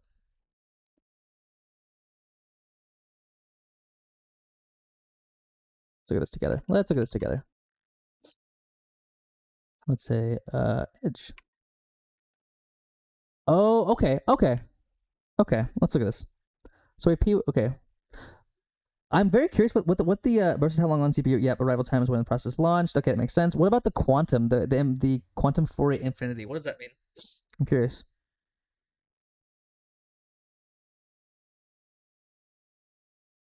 Also, is this what you submitted? Like, are you supposed to is this like a digital drawing thing that you have to like submit that way? Because when I do all my stuff, quantum is a Q. Oh, I was like, this is what do you mean quantum? Okay, that makes more sense. Yeah. So 4812, yeah. 4812, 20. P3 is 20, right? P2 is P2 is 6. Oh, and then the arrival time's 2, so the 28. Wrong chart. Microsoft Whiteboard. Do you guys have to submit via Microsoft Whiteboard? Oh yeah, okay, yeah. I see. Wrong chart. So you're not supposed to use this chart, I guess, and then E3TT. This is my scratch paper. Oh, did you? Oh, you marked these yourself, or did you mark these yourself? So P1 second run. So 6-2. Why would that be 28? Is that I see the 8 here. So obviously the burst. So second run. So that's that 16 would be my guess. I missed chart up. Gotcha. Um. So I'm curious. Why is that 20? Oh, sorry. Why is it 28? Like my idea, like with P1, you have P1, which is a six burst, and then 2. So I see P3, P2, P1, P3, P3, P2, P1, P3, P2, P1. So these are the processes. There are 3 queues. It subtracts the first quantum from the burst, then it moves to another queue. Oh, okay. Okay. I still don't know it's 28 though. That's weird. I don't think I'm understanding that. But see, I see 27. So that this one, okay. So I'm assuming that P3 because P3 precedes that, and that's like 8 minus 1. What's TT? Oh, travel time. Duh. So it's gonna be like 8 minus 1 because arrival time. So it's 2. Oh, one was the wrong one. P2 the arrival time is 2 or 1, and then 8 is because it precedes P1. Or yeah, precedes P1. Turnaround time. TT equals turnaround time, completion time minus arrival time. This is a fascinating chart. I would let me pull up something from my university because this is a fascinating chart. Let me just make a new tab. Pull this open. Okay, let me pull up what my because we're doing right now. We're doing in my operating systems course. We're doing a group project, which is it's fine. So we're doing a group project. So my latest assignment. Okay. So what we have. Okay. So we have introduction, OS structures, processes, threads, process synchronization, deadlock, and now main memory. So we have not talked. I can check my syllabus to see if we have. I kind of thought CPU scheduling would be involved with this, but I think it's more so looking at. I guess it's also design and implementation of operating systems 1, so it's like trying to get a good foundational level of like system calls, deadlock, memory management, synchronization before maybe you go into CPU scheduling and see how before seeing how that works. Where's the? Let me see. Where's the? We can do mass storage, security and protection, disk scheduling algorithms. So let me. We do paging, virtual memory, that kind of stuff. Yeah, but we just don't cover. We cover like, yeah, we cover thread and thread models, but we don't actually cover CPU scheduling. So I'm kind of curious why that is. I'll pull up my latest assignment anyway. Let me just um let's say get it together. Oh right. We also write a lot of C for our course. So let me just download this really quickly. Okay. Let me download this. Yeah. Oh, it's also annotated now. What did I miss? I think I missed something. No, I got 100 of this. I think I got 95. I don't see what I got wrong. That's fine. Let me open this up now. Am I? Because I can show you what I got. Here's my annotated assignments. So we actually do like processes, and so we made like process trees, and so we were given like some code, and told to we were told to basically get what the variables and stuff are at like during that state. Here's some code I wrote for threading. So we basically okay, we had to annotate the code, and then I think use print. No, this is only annotated, and then we printed it out like showing, hey, it's like this is like you have difference between static and global, like printfs here, and like what the value. So and oh yeah, here's the output. So this is I annotated the code, and then this is what like the thing would be, like the output would be. I did that by hand. It was a pain, but I did it by hand because there was like a sort of, and like I did run it, but they haven't told us how to do what you're doing right now. They skipped that. What is happening? So they're doing more. So it's just like a slight theory difference. That's interesting. But yeah, this was a pain in my rear. I'll tell you that because we had to talk about how exec VP works and lots of C stuff. It's to avoid, you know, like for example, I wrote something. I think actually a lot of this stuff is annotated. Oh yeah. Thread outputs like before function 1 call, thread output. Oh, and then we did have some amount of speed up. So like for example here, the theoretical speed up of like Amdahl's law, and then like if we actually use time functions here, we can calculate that stuff. It's quite fascinating. Huh.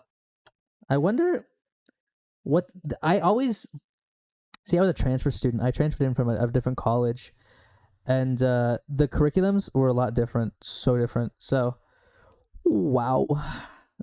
I would love to do some CPU scheduling though. Actually, I would really love to do some CPU scheduling in the future. Or learning it, I guess, like in a more informal setting though, because the idea of CPU scheduling makes sense to me. I guess the actual implementations and like the theory behind what the most efficient way to schedule things are, is not anything anywhere in my curriculum or near my mindset or my mind space at the moment. So, what was I doing? I was focusing on the terminal. Ta-da! So let's open this back up. So for some reason I'm not can I just do git checkout main, git reset ahead hard, rebase this. What are you coding there? Oh, good question. This is a game. So this is for a project. So my senior we have a curriculum or a course here at Oklahoma State where we have a senior capstone, and so the senior capstone says, "Hey, we're gonna go through different software engineering things, and you're gonna go through the process of it, and you can pick whatever you want, but it has to be related to these fields." And so I decided that I want to do a game. It was actually the least popular option. A lot of people picked apps because apps are simple and we have very limited turnaround time. But what I wanted to do is I really wanted to focus on making a game using a language I love and I know and love, and like basically kind of give myself all the ankle weights. I love Zig to begin with, so it was like was not a was not even close to an issue for me. Zig is one of my favorite programming languages ever. Nice memory management, nice everything. So, let me let's see, git checkout, upstream main. Yes, there we go. Oh, oh. Git fetch upstream. Oh, nice. I did that in Python. I made Tower for Noi. Ooh, Tower for Noi and Space Invaders. That's cool. I enjoy. I used to enjoy heavily using garbage collected languages, because it is nicer. Well, for the most part, it's a lot easier to do lots of things using OOP, because you don't really have to worry too much about the lower level layers, like rendering yourself. And, well, some cases, like I know some people that have made like full game engines in Java, and it's like, whoa, relax. You don't need to like wrap raw OpenGL. Relax. And then so I'm doing that, and then I'm using a thing called Jock, and Jock is this cool little framework that basically bundles up a lot of good things and also provides a lot of utilities. And so I built it on top of that. I'll show you if I can. Here, I'll just show you what it looks like really quickly. So wait, I'm not wasting your time. So there's a Zig build run on this. So, right now everything's kind of simple. I'm using a thing called I'm GUI to render my UI. Oh, that's right. Oh, that's right. I forgot about that. Oh, collision implemented for point. Oh. Oh, okay. Good to know. So let's go to scene capstone, source. So let me go to the collision thing. Worlds. Anyway. Collision not implemented. There you go. I didn't realize there's a point one in here. Point.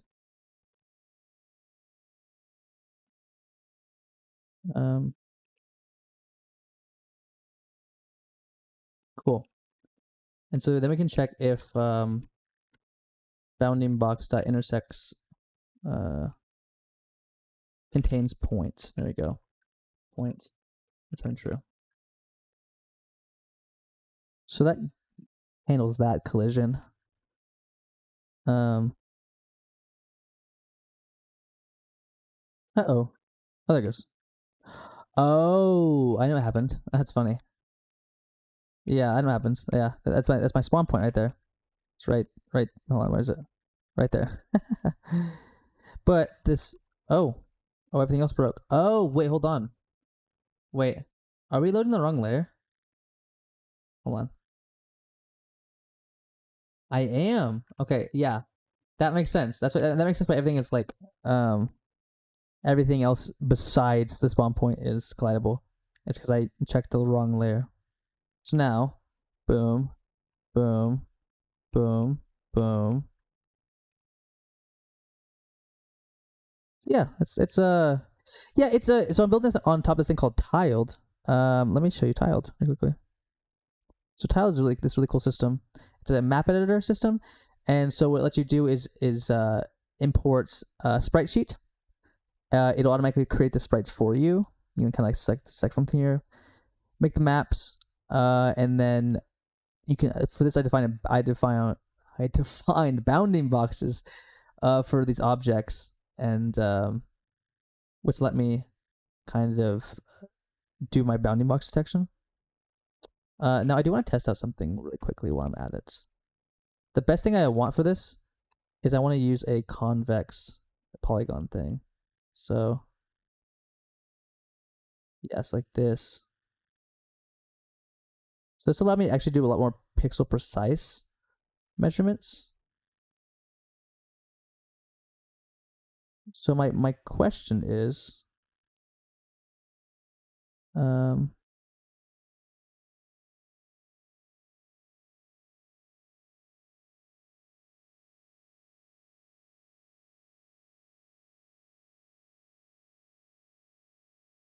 okay, let's see if this works. I did do a little convex polygon, and then I'll add a simple one down here, a triangle or something, just to see if it works. Because I was able to define that thing. Let me see if we go back to terminal. And now we're gonna restart this really quickly. Let's see. Sort of. Okay. I don't think pixel precision is something to worry about on an isometric retro game, but it's interesting to explore. Yeah, no, it's not. But it's not. Yeah, I don't really care that much. I just want to have it good enough to like this. But obviously, you can see like this is not properly intersecting. So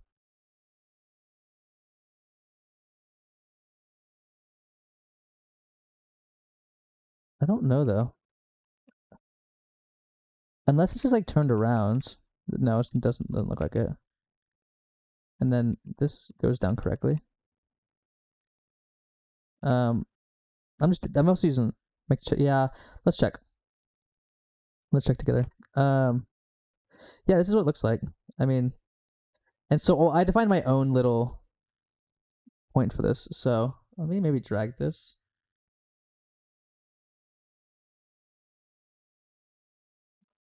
I can't. I don't think. I thought maybe I could redefine it like that, but I don't think I can. Yeah, I think it's the way I defined. So when I do my pixel to pixel thing, I'm iterating. So I'm assuming this is 0, 0, 1, 2, 3, 4, 5, 6, 7, 8, 9, 10. Yeah. Yeah, I could do that. It's because it's measuring from there to there. It should be able to detect because this is okay. 0, 1, 2, 3. Oh, wait. Should we check the 0 to 1, 1 to 2, 2 to 3? Wait, 0 to 1, 1 to 2. Oh, wait. I think I know what the issue is. I think I know what the issue is. I think my issue. So when I do my check collision, what's it? Has collision. I do it this way, and so what we'll do instead, we're just gonna just iterate this by 1 for now. Yeah. So we'll check every point to the next one. So boom, boom, boom, but and that should fix that issue. Indeed, it does. Cool. It's a few more collisions to produce or to check anyway, but so yeah, there it goes. Easy peasy. Boom. Now there's something to be said about like this bounding box right here. It's a little tough to get in here.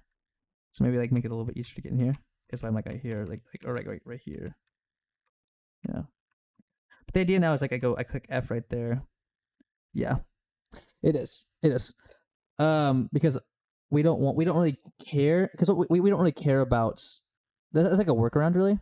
What we care about is, it is true though, it's a lot cleaner actually about that. I do, there's like a little thing I'm noticing, like where the player can like thrust themselves forward, and that's like kind of bothering me, but we're not gonna worry about too much. Oh, this game though, let me show you what this game actually is, because this is it's a party game. It's supposed to be a party game, kind of like Pico Park, but in a different style. Um, and it has a cool system in place, and I'm a big fan of this. So let me show you this. Let me just do it where I have. Let's go into my. Oh gosh, let's go into my. The UI is a lot, like it's so, there's so much to be done on the UI. I'm just kind of have it in prototype stage. I've only been at this for like a few weeks, less than a few weeks. I guess maybe about a month now. It's either 3 weeks or a month, close. One of those two. And I put like, I don't know. I don't know how many hours I put in this, but we're gonna do our input system. Ooh, here's what we'll do. We're gonna define. We're gonna use this. We're gonna make a new object layer, and we're gonna call this. It's called tiled. TILED. Let me link it to you. Here's this. There's that.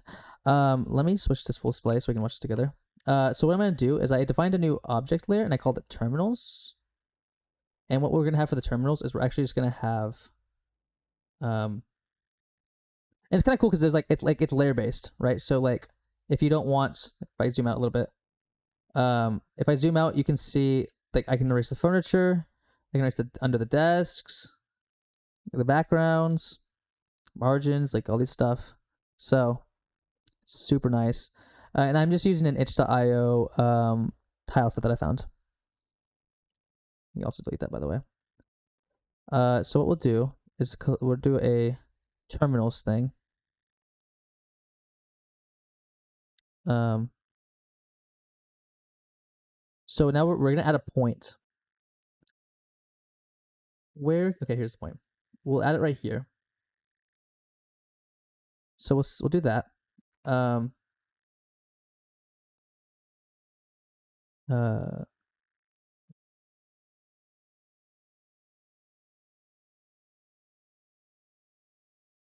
I do need something to do a little bit, a little more information about this stuff, but we're gonna do that, and then we're gonna come over here. We'll go back to terminal really quickly.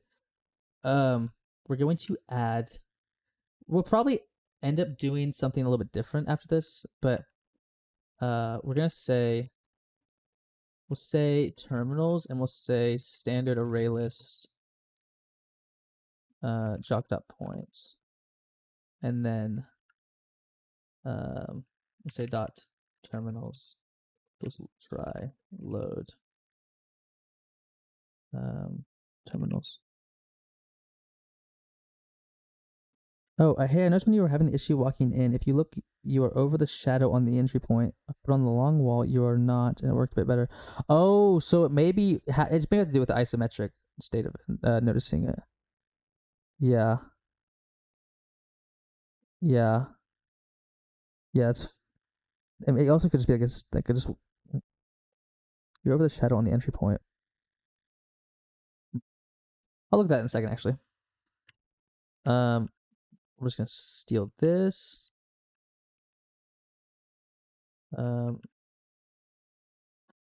This, and then we'll do terminals equals 2.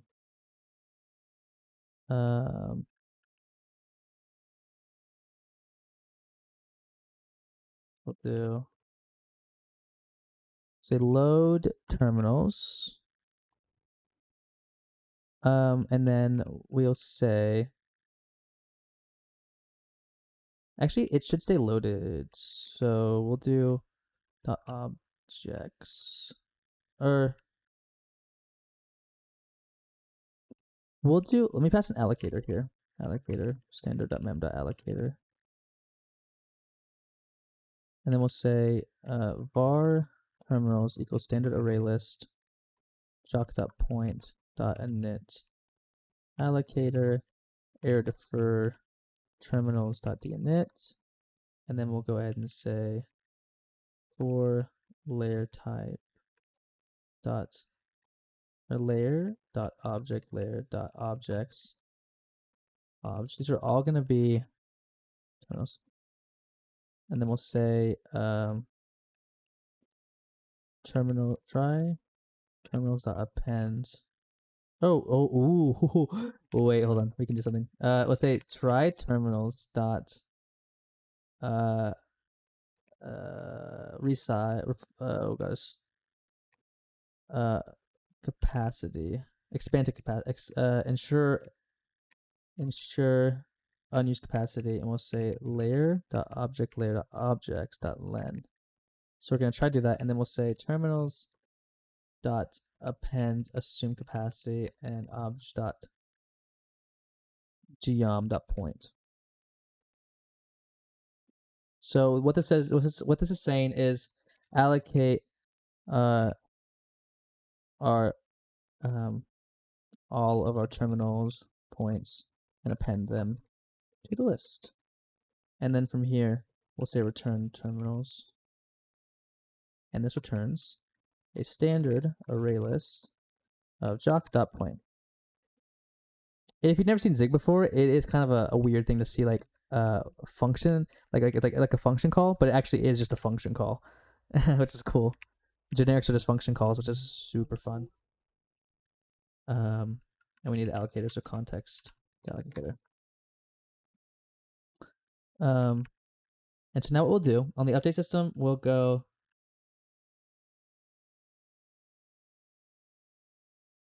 say pub function check terminals, just like that, I guess, and then entity, or say position or near terminal position components dot position bool, and we're just gonna steal this pretty much. For now, it's the easiest thing we can do. Size components dot size scale f32. And now we're gonna go to our terminals dots items points. So we'll say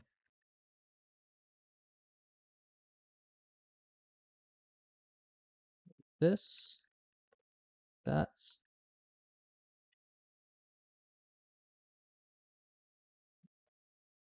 like that, auto formats. Cool.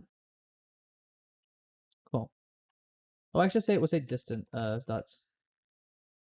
I say like point dot distance or something. Point dot distance to another point. Is we can do we don't need a bounding box. We're just gonna check if const center we'll say components dot position, or we'll say jock dot point, and we'll say dot x, and that's gonna be position dot x. Oh, I need to fix this, by the way. All right, keep going. So it's gonna be plus size dot width times scale. Or do I just even divide by 2? And then dot y is going to be position dot y plus size dot height times scale divided by 2. So,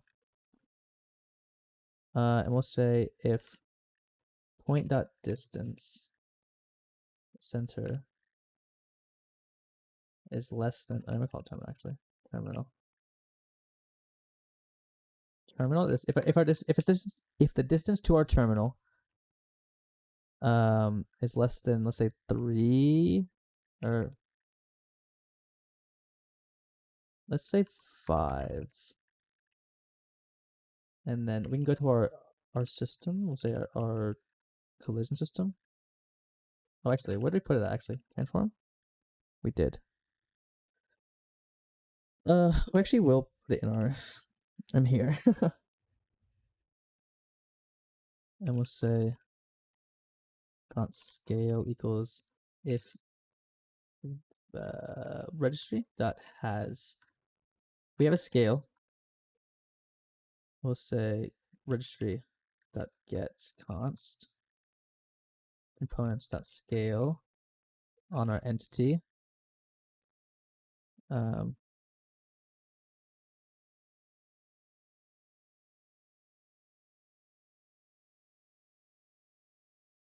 Value else 1.0. And then we'll say if... Why not return bool for collision? I believe that is the normal strategy. I do. Why not? I do. Yeah, see, for my cat's collision, return true if it has an intersection or something. Yeah. So, boolean right there. And a boolean right there. But for our collision system, we'll say if... Oh, no, sorry, no, you're good. You're good. No issues. I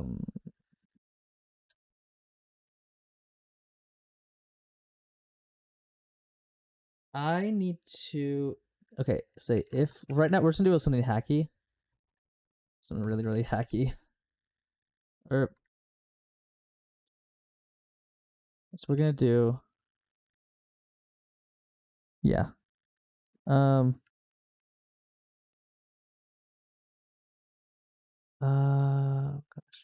And actually, we're gonna set the .f to our interact because we're about to do something. I'm gonna show you something. I can get it done. What? Oh gosh, where do I want to put this? I had to stop thinking about this. We're gonna do a... What are we gonna do here? We'll it should be in the collision system, honestly, but it's not really. Interaction system, I guess, is maybe a better name here. Yeah, I don't know. We're just gonna do something really quickly. Like that, and then we're just gonna take our input system. Or not input, let's do our sprite system, maybe? No.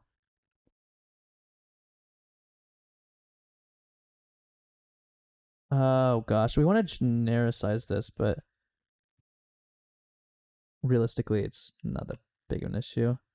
Which one has a world attached to it? This one does. Stealing. Mine now. You're mine.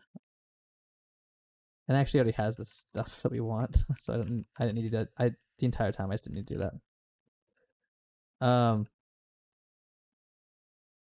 So funnily enough, our entity in this case is going to be const entity is going to be it's going to be our world dot character dot entity. And then we don't need the iterator anymore. We don't need this anymore. We can just do entity. Oh no, I mean, sorry, registry.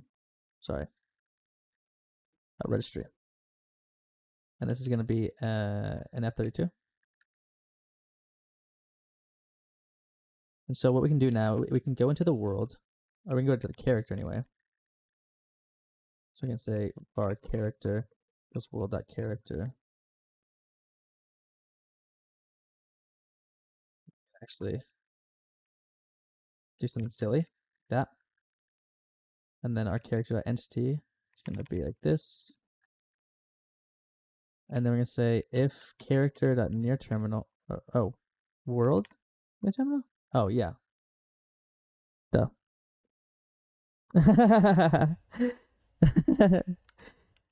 You don't like STDs? What's wrong with that? What's wrong with SCDs? Okay, so we're gonna scale on here. It's like that, and then um. Oh wait. Yes, we will. We will display something. We're just gonna do something. We're gonna say um character show interaction. We're just gonna define something and we'll just call it. Let's say open or something like this. And so what this is gonna do, if we go into character here, we actually don't even need the. No, we don't need that. But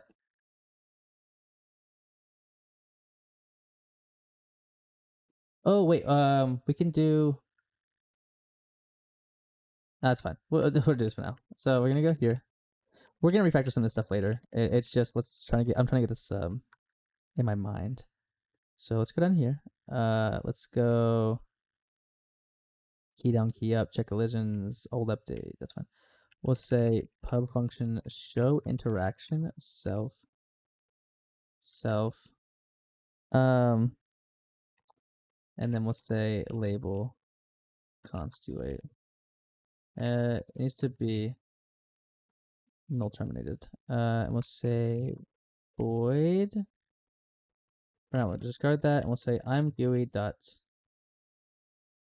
I shouldn't do this. I shouldn't do this. This is intermingling things that should not be intermingled.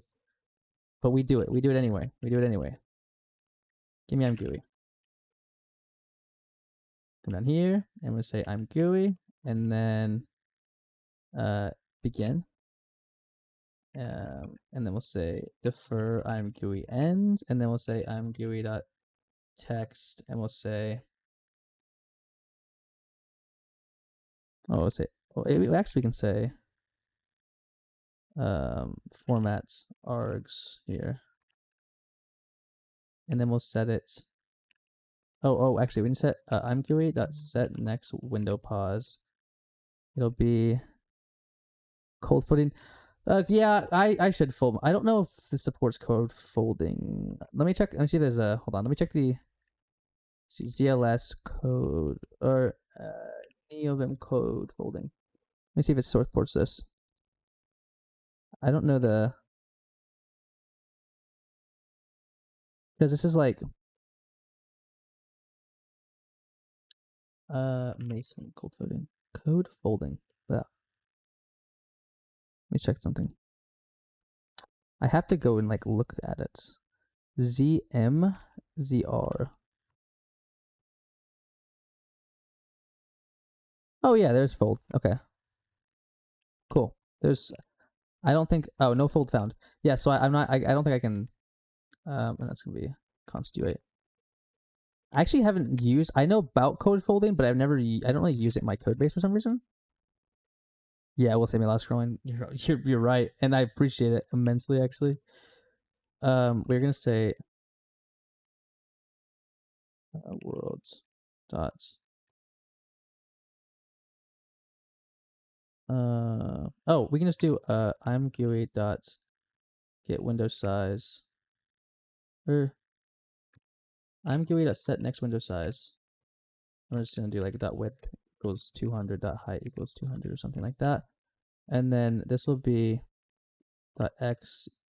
We need self dots world dot. We'll just here's what we'll do. We'll do context dot context.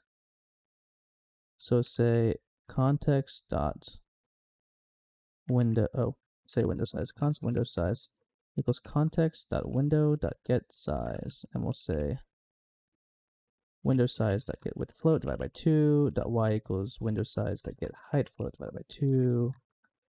And we also need to subtract off 100. And again, we're hard coding a lot of this stuff that we shouldn't be, but not that huge of an issue. So we'll say we have I thought world had a thing to with ECS stored it maybe, but it doesn't. Can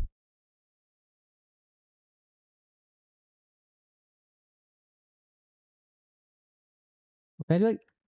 No, I need the context. All that is to be fixed in the refactor fit. Yeah. Yep, you're right. 100% right. So what we'll do here is because we passed that. That's a system that we have. No system. It's our input system. And so let's actually go ahead and ask it for the context, which is just jog.context. Oh no, wait, wrong system. Our interaction system. There you go. And this is a problem that I can be like, yep, I just punted it off to the caller. So, gosh, I hate when this happens.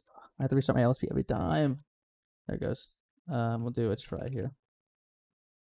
And then what we can do next is we can say, if we're near terminal, we're going to show them this animation, or show interaction, and then we're gonna be like, we're gonna keep like maybe like a list of like what items are interactable next to them with a component, but right now we're just gonna hack this thing via a system. So and we go to the world, and so we're gonna go to where is it? We'll say interaction system. Systems.interaction interaction system. System equals this, and then I need to make sure that I need to go to systems. And so we can just do this. Interaction system. I can type, gosh, interaction system. Cool. And that will take us to there.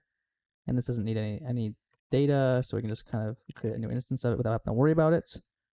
And then in our update,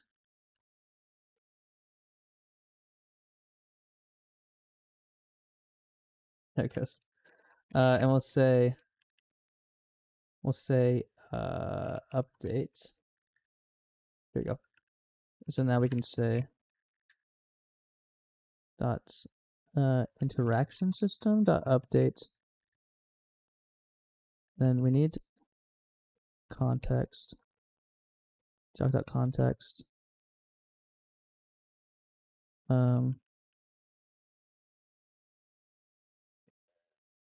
Context. Give me 1 moment. I'm gonna take a short break. I have something to do really quickly.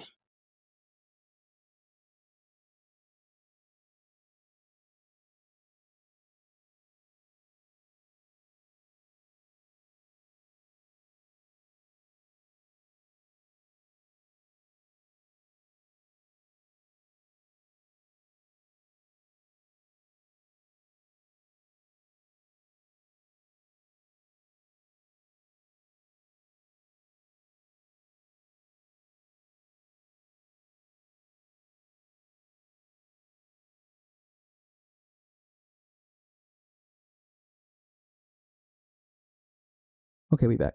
Okay. Where were we at? We had to, yes, we have to pass the context to our thing now, which is fine. So we call our, in our world scenes when we pass that. And so update, which should self.context. There you go. So that now we can have a proper country.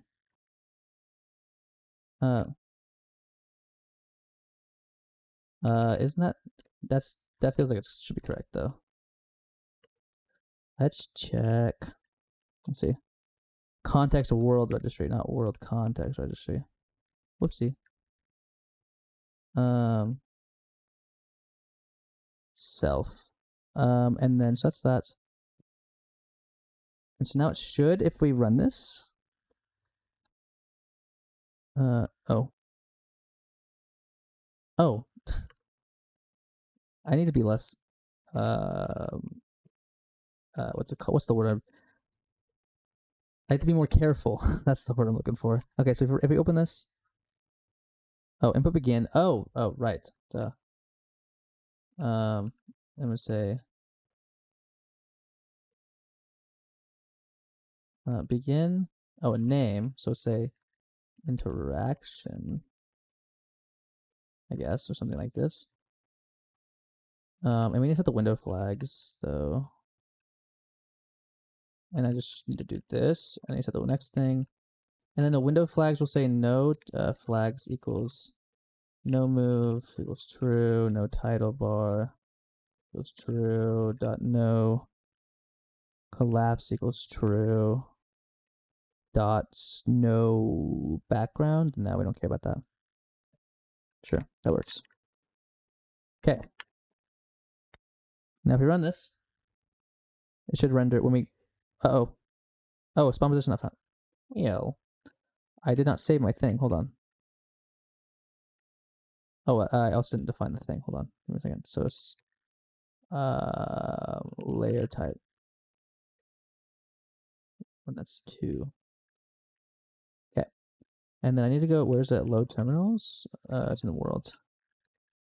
Load terminal. Yar.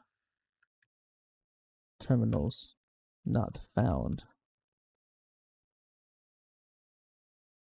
Now don't crash.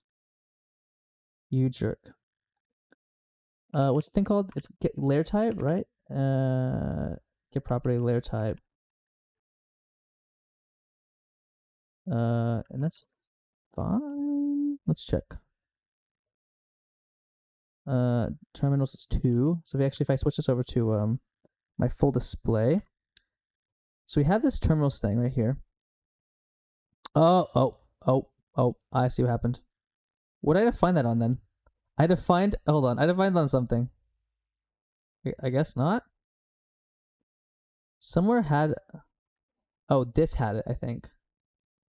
It's this that had it. I think.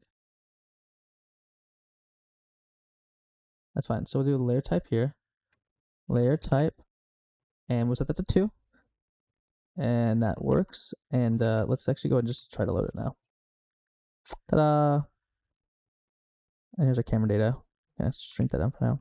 But if I go over here, it should. Yeah, let me in. Let me in. Let me in. Let me in. It is not. I could do what I could do actually is when I do is it because I'm loading? No, it shouldn't be it. Where's my world new terminal?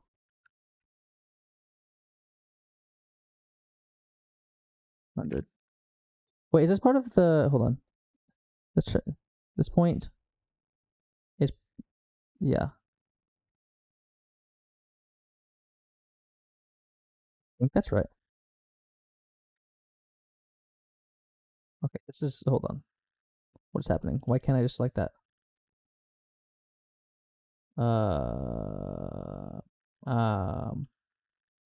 That's not even the entire thing. I see that.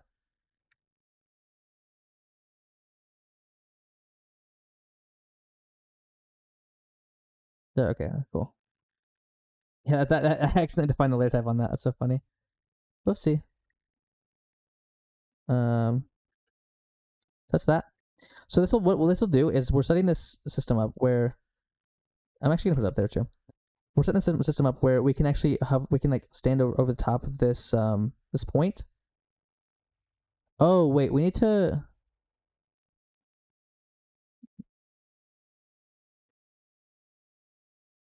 I'm actually gonna do something funny. So I'm gonna do I'm GUI dot begin. We're gonna call it terminal data. What we're gonna do basically is we're gonna actually render where all of our data is. So let me go up here. We do, and this is like something you shouldn't do. We should, again, we're mixing UI with the wrong logic, so we shouldn't do this.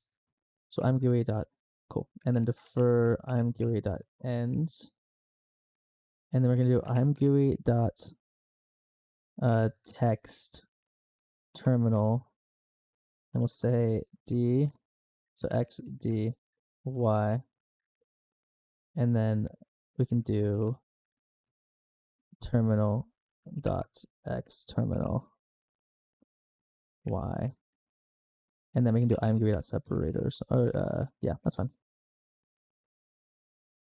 And that should actually, uh-oh, what happened?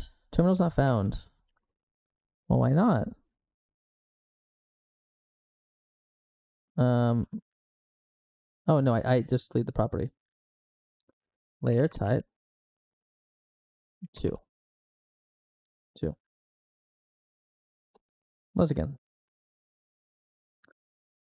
G within frame scope. We are not in a frame at the moment. Okay, my fault. So I tried to do that and it didn't work. So new terminal. So what we can do is actually delete this stuff. Let's do what should I draw?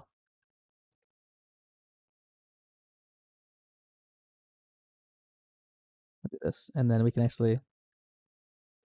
So this will create a small little window that will show us all of our terminals. Yeah. Oh. Oh. Oh. Oh. That is the smell of I'm near the terminal, but I'm near the terminal, but I tried to render stuff when we're not rendering.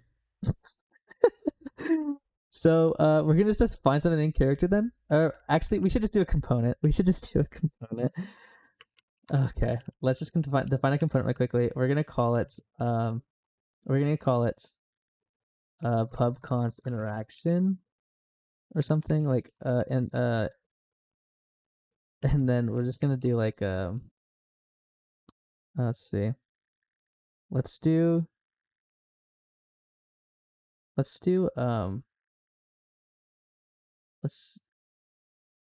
make a string, obviously.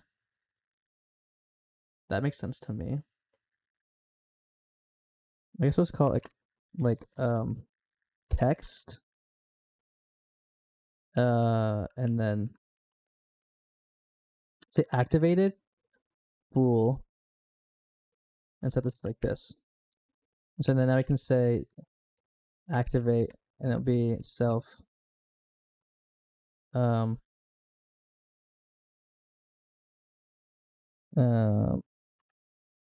function gets interaction. We'll do constituate. And we'll do up here, we'll do interaction. And then that's gonna be a void because we're just gonna do let's come back here. Let's say text. I would say label or something. And we're just gonna assume that they own the memory. Terrible assumption, but that's what we're gonna do. And then self.activate equals activated equals true. And we'll turn pub function activated active self interaction bool turn. This is like unnecessary. We don't take anything of this. Let's just. So now what we can do is in our systems here, in our interaction system. First of all, let's go to our world, and we're actually going to define a new singleton, and we're going to call this. We're going to call this interaction. Another case of my LSP just hating me. There it goes. Assertion failed. Oh, that's awesome. Thanks LSP. No client attached. Awesome. There it goes. Cool. And then we'll say reset. Pub function reset self interaction bool. Oh no, just need this. I'm gonna say void. And that's just gonna do self.text equals this and self.activated equals false. And so now what we can do in here, and we're actually going to like we can add it 25 or something, or let's say like 15 or something. And then we can go into our interaction system now, and we can say if they're near terminal, We're gonna get the singleton, or so we'll say interaction equals registry dot singletons. I hate this. Registry dot singletons dot get components dot interaction. I'll say interaction dot activate open terminal. And we don't need a lot of this stuff now. So, yippee. Oh, okay. We do need to get the entity. So we actually do need to keep the. You just do world dot character dot like that. Delete 3 words here. Delete word, delete word, delete word. Like that. We're gonna actually just do like we're gonna do like world dot or dot. Let's do like this. Let's just do like a silly thing like this. Not optimal. Don't trust me, but this is what I'm doing. So this is what we this is what we plan to do. So if we're near the terminal, we'll activate that and then make sure that we pass in our arguments. Oh,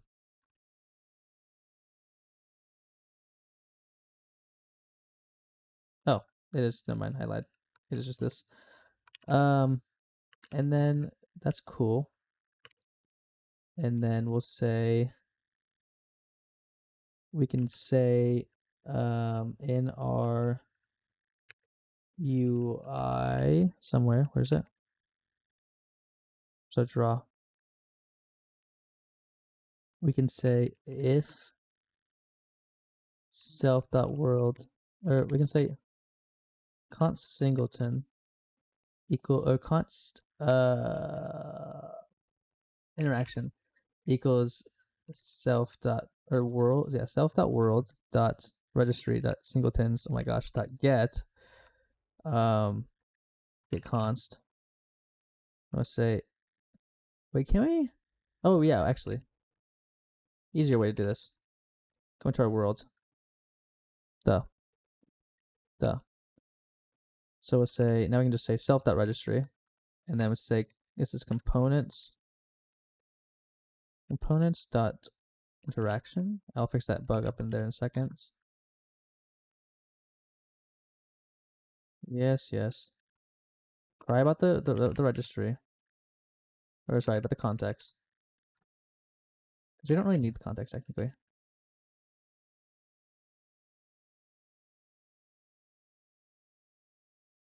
Where's the update? World.update. Here we go. And now I can just sort of. And then now what this will do. Oh my gosh. I'm messing everything up. Oh? Why is that? What the? What is happening? There it goes. It was deleting things. It is still deleting things. Oh, I see. Sort of? That doesn't make sense though.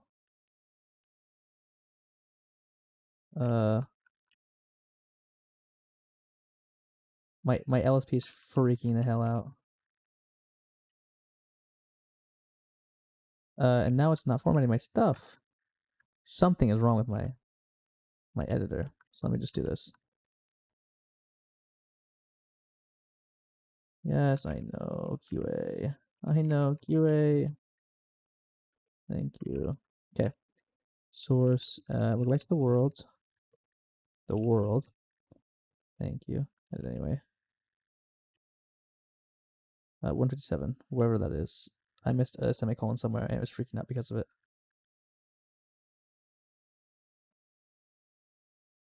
What the hell happened there? What the hell? What is happening? What just happened? It was deleted.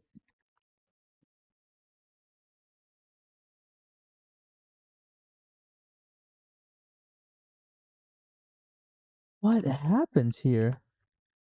Why? What is what the hell? Bound box. Bound box. Return true. Something happened here. Something terrible. This is components. The top patch. Are we good now? No, we're not. .t, not th. Width. I clicked something. I typed I typed something and it just freaked out. We're good now. Yeah? Cool.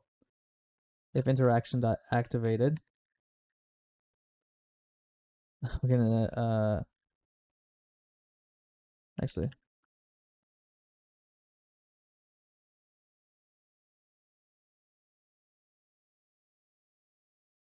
then we'll say I'm GUI dot text and we're gonna say s interaction please interaction dot label. Something is happening with ZLS. Why are you just what is happening? Are you also text? I thought you were label. Your text. What the hell? What the hell?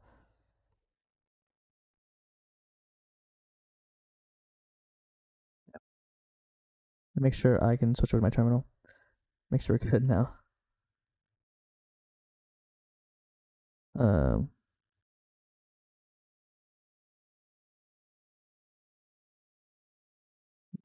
okay. Yeah, we're good. Cool. So that should be fixed now. And now let's select the level. And there's some stuff to be fixed too still, but let me just that's terminal data. Okay, it's not showing this for some reason. Oh.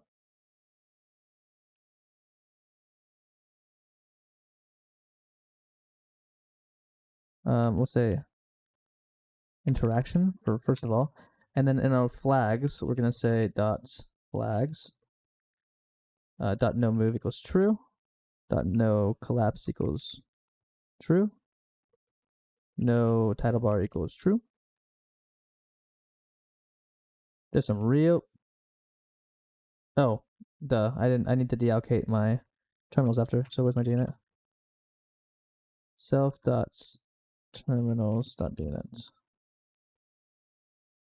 Yes, I know. Clean up your memory if you use it. Nah.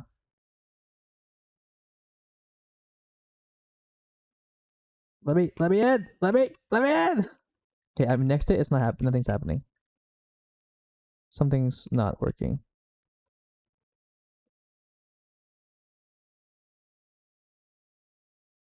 Let me debug something. Let's say print.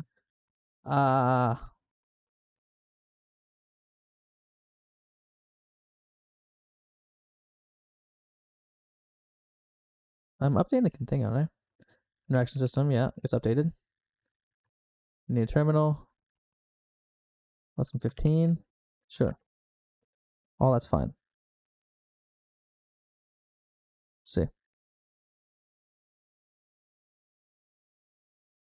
Nothing being printed, so it's not detecting it near the thing.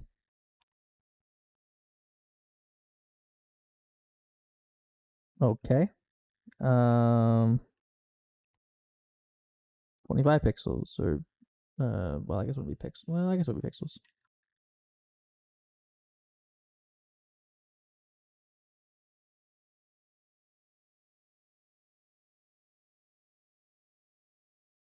Let's see if I can get a reference here. Go to implementation. Oh, no, go to references. No, you were used somewhere. It's in the interaction system. So we do reset. Activate false, and then in our draw call,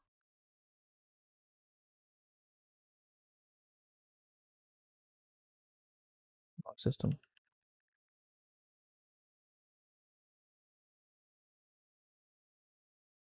Fascinating.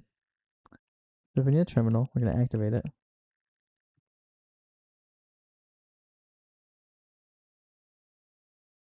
We're going to actually, we are going to do something.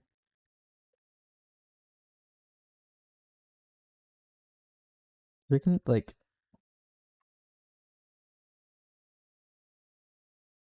we can do something like this. Oh, I need to do, first of all, I also need to do, I need to do I'm GUI set next. I thought I did though. Where's the, it's gone. Wait, what? Yeah, whatever. Dot x equals self.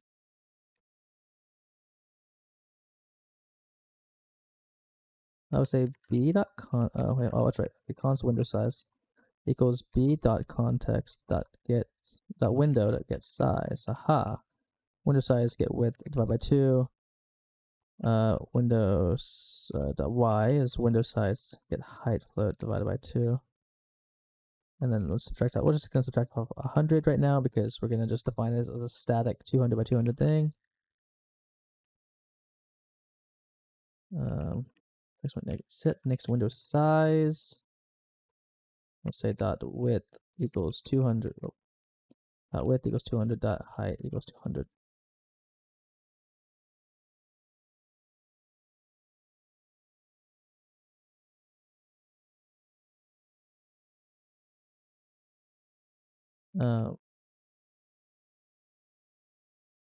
Let's say four self dot terminals items terminal. We are gonna check. We're gonna say look at this.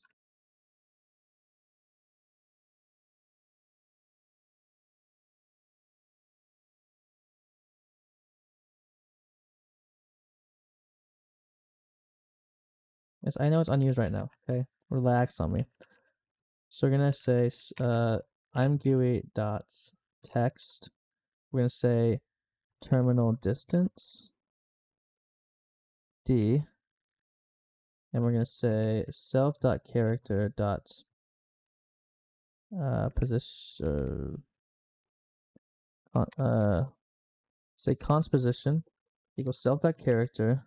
Oh wait, self dot registry dot get const components. I keep forgetting that I move everything to an ECS. And then we'll say self dot character, and we're gonna assume that the character exists because it does. We get the point, and then we're gonna say const points is going to be self dot or be point component. No, jock that point. Goodness gracious. And this is going to be dot x is going to be position dot get. Oh, actually, I also need to get the. Let's say, oh, you know I can. Just, it's late, isn't it? Here we go. Let's say piss.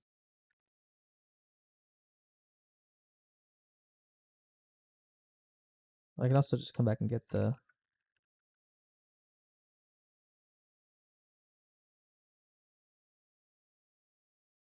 Here, terminal. Thank you. I can also just do like a distance thing. It's fine. I can define a separate distance function, but and this will be a self.registry. Self.registry, and we'll say self.character.entity. Self.character entity. And then we'll have to check, hey, do we have a scale? If we do, basically just doing some code duplication, which is fine. Something here, self.character, unwrap it, and then centers, say we'll say point. So it's going to be point terminal dot distance Or point terminal dot no point dot terminal. Point dot distance. Sorry, terminal, and that's good. Yay! Yay! Show me terminal distance. Aha! Wait, something popped up. Open terminal. Dub. There needs to be a button, by the way. We can make it either a button, so we can say if. We can just do like a.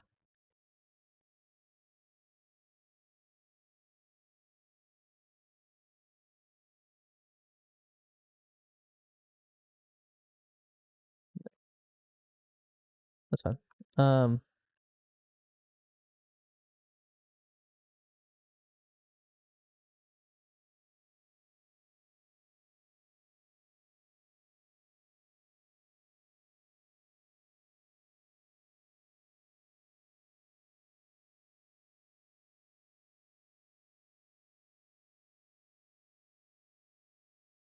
Oh, sure. And this is gonna be that. Sure. I want to set the width to be 100. The height is 100. I actually say height 50. And then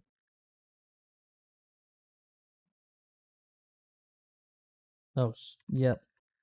Yeah, I knew you were gonna do that. I knew you were gonna do that, you jerk. Okay.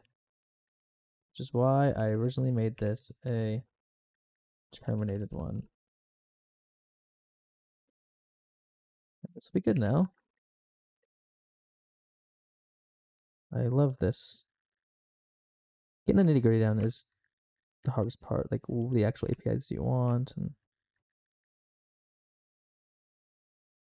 let me end. Okay. So it's not rendering there. I don't know where it would be.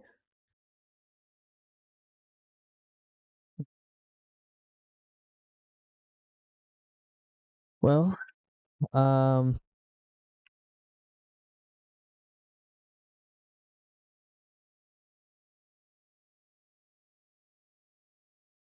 think I do load. Hold on.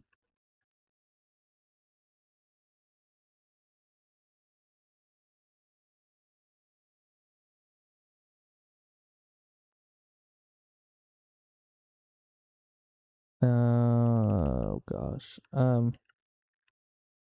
I should be able to go to the reference, right? No, I can't.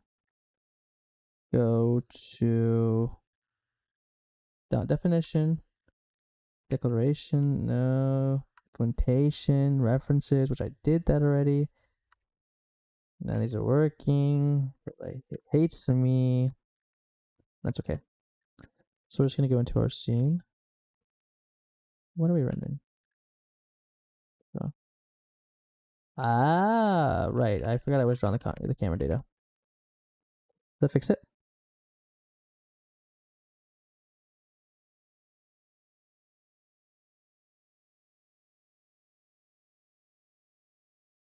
It is not. Shocker.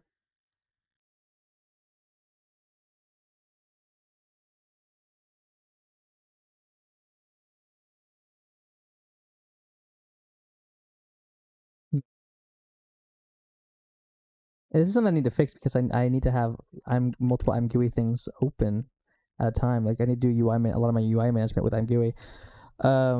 So it's kind of a weird thing that it's not showing up. I don't know why it wouldn't be showing up, honestly.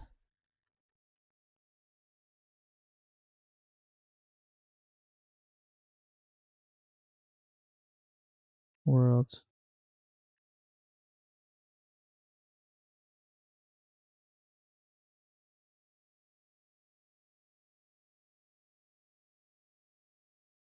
Now in my implementation of UI,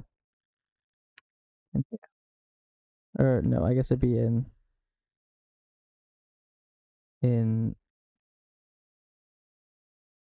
it should be in here. Yeah, so I just define the window size, then begin, and then end. Also, I can do this.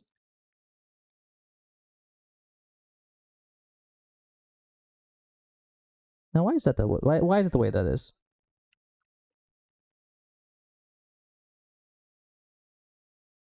This is taking me way longer than it should have. Like I was just trying to show somebody the thing, and it just yoicks. It's okay.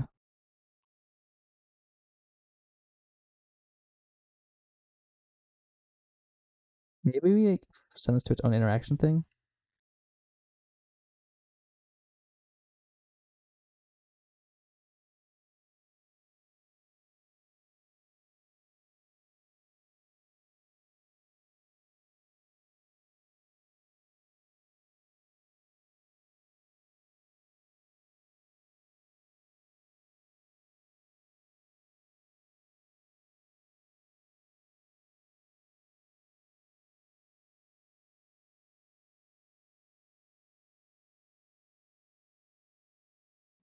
The only thing is it's not printing anything to the terminal, which means it doesn't believe that's activated.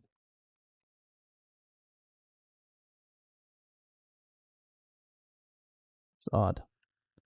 So when we do near terminal, that's good. In the our systems, in our interaction system, we get our singleton, we reset it, and if it's near the terminal, we activate it.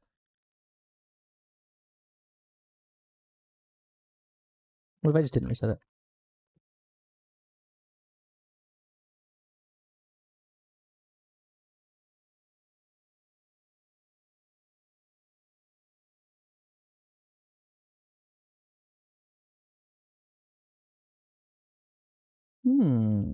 That's odd. It's very odd.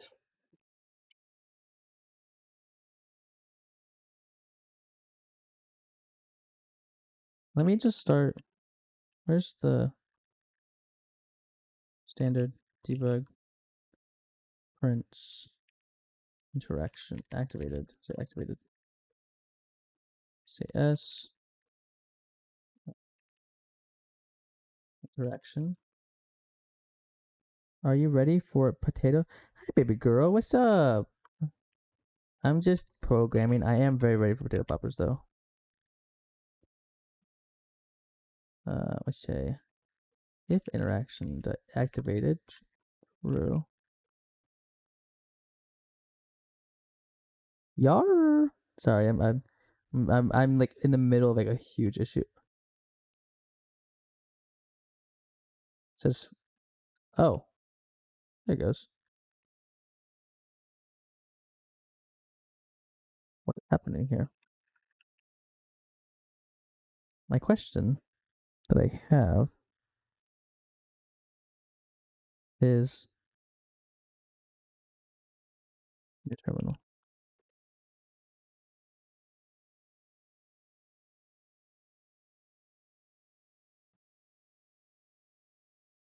And then what if I did systems where is it? Interaction system, and then I need to reset this. And then I need to after that I need to go into, let's think about this. What do I need to do? No, oh, I know what I was gonna do.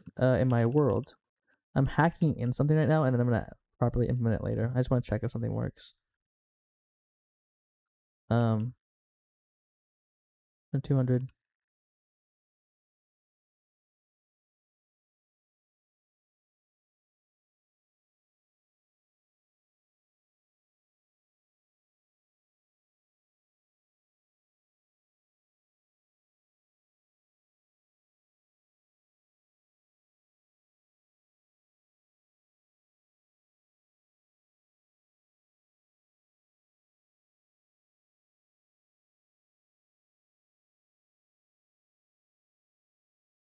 How is it considering distance, by the way? Like I'm right on top of it.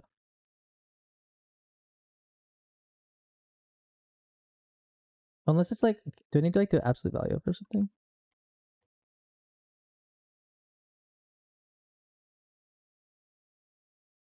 I wonder if it has to do with absolute value. That totally makes sense to me. Nope, not really.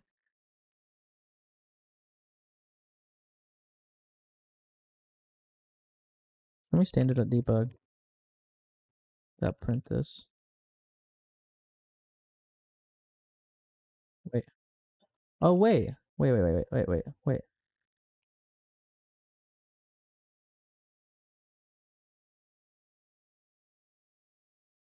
So what if I just remove this? So just say fuck this. Like just use like the world variation. I think I'm like I think the scale is messing it up. I lied. What is happening? Why is it only doing it there? That's weird. That's suspicious. That's weird. By the way, I'm gonna do like I'm gonna make this 200, and that can be 100. Um, standard debug dot print terminal distance d terminal dot distance. What distance to? Oh,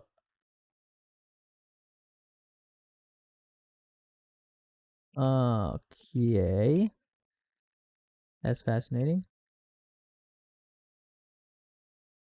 Spirit should automatically do with absolute, like the absolute. I don't need absolute value of that, but I'm just kind of.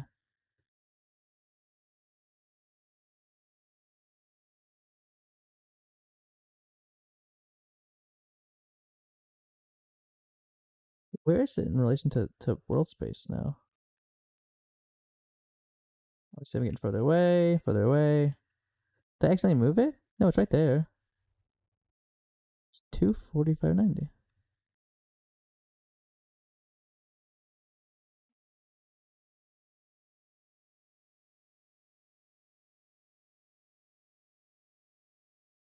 What if I just put it right there? What if I?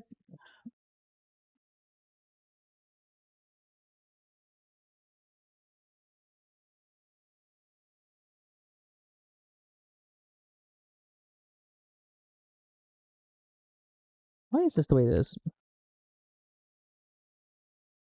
Why are you the way you are?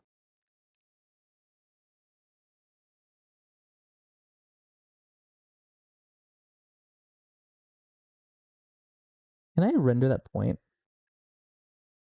Let me see. We're gonna say self. Hold on.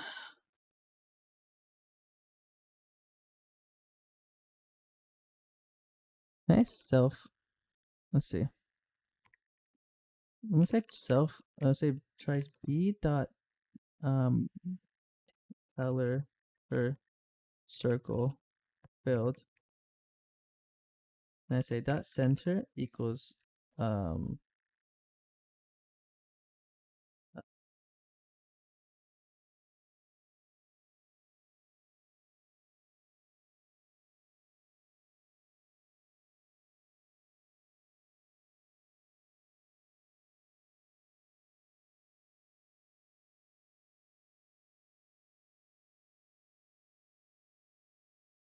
center is gonna be how's that the x equals pod dot x dot y equals pi dot y. And then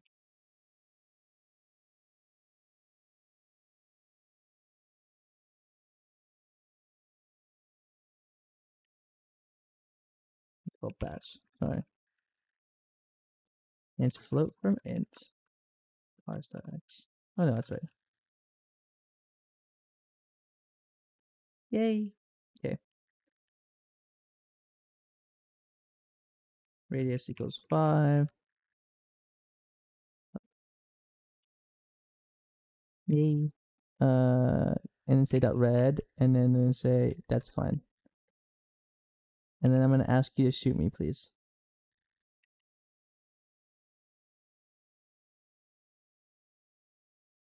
I don't know. I think because I'm doing some like really weird camera stuff, I think it's rendering it in a different place.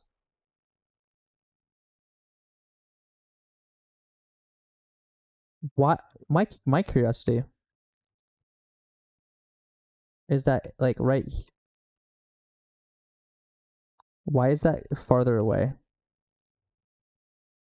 Why is that farther away?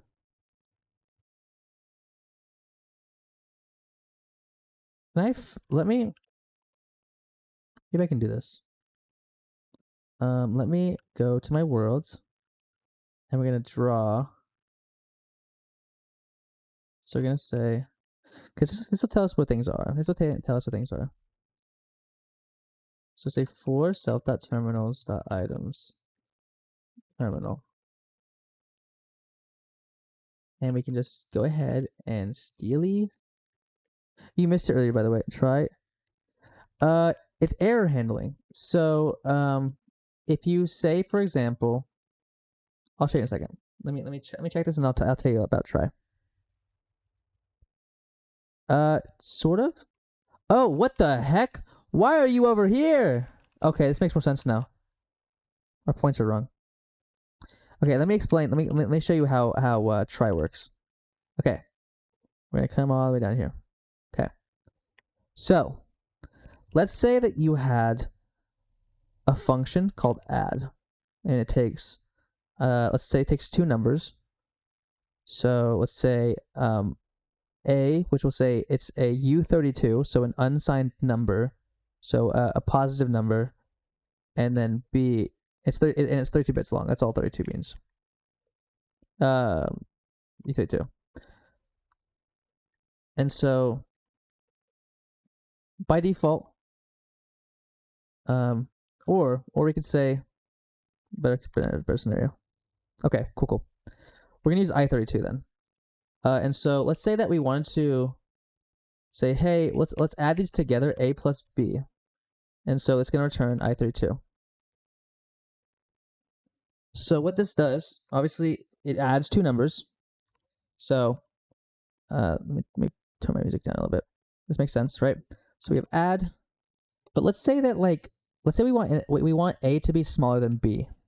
Like for some reason let's say that A has to add A or gosh, what's a good way to put errors? I'm trying to make this more.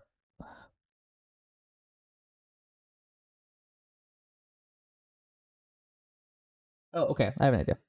Let's do Zig is kind of cool. Yeah, watch this.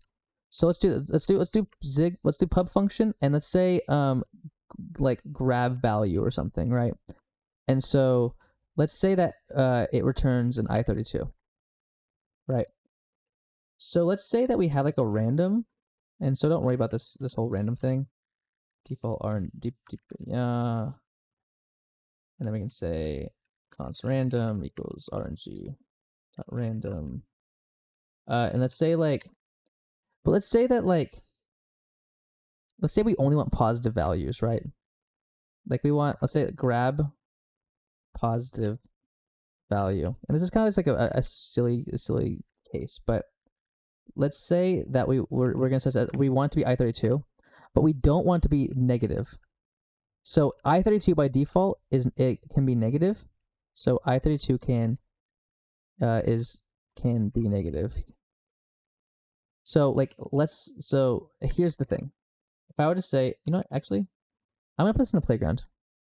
It's much easier to explain in the playground. I'm so sorry. I'm like jumping back and forth between these things. It's a playground. Yeah. So it's signed exactly. Let me do this one works. I don't want a server based one. I just want like a local Zig fiddle. Bastards run. Gosh, can you guys stop it? Hold on. Okay. Cool. Give me 1 second. Oh, actually, I can just do something easier. Hold on. Okay, watch this. Watch this. So we'll just do. We're just gonna do value.zig. So we're gonna make a main function. So we'll do main. And let's say, expecting to go through your code and rubber ducking me. Nah. Okay. So here's the thing. Let's say that we want to have a function that we can say positive value, and we can say grab positive value. Okay. And then after that, we're gonna use the debug part of Zig. We use the debug part of Zig and print out the number. And it kind of like it's like printf, but in Zig. Okay, positive value. Okay, so this is our code. Okay, so now we need a thing called grab positive value, and again we're gonna say, hey, it's an i32, and we're gonna do the same thing we did before. So we're gonna say var RNG is gonna be standard out random. They have like a whole random thing by default, and then const random is like the way we grab the numbers. This random. Okay. So let's say that we have return random.int i32. Okay. So if I were to run this right now, so say zig run value.zig. Oh shoot.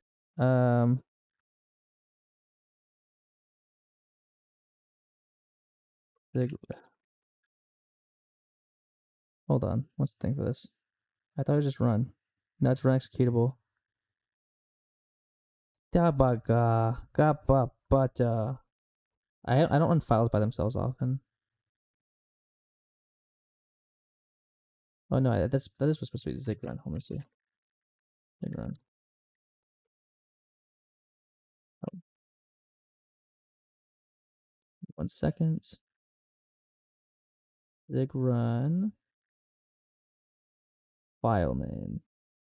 Cool. So this should just work. It's not. Value.zig. Oh, duh, I'm stupid. It's in the source. Okay. Let me just .inits and just like 1,000. Sure. So, as you can see, this gives us a negative number, right? I'm just gonna steal something really quickly. Ignore. That is not a positive number. Yeah, like, oh no, our function is supposed to be positive, but it's not. You can infer what I'm doing here.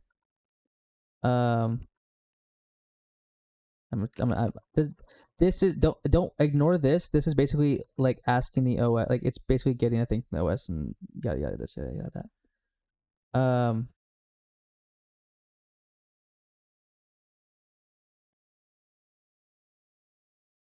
That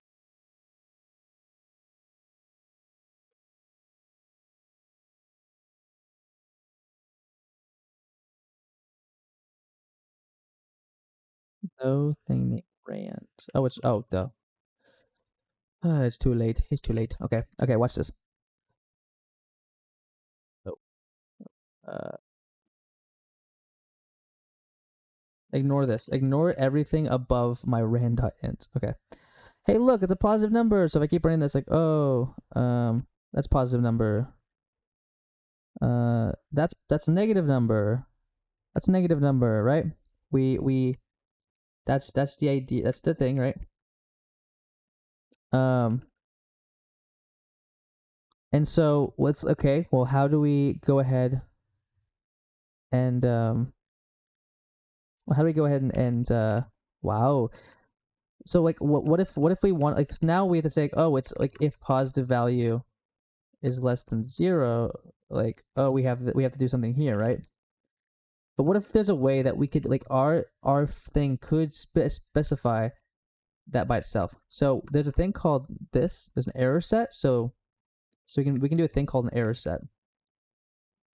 And that's going to say error, and it's going to say not positive number. You can name these whatever you want. These are just errors that you specify by name. It's like an enum.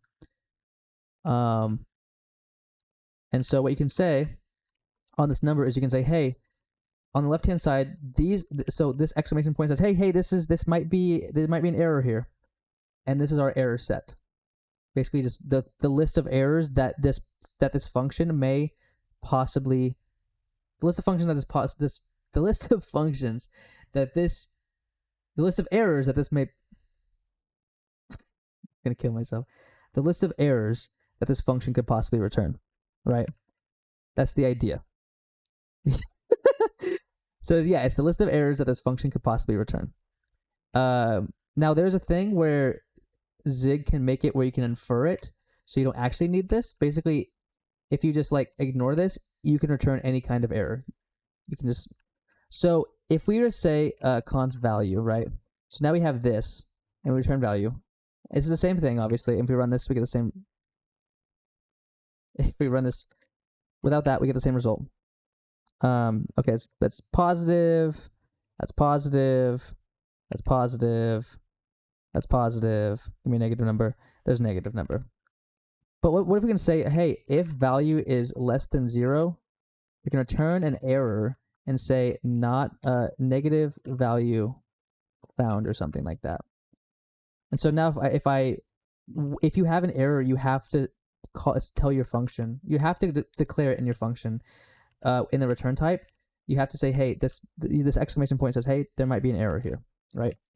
So if I run this again, I'm actually going to do an any on this. Like,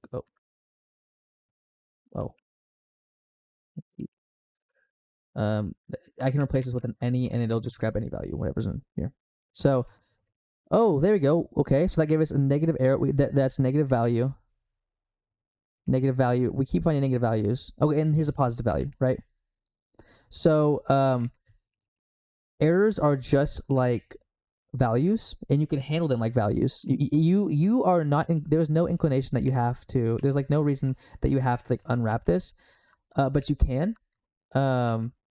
And the way to unwrap that is by doing either a try, which will automatically say, hey, or, well, let's say this. Let's say catch. So catch, we can say, here's the error. And then we say, hey, error found. And then error. And then we can return here. So now, if we run this, we will only get if we get a negative value, it say, hey, found an error. Otherwise it'll just keep spitting out positive values. Oh, there's a negative error. Very cool. But this is like really verbose. Every time that you want to do this, let's say that you don't want to actually handle the error. In that case, you can do return error. And so now, if I try to run this, it's not going to let me because, hey, this function, this main function, does not say that an error can happen. But we see here in the code that an error can happen. So we have to specify it like that. Now, if an error happens at the top level, it crashes and it gives us the error. So you can see error, and it tells us where the error happens and then how that happened. I'm not sure if there is a way to unwrap this. There is. Because if you want, let's say you don't want to actually handle the error. Okay. Let's say that instead of like yelling about the error, we just want to default to a value. You can also use catch. Oh, anything except void? Yeah. That's something your mind has to kind of get used to. Yeah. Well, you have to understand it's like from the perspective of errors on the left, and then like the exclamation point says, hey, this is the error. Because you can also do something like this. You can do any error. So that maybe looks a little bit better. But that's something you kind of get used to. But let's say that and any error, by the way, any function can be errorable and not have any errors in it. Like not have any you can say a function has an error and it doesn't. Yeah. So this is just shorthand, by the way. That's just shorthand. Any error is just shorthand. But anyways, like I was saying, let's say you don't really care about the error and you just want to default to a value. You can actually just put like 1 in here or 0 in here. And so if I run this now, you can see, okay, that was negative, so it returns 0. Now it's just a bunch of zeros. Oh, here's a positive number. And then, so we did the beforehand we did catch error, which this error is basically, hey, this is the error that we have. It puts the error that happened in that function in this variable called error, and you can name it whatever you want. You can just call us like potential error or something. It's gonna be whatever variable name you want. But if you do this and then you do like, I'm just gonna do it more in line like this. This is verbose. Every time that you have to do this, this sucks. Like catch error, return error, catch error, return error. And if you have to handle something, sure, that's fine. But there's a shorthand for this, and it's called try. So what try does is it says, hey, we're going to unwrap this. We're going to try to get a value from it, and if we can't get a value from it, we're just going to return that error. And so you can see the same thing happens. And if we don't have an error, it'll a second. There's a positive number. Crazy, your programming instead of playing Overwatch. Overwatch programming, both give me hydration check. I only have this cherry Coke that I bought with me earlier. Emma's been on a journey here. I really, really have. Thank you for recognizing my journey. I was talking with someone earlier about their operating systems homework. It was awesome. That works. Hails to the yeah. Okay. Coke check.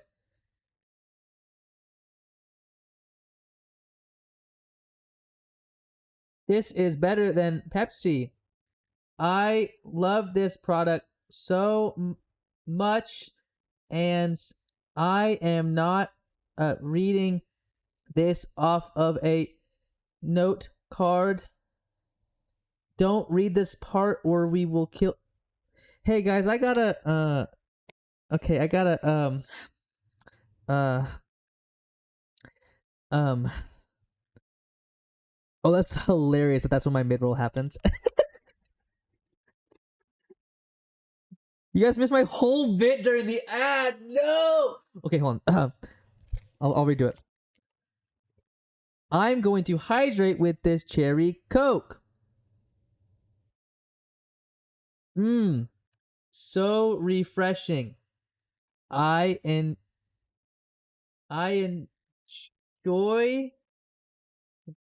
the taste of Coke, and I prefer this over Pepsi any day. I am not reading this off of a note card. I am saying this of my own free will. Do not read this part or we will kill. Guys, might have to go.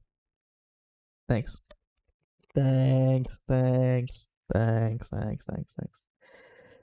It's like my fake acting. I was like look, ha. Except it was so fake that it sounded fake, and it was fake and fake. One level's of fake. Okay. Oh. Check my DMs. What do you have? What did you send to my DMs? It was something horrific. Did you send me like a terrorist threat? Guys, over here. I'll show you. Guys, I might have to go. Okay. This is an awesome bit. Thank you. Let me. What that sent me? Hold on. That said a little bit of gaming at 9:30, and I have been chilling here ever since. Let me finish up this talk, and I will join y'all. Okay. Tart. I have a way better one. Let's say we have a number, and it's like, let's say it's I32, and let's say it's 10, right? And we have a function, tartaple, is good number, and we pass a number in, right? Print good number. Sorry, print good number. And then it doesn't return anything.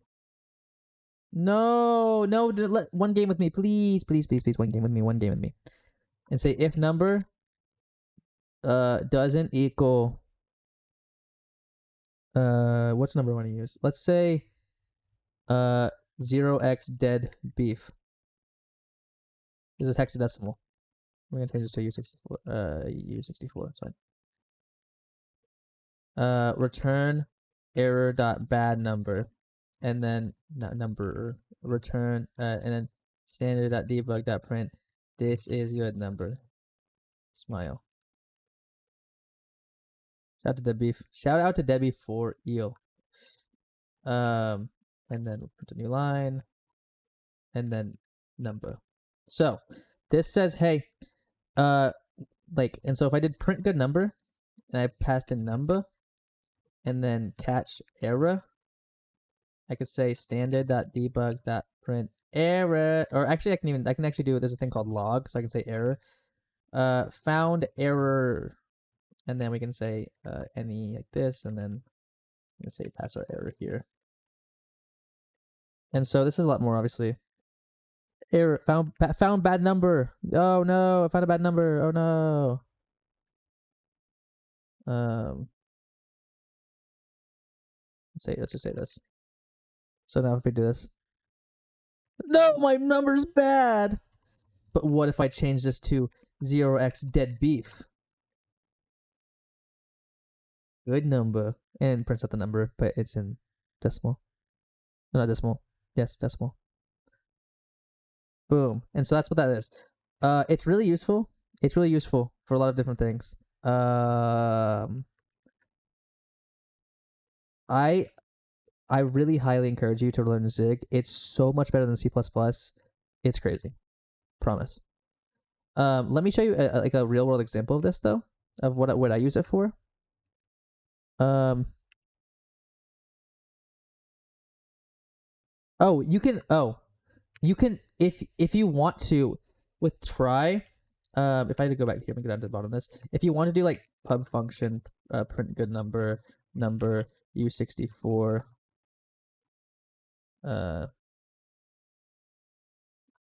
if number doesn't equal 0x dead beef, return error.bad number, and then standard.log.info, good number found, smile, and then D, and then number. And then let's say we like to use that function. We actually let's just put this back over. Value does it. Pub function main void.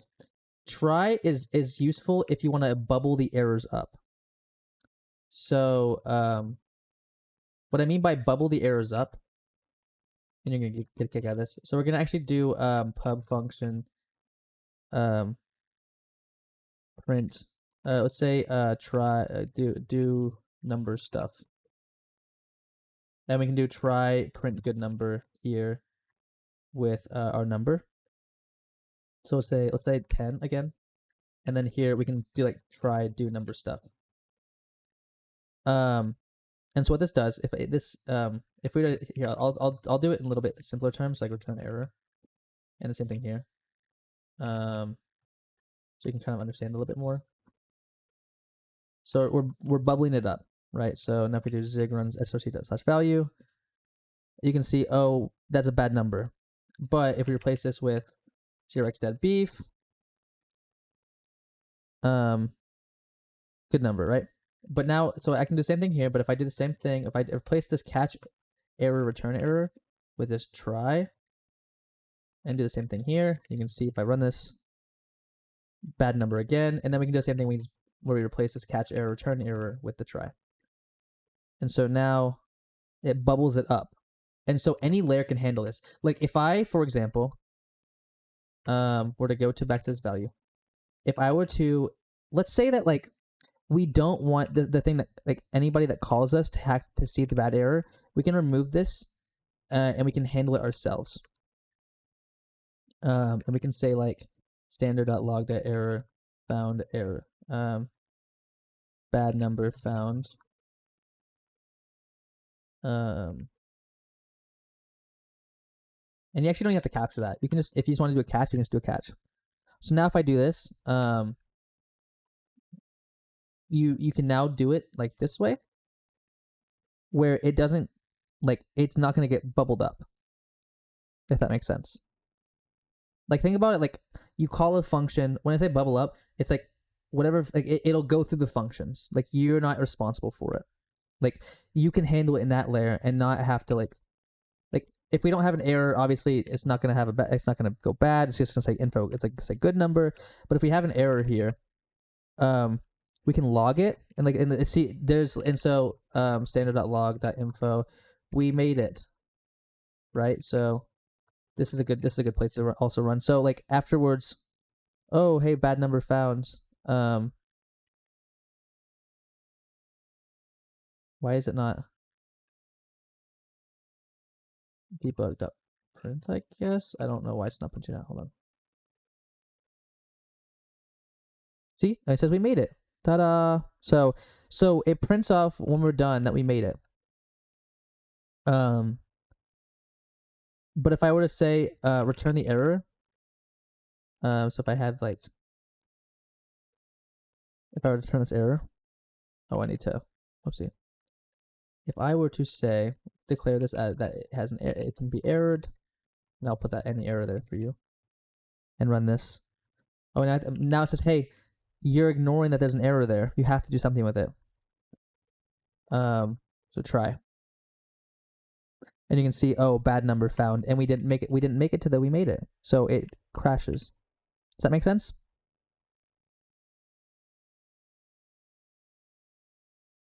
Take a drink for a second. Ask questions.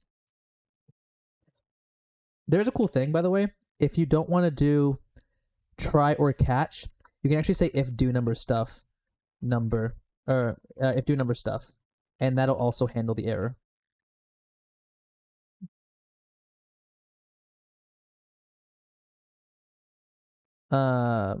Yes. So if you keep returning the error, so basically it's like saying, hey, it's the equivalent of it. How exactly would a try error be properly handled in the scope? By a catch. So if you don't want your program to crash, you can just do catch, and you have the error here, and you can actually wait. It's the funny thing you can do is you don't have to put anything here. You can just do catch like this, and it'll ignore it. It'll just keep going. So the bad number is found, but hey, we made it. So you can do anything in that block as long as you don't return that error. It's fine. The point of try is you want to handle the errors at some point. You want some layer, some function is going, some piece of code is going to have to handle that error, and whether that be like crashing or before that. And try is just what we call sugar. So it's like try do number stuff is the same as saying do number stuff, a catch error, return error. It's like this is the same exact. These are the same exact things. Like these are the same exact. Because what you're saying is, hey, I want you, if I have an error, give me the error, and I'll give it up to the function before me. And if we're in our main, it's gonna take that and go, oh, bad number, we found an error, crash. Like you can, so try will always crash upon encountering an error if no other parent function has, exactly, yes. Yeah, if there's no other, if you have a try in your main and you don't handle it, it will crash. And that just happens. But again, you can just actually just say like that prints it crashed, but that's okay. And like this works. It'll instead of like crashing, it says, oh, hey, we found a if you think about it this way, instead of returning, let's say that we return this number. Let's say we return this number plus 1. So now we have a value here. So standard.debug.print good number plus 1 equals, and then value. But you can see we don't get to that. So if we pass in dead beef here, you can say, oh hey, look, and that's good number plus 1. But if you don't want to actually if you don't really care about this, you can literally just say, hey, I don't care what the error is. Just I want you to just give me if there's an error, let somebody else handle it. Like just put it up to somebody else, bubble it up, so per se. Otherwise, just like I want to keep going. So when a try function hits an error, it returns that error type to the function it's called, as well as the parent function. So when a function so it's not try function. Try is more like it's saying, hey, it's like saying, how to say it. Basically, this function can either A, return the error, or B, it can return the number. So it can return one of the two, right? So if I just specify this better, it can either A, return any error, or it can return a number.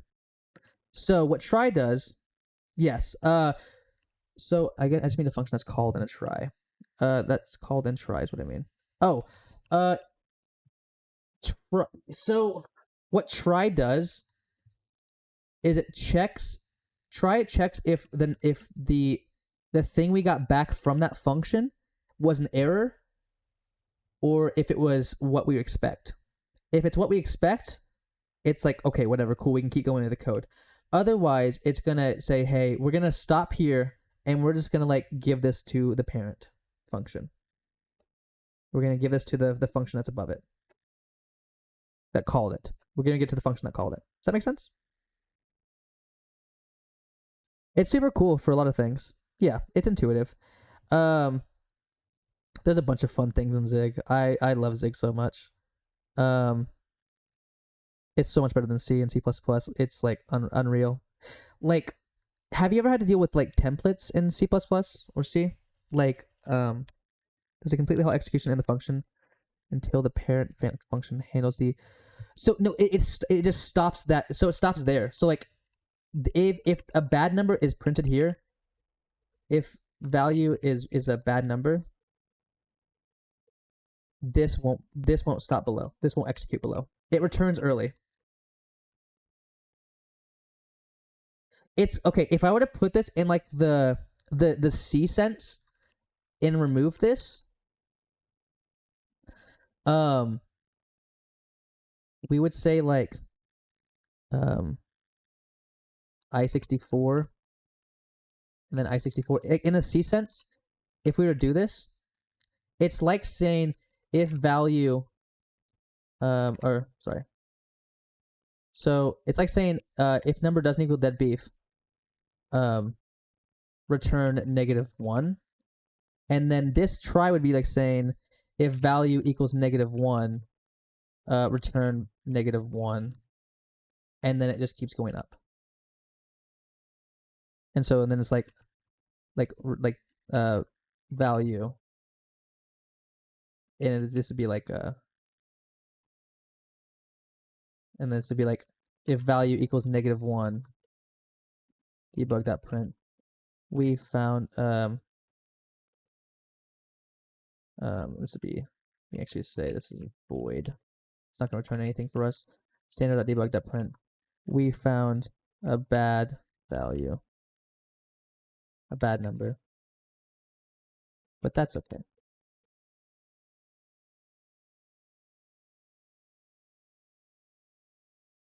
And then we can return here.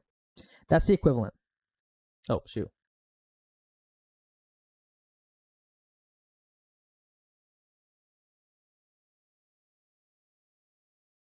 Hold on. There's no error here, so we can't call try on that. Number stuff. Oh, return value. So good number found, good number +1. Same thing. So that shit just returns 0 or something, I guess. It returns, so like if you want to think of errors like numbers, like their own separate, like it's like, no, it's not good to say that.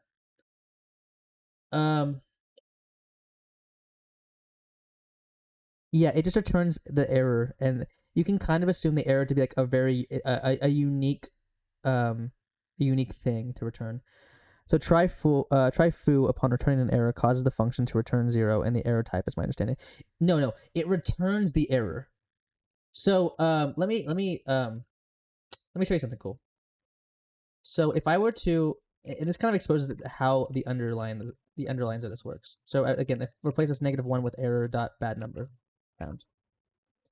And then this bubbles that up. And we can say print good number, 0x, let's say 10. Let's say try, const result equals this, and return result. Let's say standard.debug.print. We found a good number +1.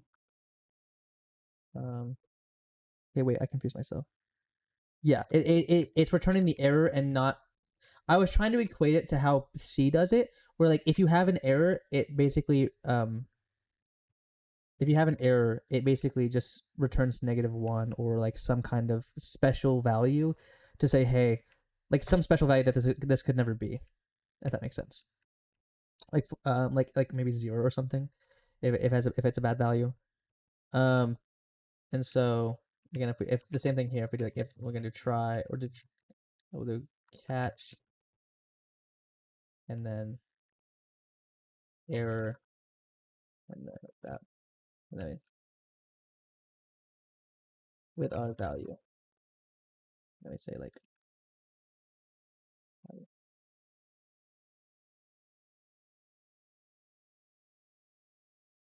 maybe bad number. And you can also just guard it. Yeah. Oh, we found a bad number. And so if I put dead beef here, 0x dead beef. A good number. Yeah. Woohoo. If I were to like show you this, if you did an error set, so let's say you can call this whatever you want. I can call this Tart's Magical Funhouse Errors. You can call it whatever you want, as long as it has a thing on the right hand side. So if I were to say like let's say if I spit like let's say like logic errors or like let's say like errors. Let's just call it error, right? That's just the name of it. You can do it could be a logic error. It could be a math. It could be a an add error. It could be a special error.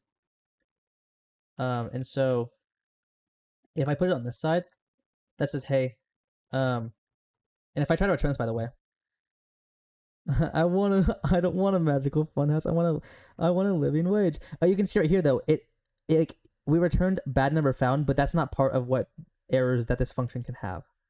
So what we can do, is we can go ahead and just come down here and say, special.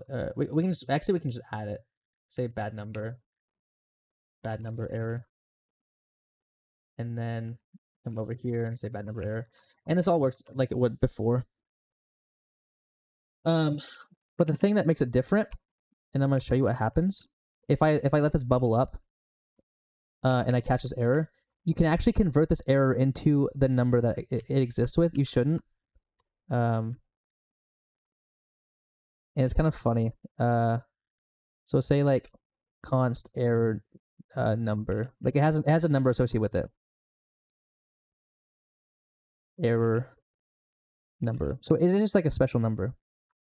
But the language knows how to distinguish what would be an error number with a like an error number from like an actual. Yeah, exactly. It's a self-assigned enum. Errors are just really fun enums. Yeah. So it's like saying, hey, you can either return this enum, or you can return this, or you can return the actual. Yeah, it's really cool. We have enums in this language, by the way. So if I say const test, let's say const. Let's say you want to do like enemies, right? Like a SPM enemy. I was thinking about doing some SPM stuff with it. Honestly, a lot of languages don't have enums, or the good kinds of enums. It has these things also called tagged enums.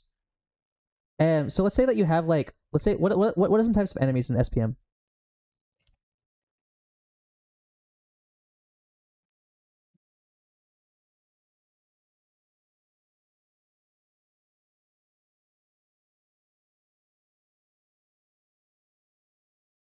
Koopa.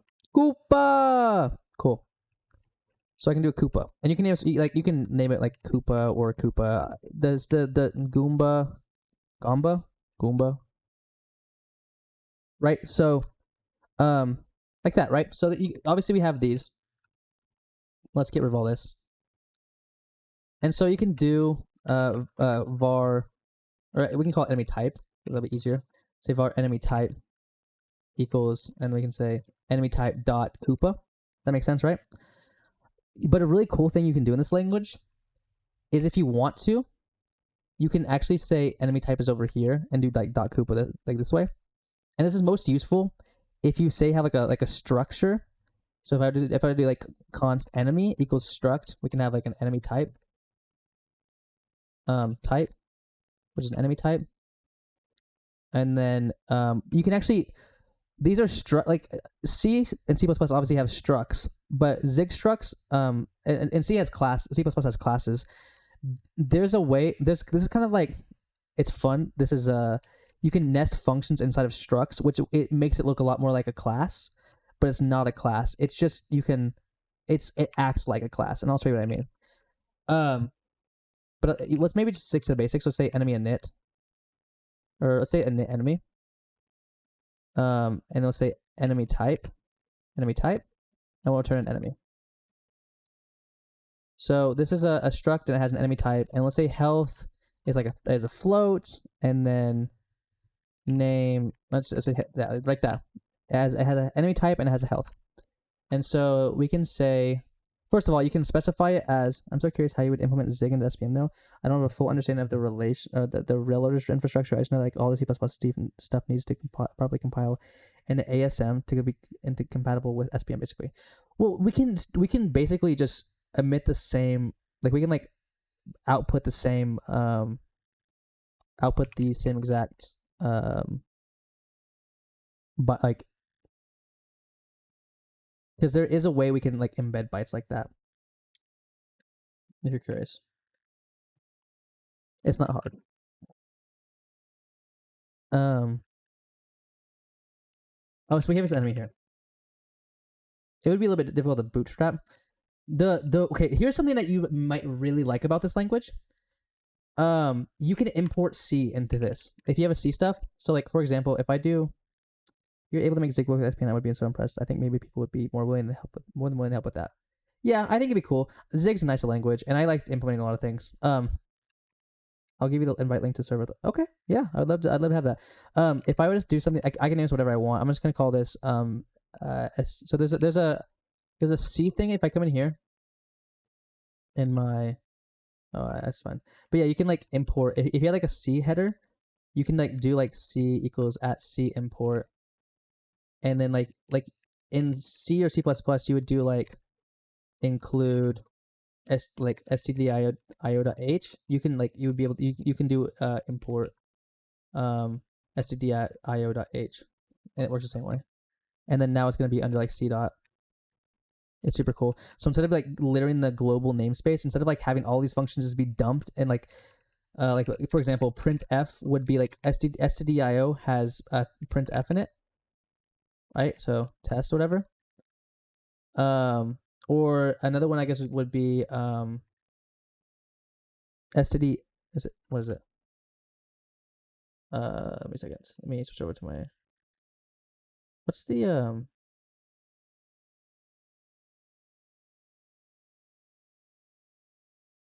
Oh, cout. Let me show you something really quickly. So let's say that you wanted to import, and now it can't do C++, but it does C. But like, say you had like IOStream or something. Obviously we know when you include IOStream, it gives you std.iostream what's it called? Cout, and then test, and then standard and line, right? That's how it works, right? I don't do much C++. But this is like, you could like technically make this where if you imported this, it'd be like c dot cout or c dot iostream dot cout, and then you could rename this. I could rename it tart, and then it'd be under tart.irstream.cl. It's kind of cool. Kind of cool. I went on a tangent. Sorry. But if I were to do an enemy type here, I can return enemy, and I can say dot enemy type equals enemy type, and then obviously I can specify the health whatever I want, like 400 or something, right? So if I want to make an enemy, var enemy, I can do like an enemy, and so you could do an enemy type, right? Enemy type dot Koopa, but like I said, a really cool thing is you don't have to do that. You can just do dot Koopa and it works. And I can do pub function yell enemy yeah.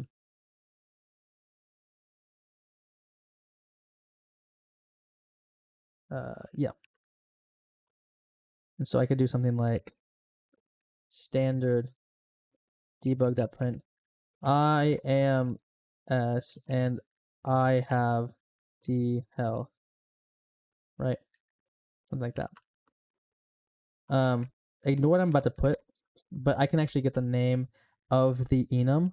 So if I do at tag name on enemy.enemy type, and then I can do enemy.health. So if I make a Koopa, I can do enemy, I can do yell enemy, right? And obviously it wants me to do const here because, so if I do this, you can see I am Koopa and I have 400 health. Cool. A really cool thing is that I don't have to have these outside of it, because like obviously this looks a little silly. I can put this inside of it. And then I can maybe like remove this enemy thing. I can just do init. And then now obviously the enemy doesn't work, so I can do enemy.init, and then I can do, instead of doing yell enemy, I can do enemy.yell, and it's a lot more C++ like. And it's just the same thing. I am Koopa and I have 400 health. And then let's say you want to modify something though. Let's say like I want to set the enemy's health to like 100. If I try to do this, if I try to do this, you can see it says, oh, wait, hold on. Oh, okay. Let's say a thing called set health. We did enemy, and then health, F32. Void. So I could do, I can actually call it self, because it's like, this is like what it's acting on. So I could do self.health equals health. And then instead of doing enemy type, I can do self. It's like this. You can also name it this, by the way, and do it this. The first argument, if the first argument is the same type, it's like C++ with this. So this works too. Not fully like Lua, but I get where you're coming from. Yeah. But if I just say like this, if I just do enemy.setHealth 300, it won't let me, first of all. But it's because it has to be a pointer. Like you have to have it as a pointer. And now once I do it, it says, oh, now I can modify that. And then I can do the same thing here. Like you can modify that stuff. Or I can say like hub function damage this enemy. We use self in Zig, but you can use this if you feel comfortable with that. And then damage. Let's say F32. I can say this dot health minus equals damage, and I can say dot damage. And we can say if this dot health, and I'm gonna set this to a pointer so that we have like it just seems like by default you should have that as a pointer. If is less than equals 0, I can just do like this. I'm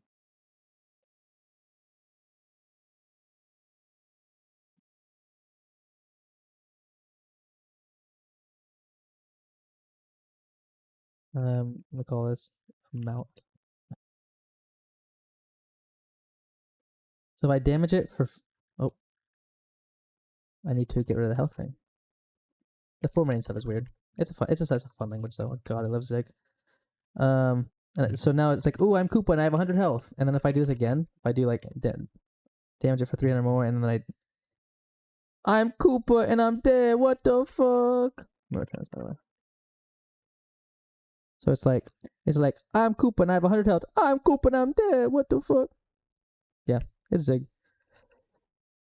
But let's say like you don't want to do, like you don't really care, like enemies don't really have health or whatever. The cool thing you can do with this, or yeah, like if I can, instead of doing an enemy type, what I can do is I can say const enemy equals union of enums, and so then I can say like Koopa, and a Koopa has this data inside of it. So let's say it has like health and like health, shell health, whatever. And then Goomba just has health inside of it. And then you could and then what you could do is you can say enemy and then dot Koopa, and then say dot health is 100, dot shell health equals 500. And then if you want what's called polymorphism, let's say you want to access the health of both these guys, you can just say pub function get health self enemy, and you can say return switch on self, and say switch sorry dot star on self. Sorry. I said this way. Turn switch on self. If you did like dot, then you can say dot Koopa equals self dot Koopa dot health. This is a long way of doing it, by the way. And the same thing here, as you can do dot Goomba. It's kind of like the C++. So it's the thing is, it's like C++, but it's a little bit different in how it works. So I can do var enemy equals enemy, and then we have to say, oh, it's a Koopa, and then to initialize that, you do like this and say, like dot health equals. Let's say it's a Goomba actually. Let's say it's a Goomba. A Goomba equals dots.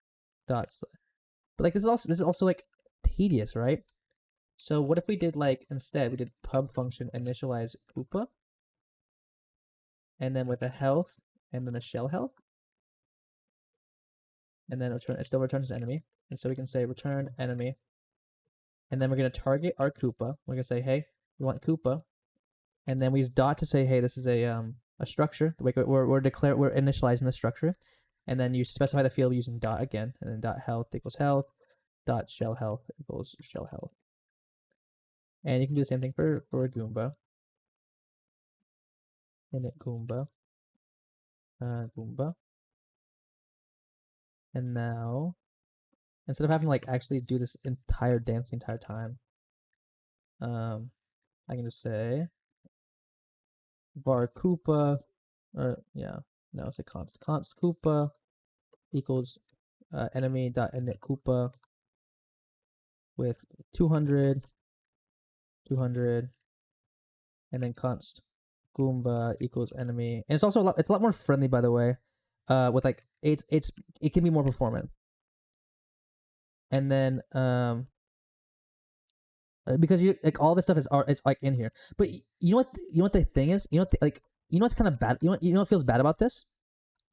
By the way, I can just do like standard debug.print Koopa health d Koopa dot get health, and then same thing for Goomba. But it's gonna be kind of tedious, right? Let's say like this is just one way to design the structure. There's like you can design it in a million different ways.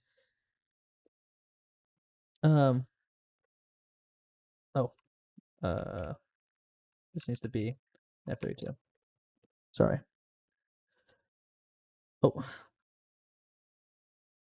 that's because I did this. Okay. But you can see both of them. You can see their health now. But you see what's tedious about this, right? Let's say you have like 10 enemies. I don't know what other types of enemies there are, so I'm just gonna put you into here as an enemy. strength max. Let's say race war max. No, war maxing. Um, and we can just do like a tart. And we don't even have to pass the health. We just say war maxing. Cool. And then we'll do dot tart. A tart. And it's gonna be equal to this what's called an anonymous struct. Yeah, you have a bajillion health. A bajillion health. And then what war maxing equals true. Or equals war maxing. And so do you see that? You see what I'm okay? So you can kind of see where this kind of falls. Like they all have a health field. Now if I initialize tart equals enemy dot init tart and say true, and then Tartalius, and then but you can kind of see like yeah, like this is nice. You can kind of see how everything works, and you can see all the health and stuff. But like if you have a million enemies, this is gonna suck. So there's a really cool thing that you can do. First of all, I want to show you one thing. Let's say this is kind of tedious. You can also do this thing called a capture, kind of like you captured the error with the catch. You can do the same thing with switch, and it'll actually give you, when you do this capture thing, it'll give you the data that's inside of here. And you can also define this outside of it. By the way, if you want to like do a Koopa like this, you can say Koopa equals like or actually let's say tart const tart equals, and then take the struct here like this, like that, and then this can just be tart instead. And then now what you can do instead, if you don't want to write like dot every time, you can say tart on that, but it's a lot more succinct, a lot more easy to write the dot, because we can kind of see what it is. But like first of all, you can do this if you wanted to. You can capture the value, and it gives us the same thing. So like I could say plus tart if tart dot war maxing 100,000, another let's say an extra 1 2 3 4 5 6, else we're gonna say 0. Oh, that's kind of an issue. It's a float, so I'm just gonna say float. Please. This is one of the only like there's some like there's some things that are just a little bit explicit. Times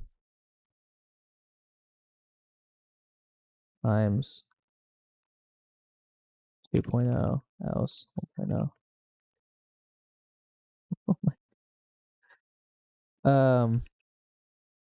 So what you have to do for this is you have to do an as, and this is it sucks. This very sucks. I hate this. But this is kind of what you have to do. Is you have to say, hey, it's not actually a float. There's some things here, but you're basically telling it, you're making sure it knows that, hey, I am a float. I'm not any other type of number. I am a float. And like this applies the same thing. Let's say you have like just like this. It'll still say, oh, I'm still a float. So if you're war maxing, it's gonna multiply you by like 5, right? But this is still very like yucky. So what if we so there's a cool feature that called inline else. So let's say like that there's some other creature. We can we can force it to like panic. Like, and when it panics, it just like crashes immediately. What the fuck is this? And I'll show you how that works. So if I were to comment you out, else basically says, hey, if you're not a Koompa or a Goomba, what the fuck is this? So it panics, right? Because it doesn't have our tart. But if we have all of our stuff, it's not gonna yell at us. It'll actually yell at me for not like, see, it's like, oh dude, you can't actually panic here, like you can't do anything. Yeah, so it does actually. Because you can actually cast it to bigger values. It's sort of like you can force it to be a different thing. It's a little bit more strict than C++ is casting, but it's kind of similar. Because we also, let's say like you wanted this to be like let's say this is technically, this is like how do I say this?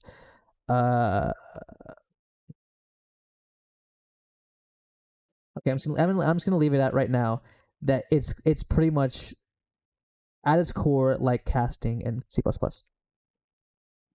Okay. So our switch says this is basically, obviously you've seen a switch before in C++. Um, yeah. But this says, hey, we can't panic because you already handled everything, dumbass. And so if you delete it, it'll fix itself. But we still have this issue of like, okay, for every enemy that we have to write Koopa.health, Goomba.health, Tart.health. Not anymore. Now you can say inline else. Inline basically means, hey, when you compile this stuff, take all of the enemy stuff, take all of the types of our enemies and do this to it. And so we can say enemy. You can say enemy.health. And this just works. This just works. Boom. It just works. It just works. It's awesome. Yeah, so it just works like that. And it's like, instead of having like have a separate class for each one of them, you can build it like this. You can just build it in this what's called a tagged enum. A tagged union, sorry, tagged union. Which is basically it's a list of enums, but the enums can have data behind them. But let's say like, oh, what if I want Tart to have different behavior? That's okay. I can unquote this, and you will still have your behavior, and everybody else that didn't have that, that isn't accounted for, will just have the default. Super cool stuff. Um,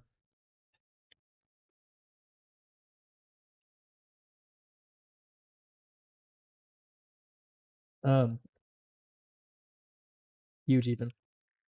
It's so fun to write Zig. I love writing Zig. It's my favorite thing. I can make you guys fight. Let me make you guys fight really quickly. I'll function. Of course, of course. I know you probably want to get out of here, go to bed. Thank you for hanging. It's a great language. There's so many. Let me send you the link to it. You can take a look at it. There's also stuff for like. So if I actually open some stream for you, I just do this.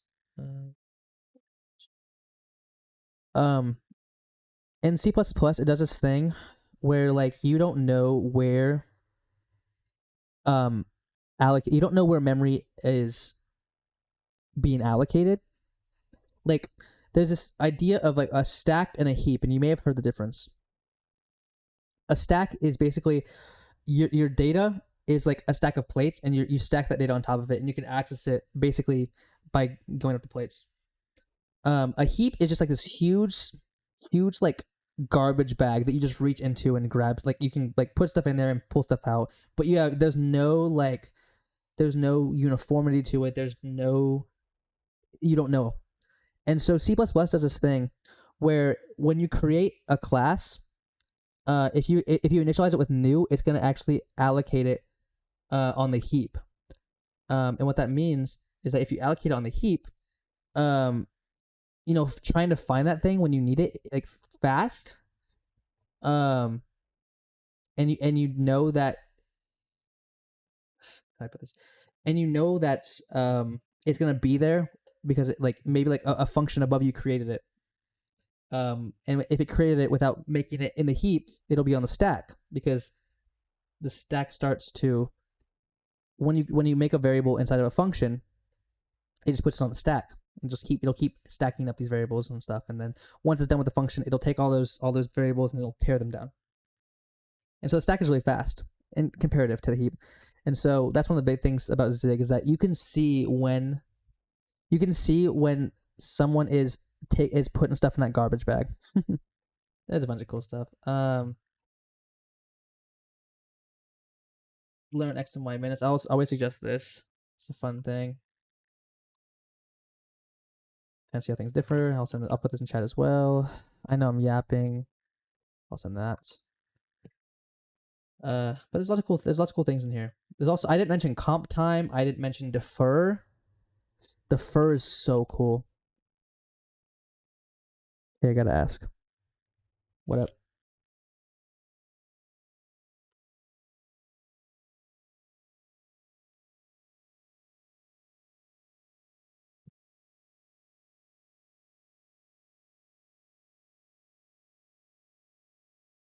What you got? I've literally never used class in C++. I googled it. The only difference between a struct and a class, just default public private. Sort of, sort of. Classes have inheritance. They can be inherited. I don't know if C++ structs can be inherited. I don't think so. Structs are just data. Classes have methods on them. So that's the big difference. Like methods are kind of like what I showed you, where you can do like let me go back here. Back to our terminal. Like where you can do like dot get health. That's like a method. Like C++ has this. That yeah, it makes sense. Like it just makes sense that structs are. Because if you guys are working with like a lower level thing, lower level structure usually, and it probably just makes sense to use that. Zig is struct oriented as well, but you can nest functions inside of them, and they act like part of the struct. It's super cool. They have the same behavior. I want to show you one more thing before you go. One of the coolest things about this language is defer. There's defer, and then there's error defer. So like you know I showed you like if an error like if you like try or catch, error defer is for that. It's for errors. But if I were to say standard.debug defer, if I were to do one like to print out one one, don't worry about this right now, but 1 2 chat, press 1 if you're scared. I'm scared. I pissed my pants. So if I run this, it prints out 1 2 3 4, right? And by the way, standard debug.print, this doesn't put new lines unless you tell it to. So it's cool for this behavior. But you can see it's 1 2 3 4, right? You see that? But like, what if you want 2 to run last? Like, what if you want 2 to just like what if you wanted to go 1 3 4 2? Like, but like you don't want to move it. Like you don't want to get it out of its order. Like this is ugly, disgusting. We want it to be pretty, but we don't want the behavior. We don't want the output to look like that. If I write defer and ahead of that and run this, it prints out 1 3 4 2. It runs this 2 at the end. So it's kind of like it's basically the equivalent of without defer here is like this. Runs after. So 1 3 4 2. And it's super fun. And then you can do more and more defers. You can do as many as you want. So now it's 1 4 1 3. Now it's oh shoot. Hold on.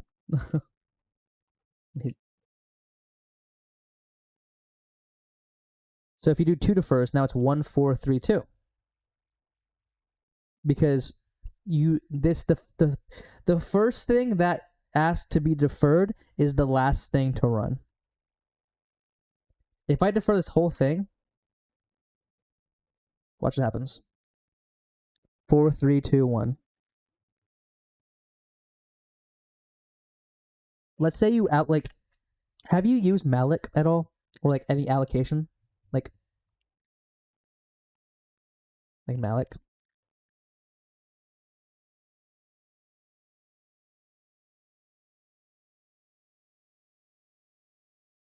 In C, have you used barely in a way that matters? Ooh, here's a good thing. Let's say we want to let's say we have let's say we have an enemy. Let's make a tart really quickly. So we're gonna say enemy dot make an init tart, and you're gonna be war maxing. Yeah, yeah. Well, it's just gonna be easier just to show you this in a different way. But say like we do a bunch of stuff in here, and let's say we set your health to like um tart. Oh, let me add a set health. Stay down, Koopa. Woo!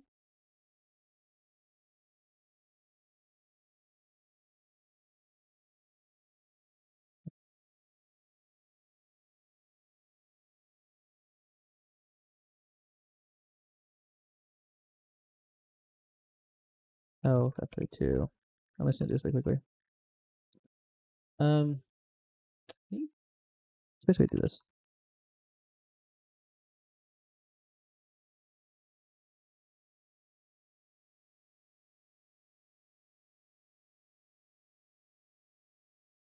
One second. Gonna try to find this really quickly.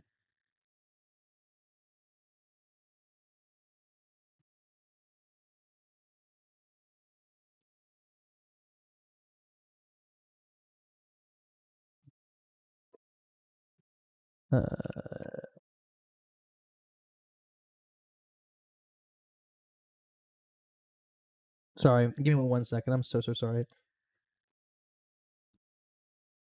Trying to find something really quick.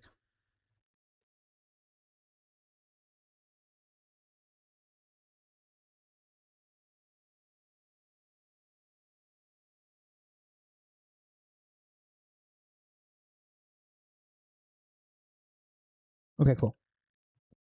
Cool. So, if I do inline else, and I'm just gonna ignore this. Enemy dot health equals health.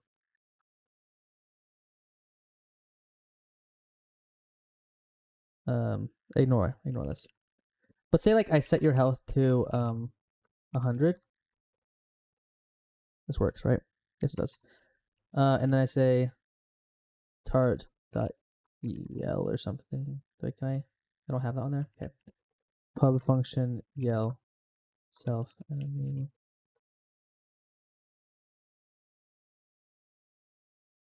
Say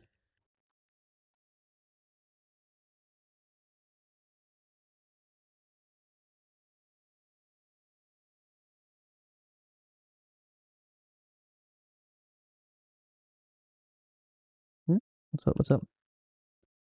Log info.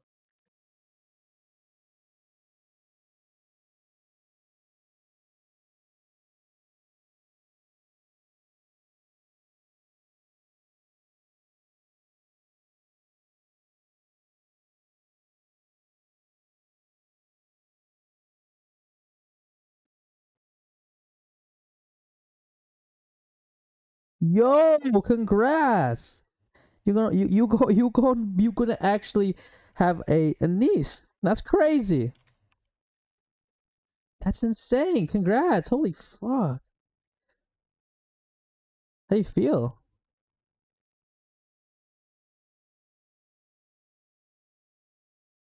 So happy? I get that.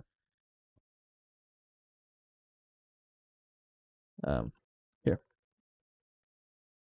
So you can see this says I have oh wait, hold on. Why is that?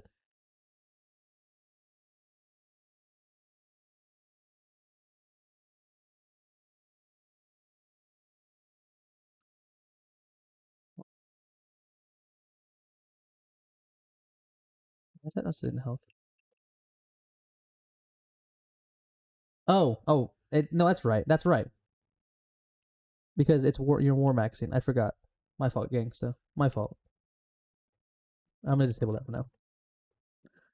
Okay, so it says Tart says I have 100 health, right? Um, let's say a bunch of stuff happens, like a bunch of battles and stuff.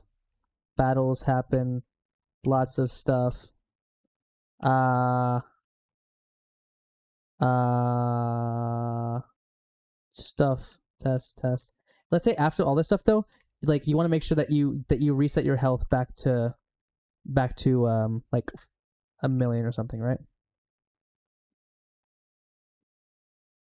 So you could do it this way. You can do it this way.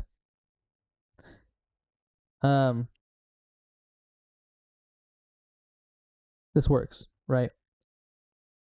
And if I defer this will tell me after. We can see, okay, after the function is done, the thing has, or actually I can do it this way. After the function is done, you have 1,000,000 health. But there's also the way you can also do this is you can say, instead of having to put it all the way down all the way down there after all this code, because like you create new enemies, all this stuff, you can just take this, put it up here. You can defer it. I'm gonna defer this first, so it yells at the end. But it'll execute. Oh, you. It'll run all of your code, and then it'll run the last thing. So like I can also do like standard.debug.print battle happens. And so it goes, hey, battle happens, and then by the time you're done, I have 1,000,000 health. So defer is really good for like cleaning up memory. It like realistically, defer is really good for cleaning up memory. No, not. Okay, well, while I wait,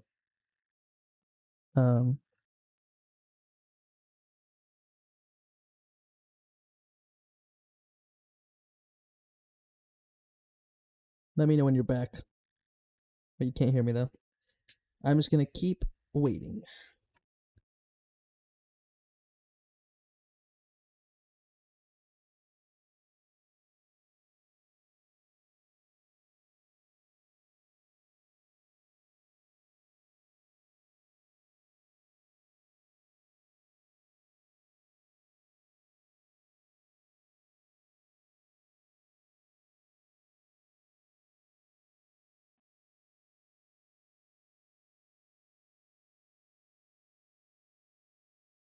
Okay. So now you can see like, okay, I say 1 health. You yell about it. Battle happens. You end with 1,000,000 health, whatever, or 100. What is this? It's 1,000,000. Okay, you end with 1,000,000 health. Cool. There's also, by the way, you don't have to do like a defer for each one of these things. You can actually just say, make a block here and say, tart.yell, tart.set health. 100,000. This also works, but it's very good for cleaning things up. So I do the same thing. Same thing happens. Oh, now I can do it this way. That's a little more readable. But you can see, battle happens. You have 1 health. You have 1 health. Battle happens, and you end with you steal life force, I guess. So that's a cool thing. The first nice. I love this language. God, I love this language. This is what my senior capstone uses Zig, which is cool. I got to use whatever language I wanted, and that was what I chose. So my game's going well.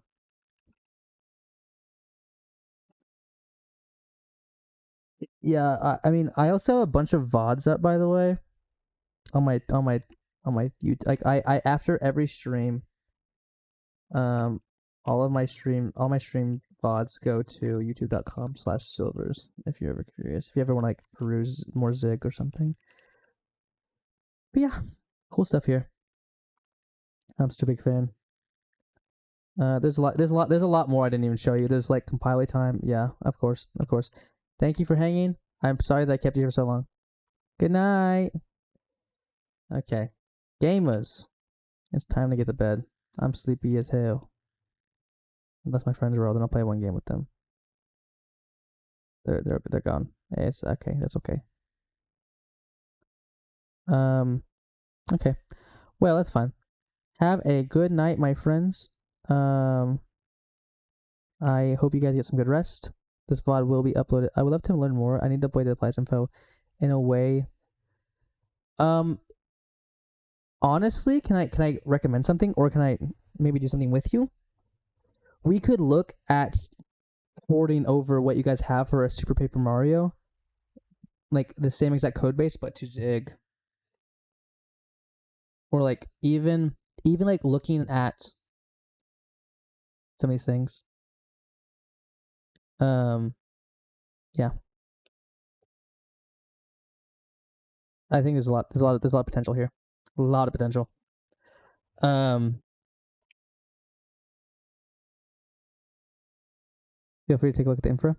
I can like write some stuff and I'll send it over your way. So gamers, gamers. No, I mean there'd be some obstacles, but I don't think so.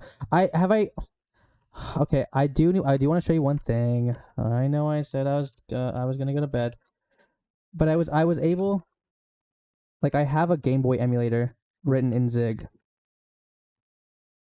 and it actually like works. Maybe like like our VMs here, and just like and I was able to bootstrap it so that it runs so that we can like use it in the browser. So cool stuff. Okay, now we're done. Now we're done. So gamers, gamers. Yeah, I'm gonna talk. I'm gonna go. No, you're so good. Uh, Honestly, can I? If I can say something, Zig helped me learn a lot more about how low level memory management worked and like how everything like this stuff works. Um, because it kind of exposes you to like you're forced to do manual allocation. Like if you want, like for example, if you want something that you know it's gonna outlive that function, you have to allocate it on the heap. And that's just how it is. Or like for example, if you don't know like the size of something, because the stack is very dependent on you knowing the size of that thing when you compile. Um, like if you don't know what size that thing's gonna be, like if you don't know how many characters or something, like how long a string's gonna be, allocate on the heap. Lots of cool things like that. Um, but I'll join it and I'll start talking about it a little bit. I think it's a very fun venture, and I'd be really interested in exploring it. Um, I'm going to, yeah, it's for another day. I'm gonna look at the code base though, and maybe start translating some stuff into Zig to kind of let you see what looks like. But have a great night. Um, I thank you for being here for so long and letting me yap in your ear about Zig, because I fucking love Zig. There's a reason it's my senior capstone. Okay. Have a good night, my friend. I will talk to you all later. For anybody watching the VOD on YouTube, I love you too. Bye, guys. Have a good night. Say bye to the Wichita State.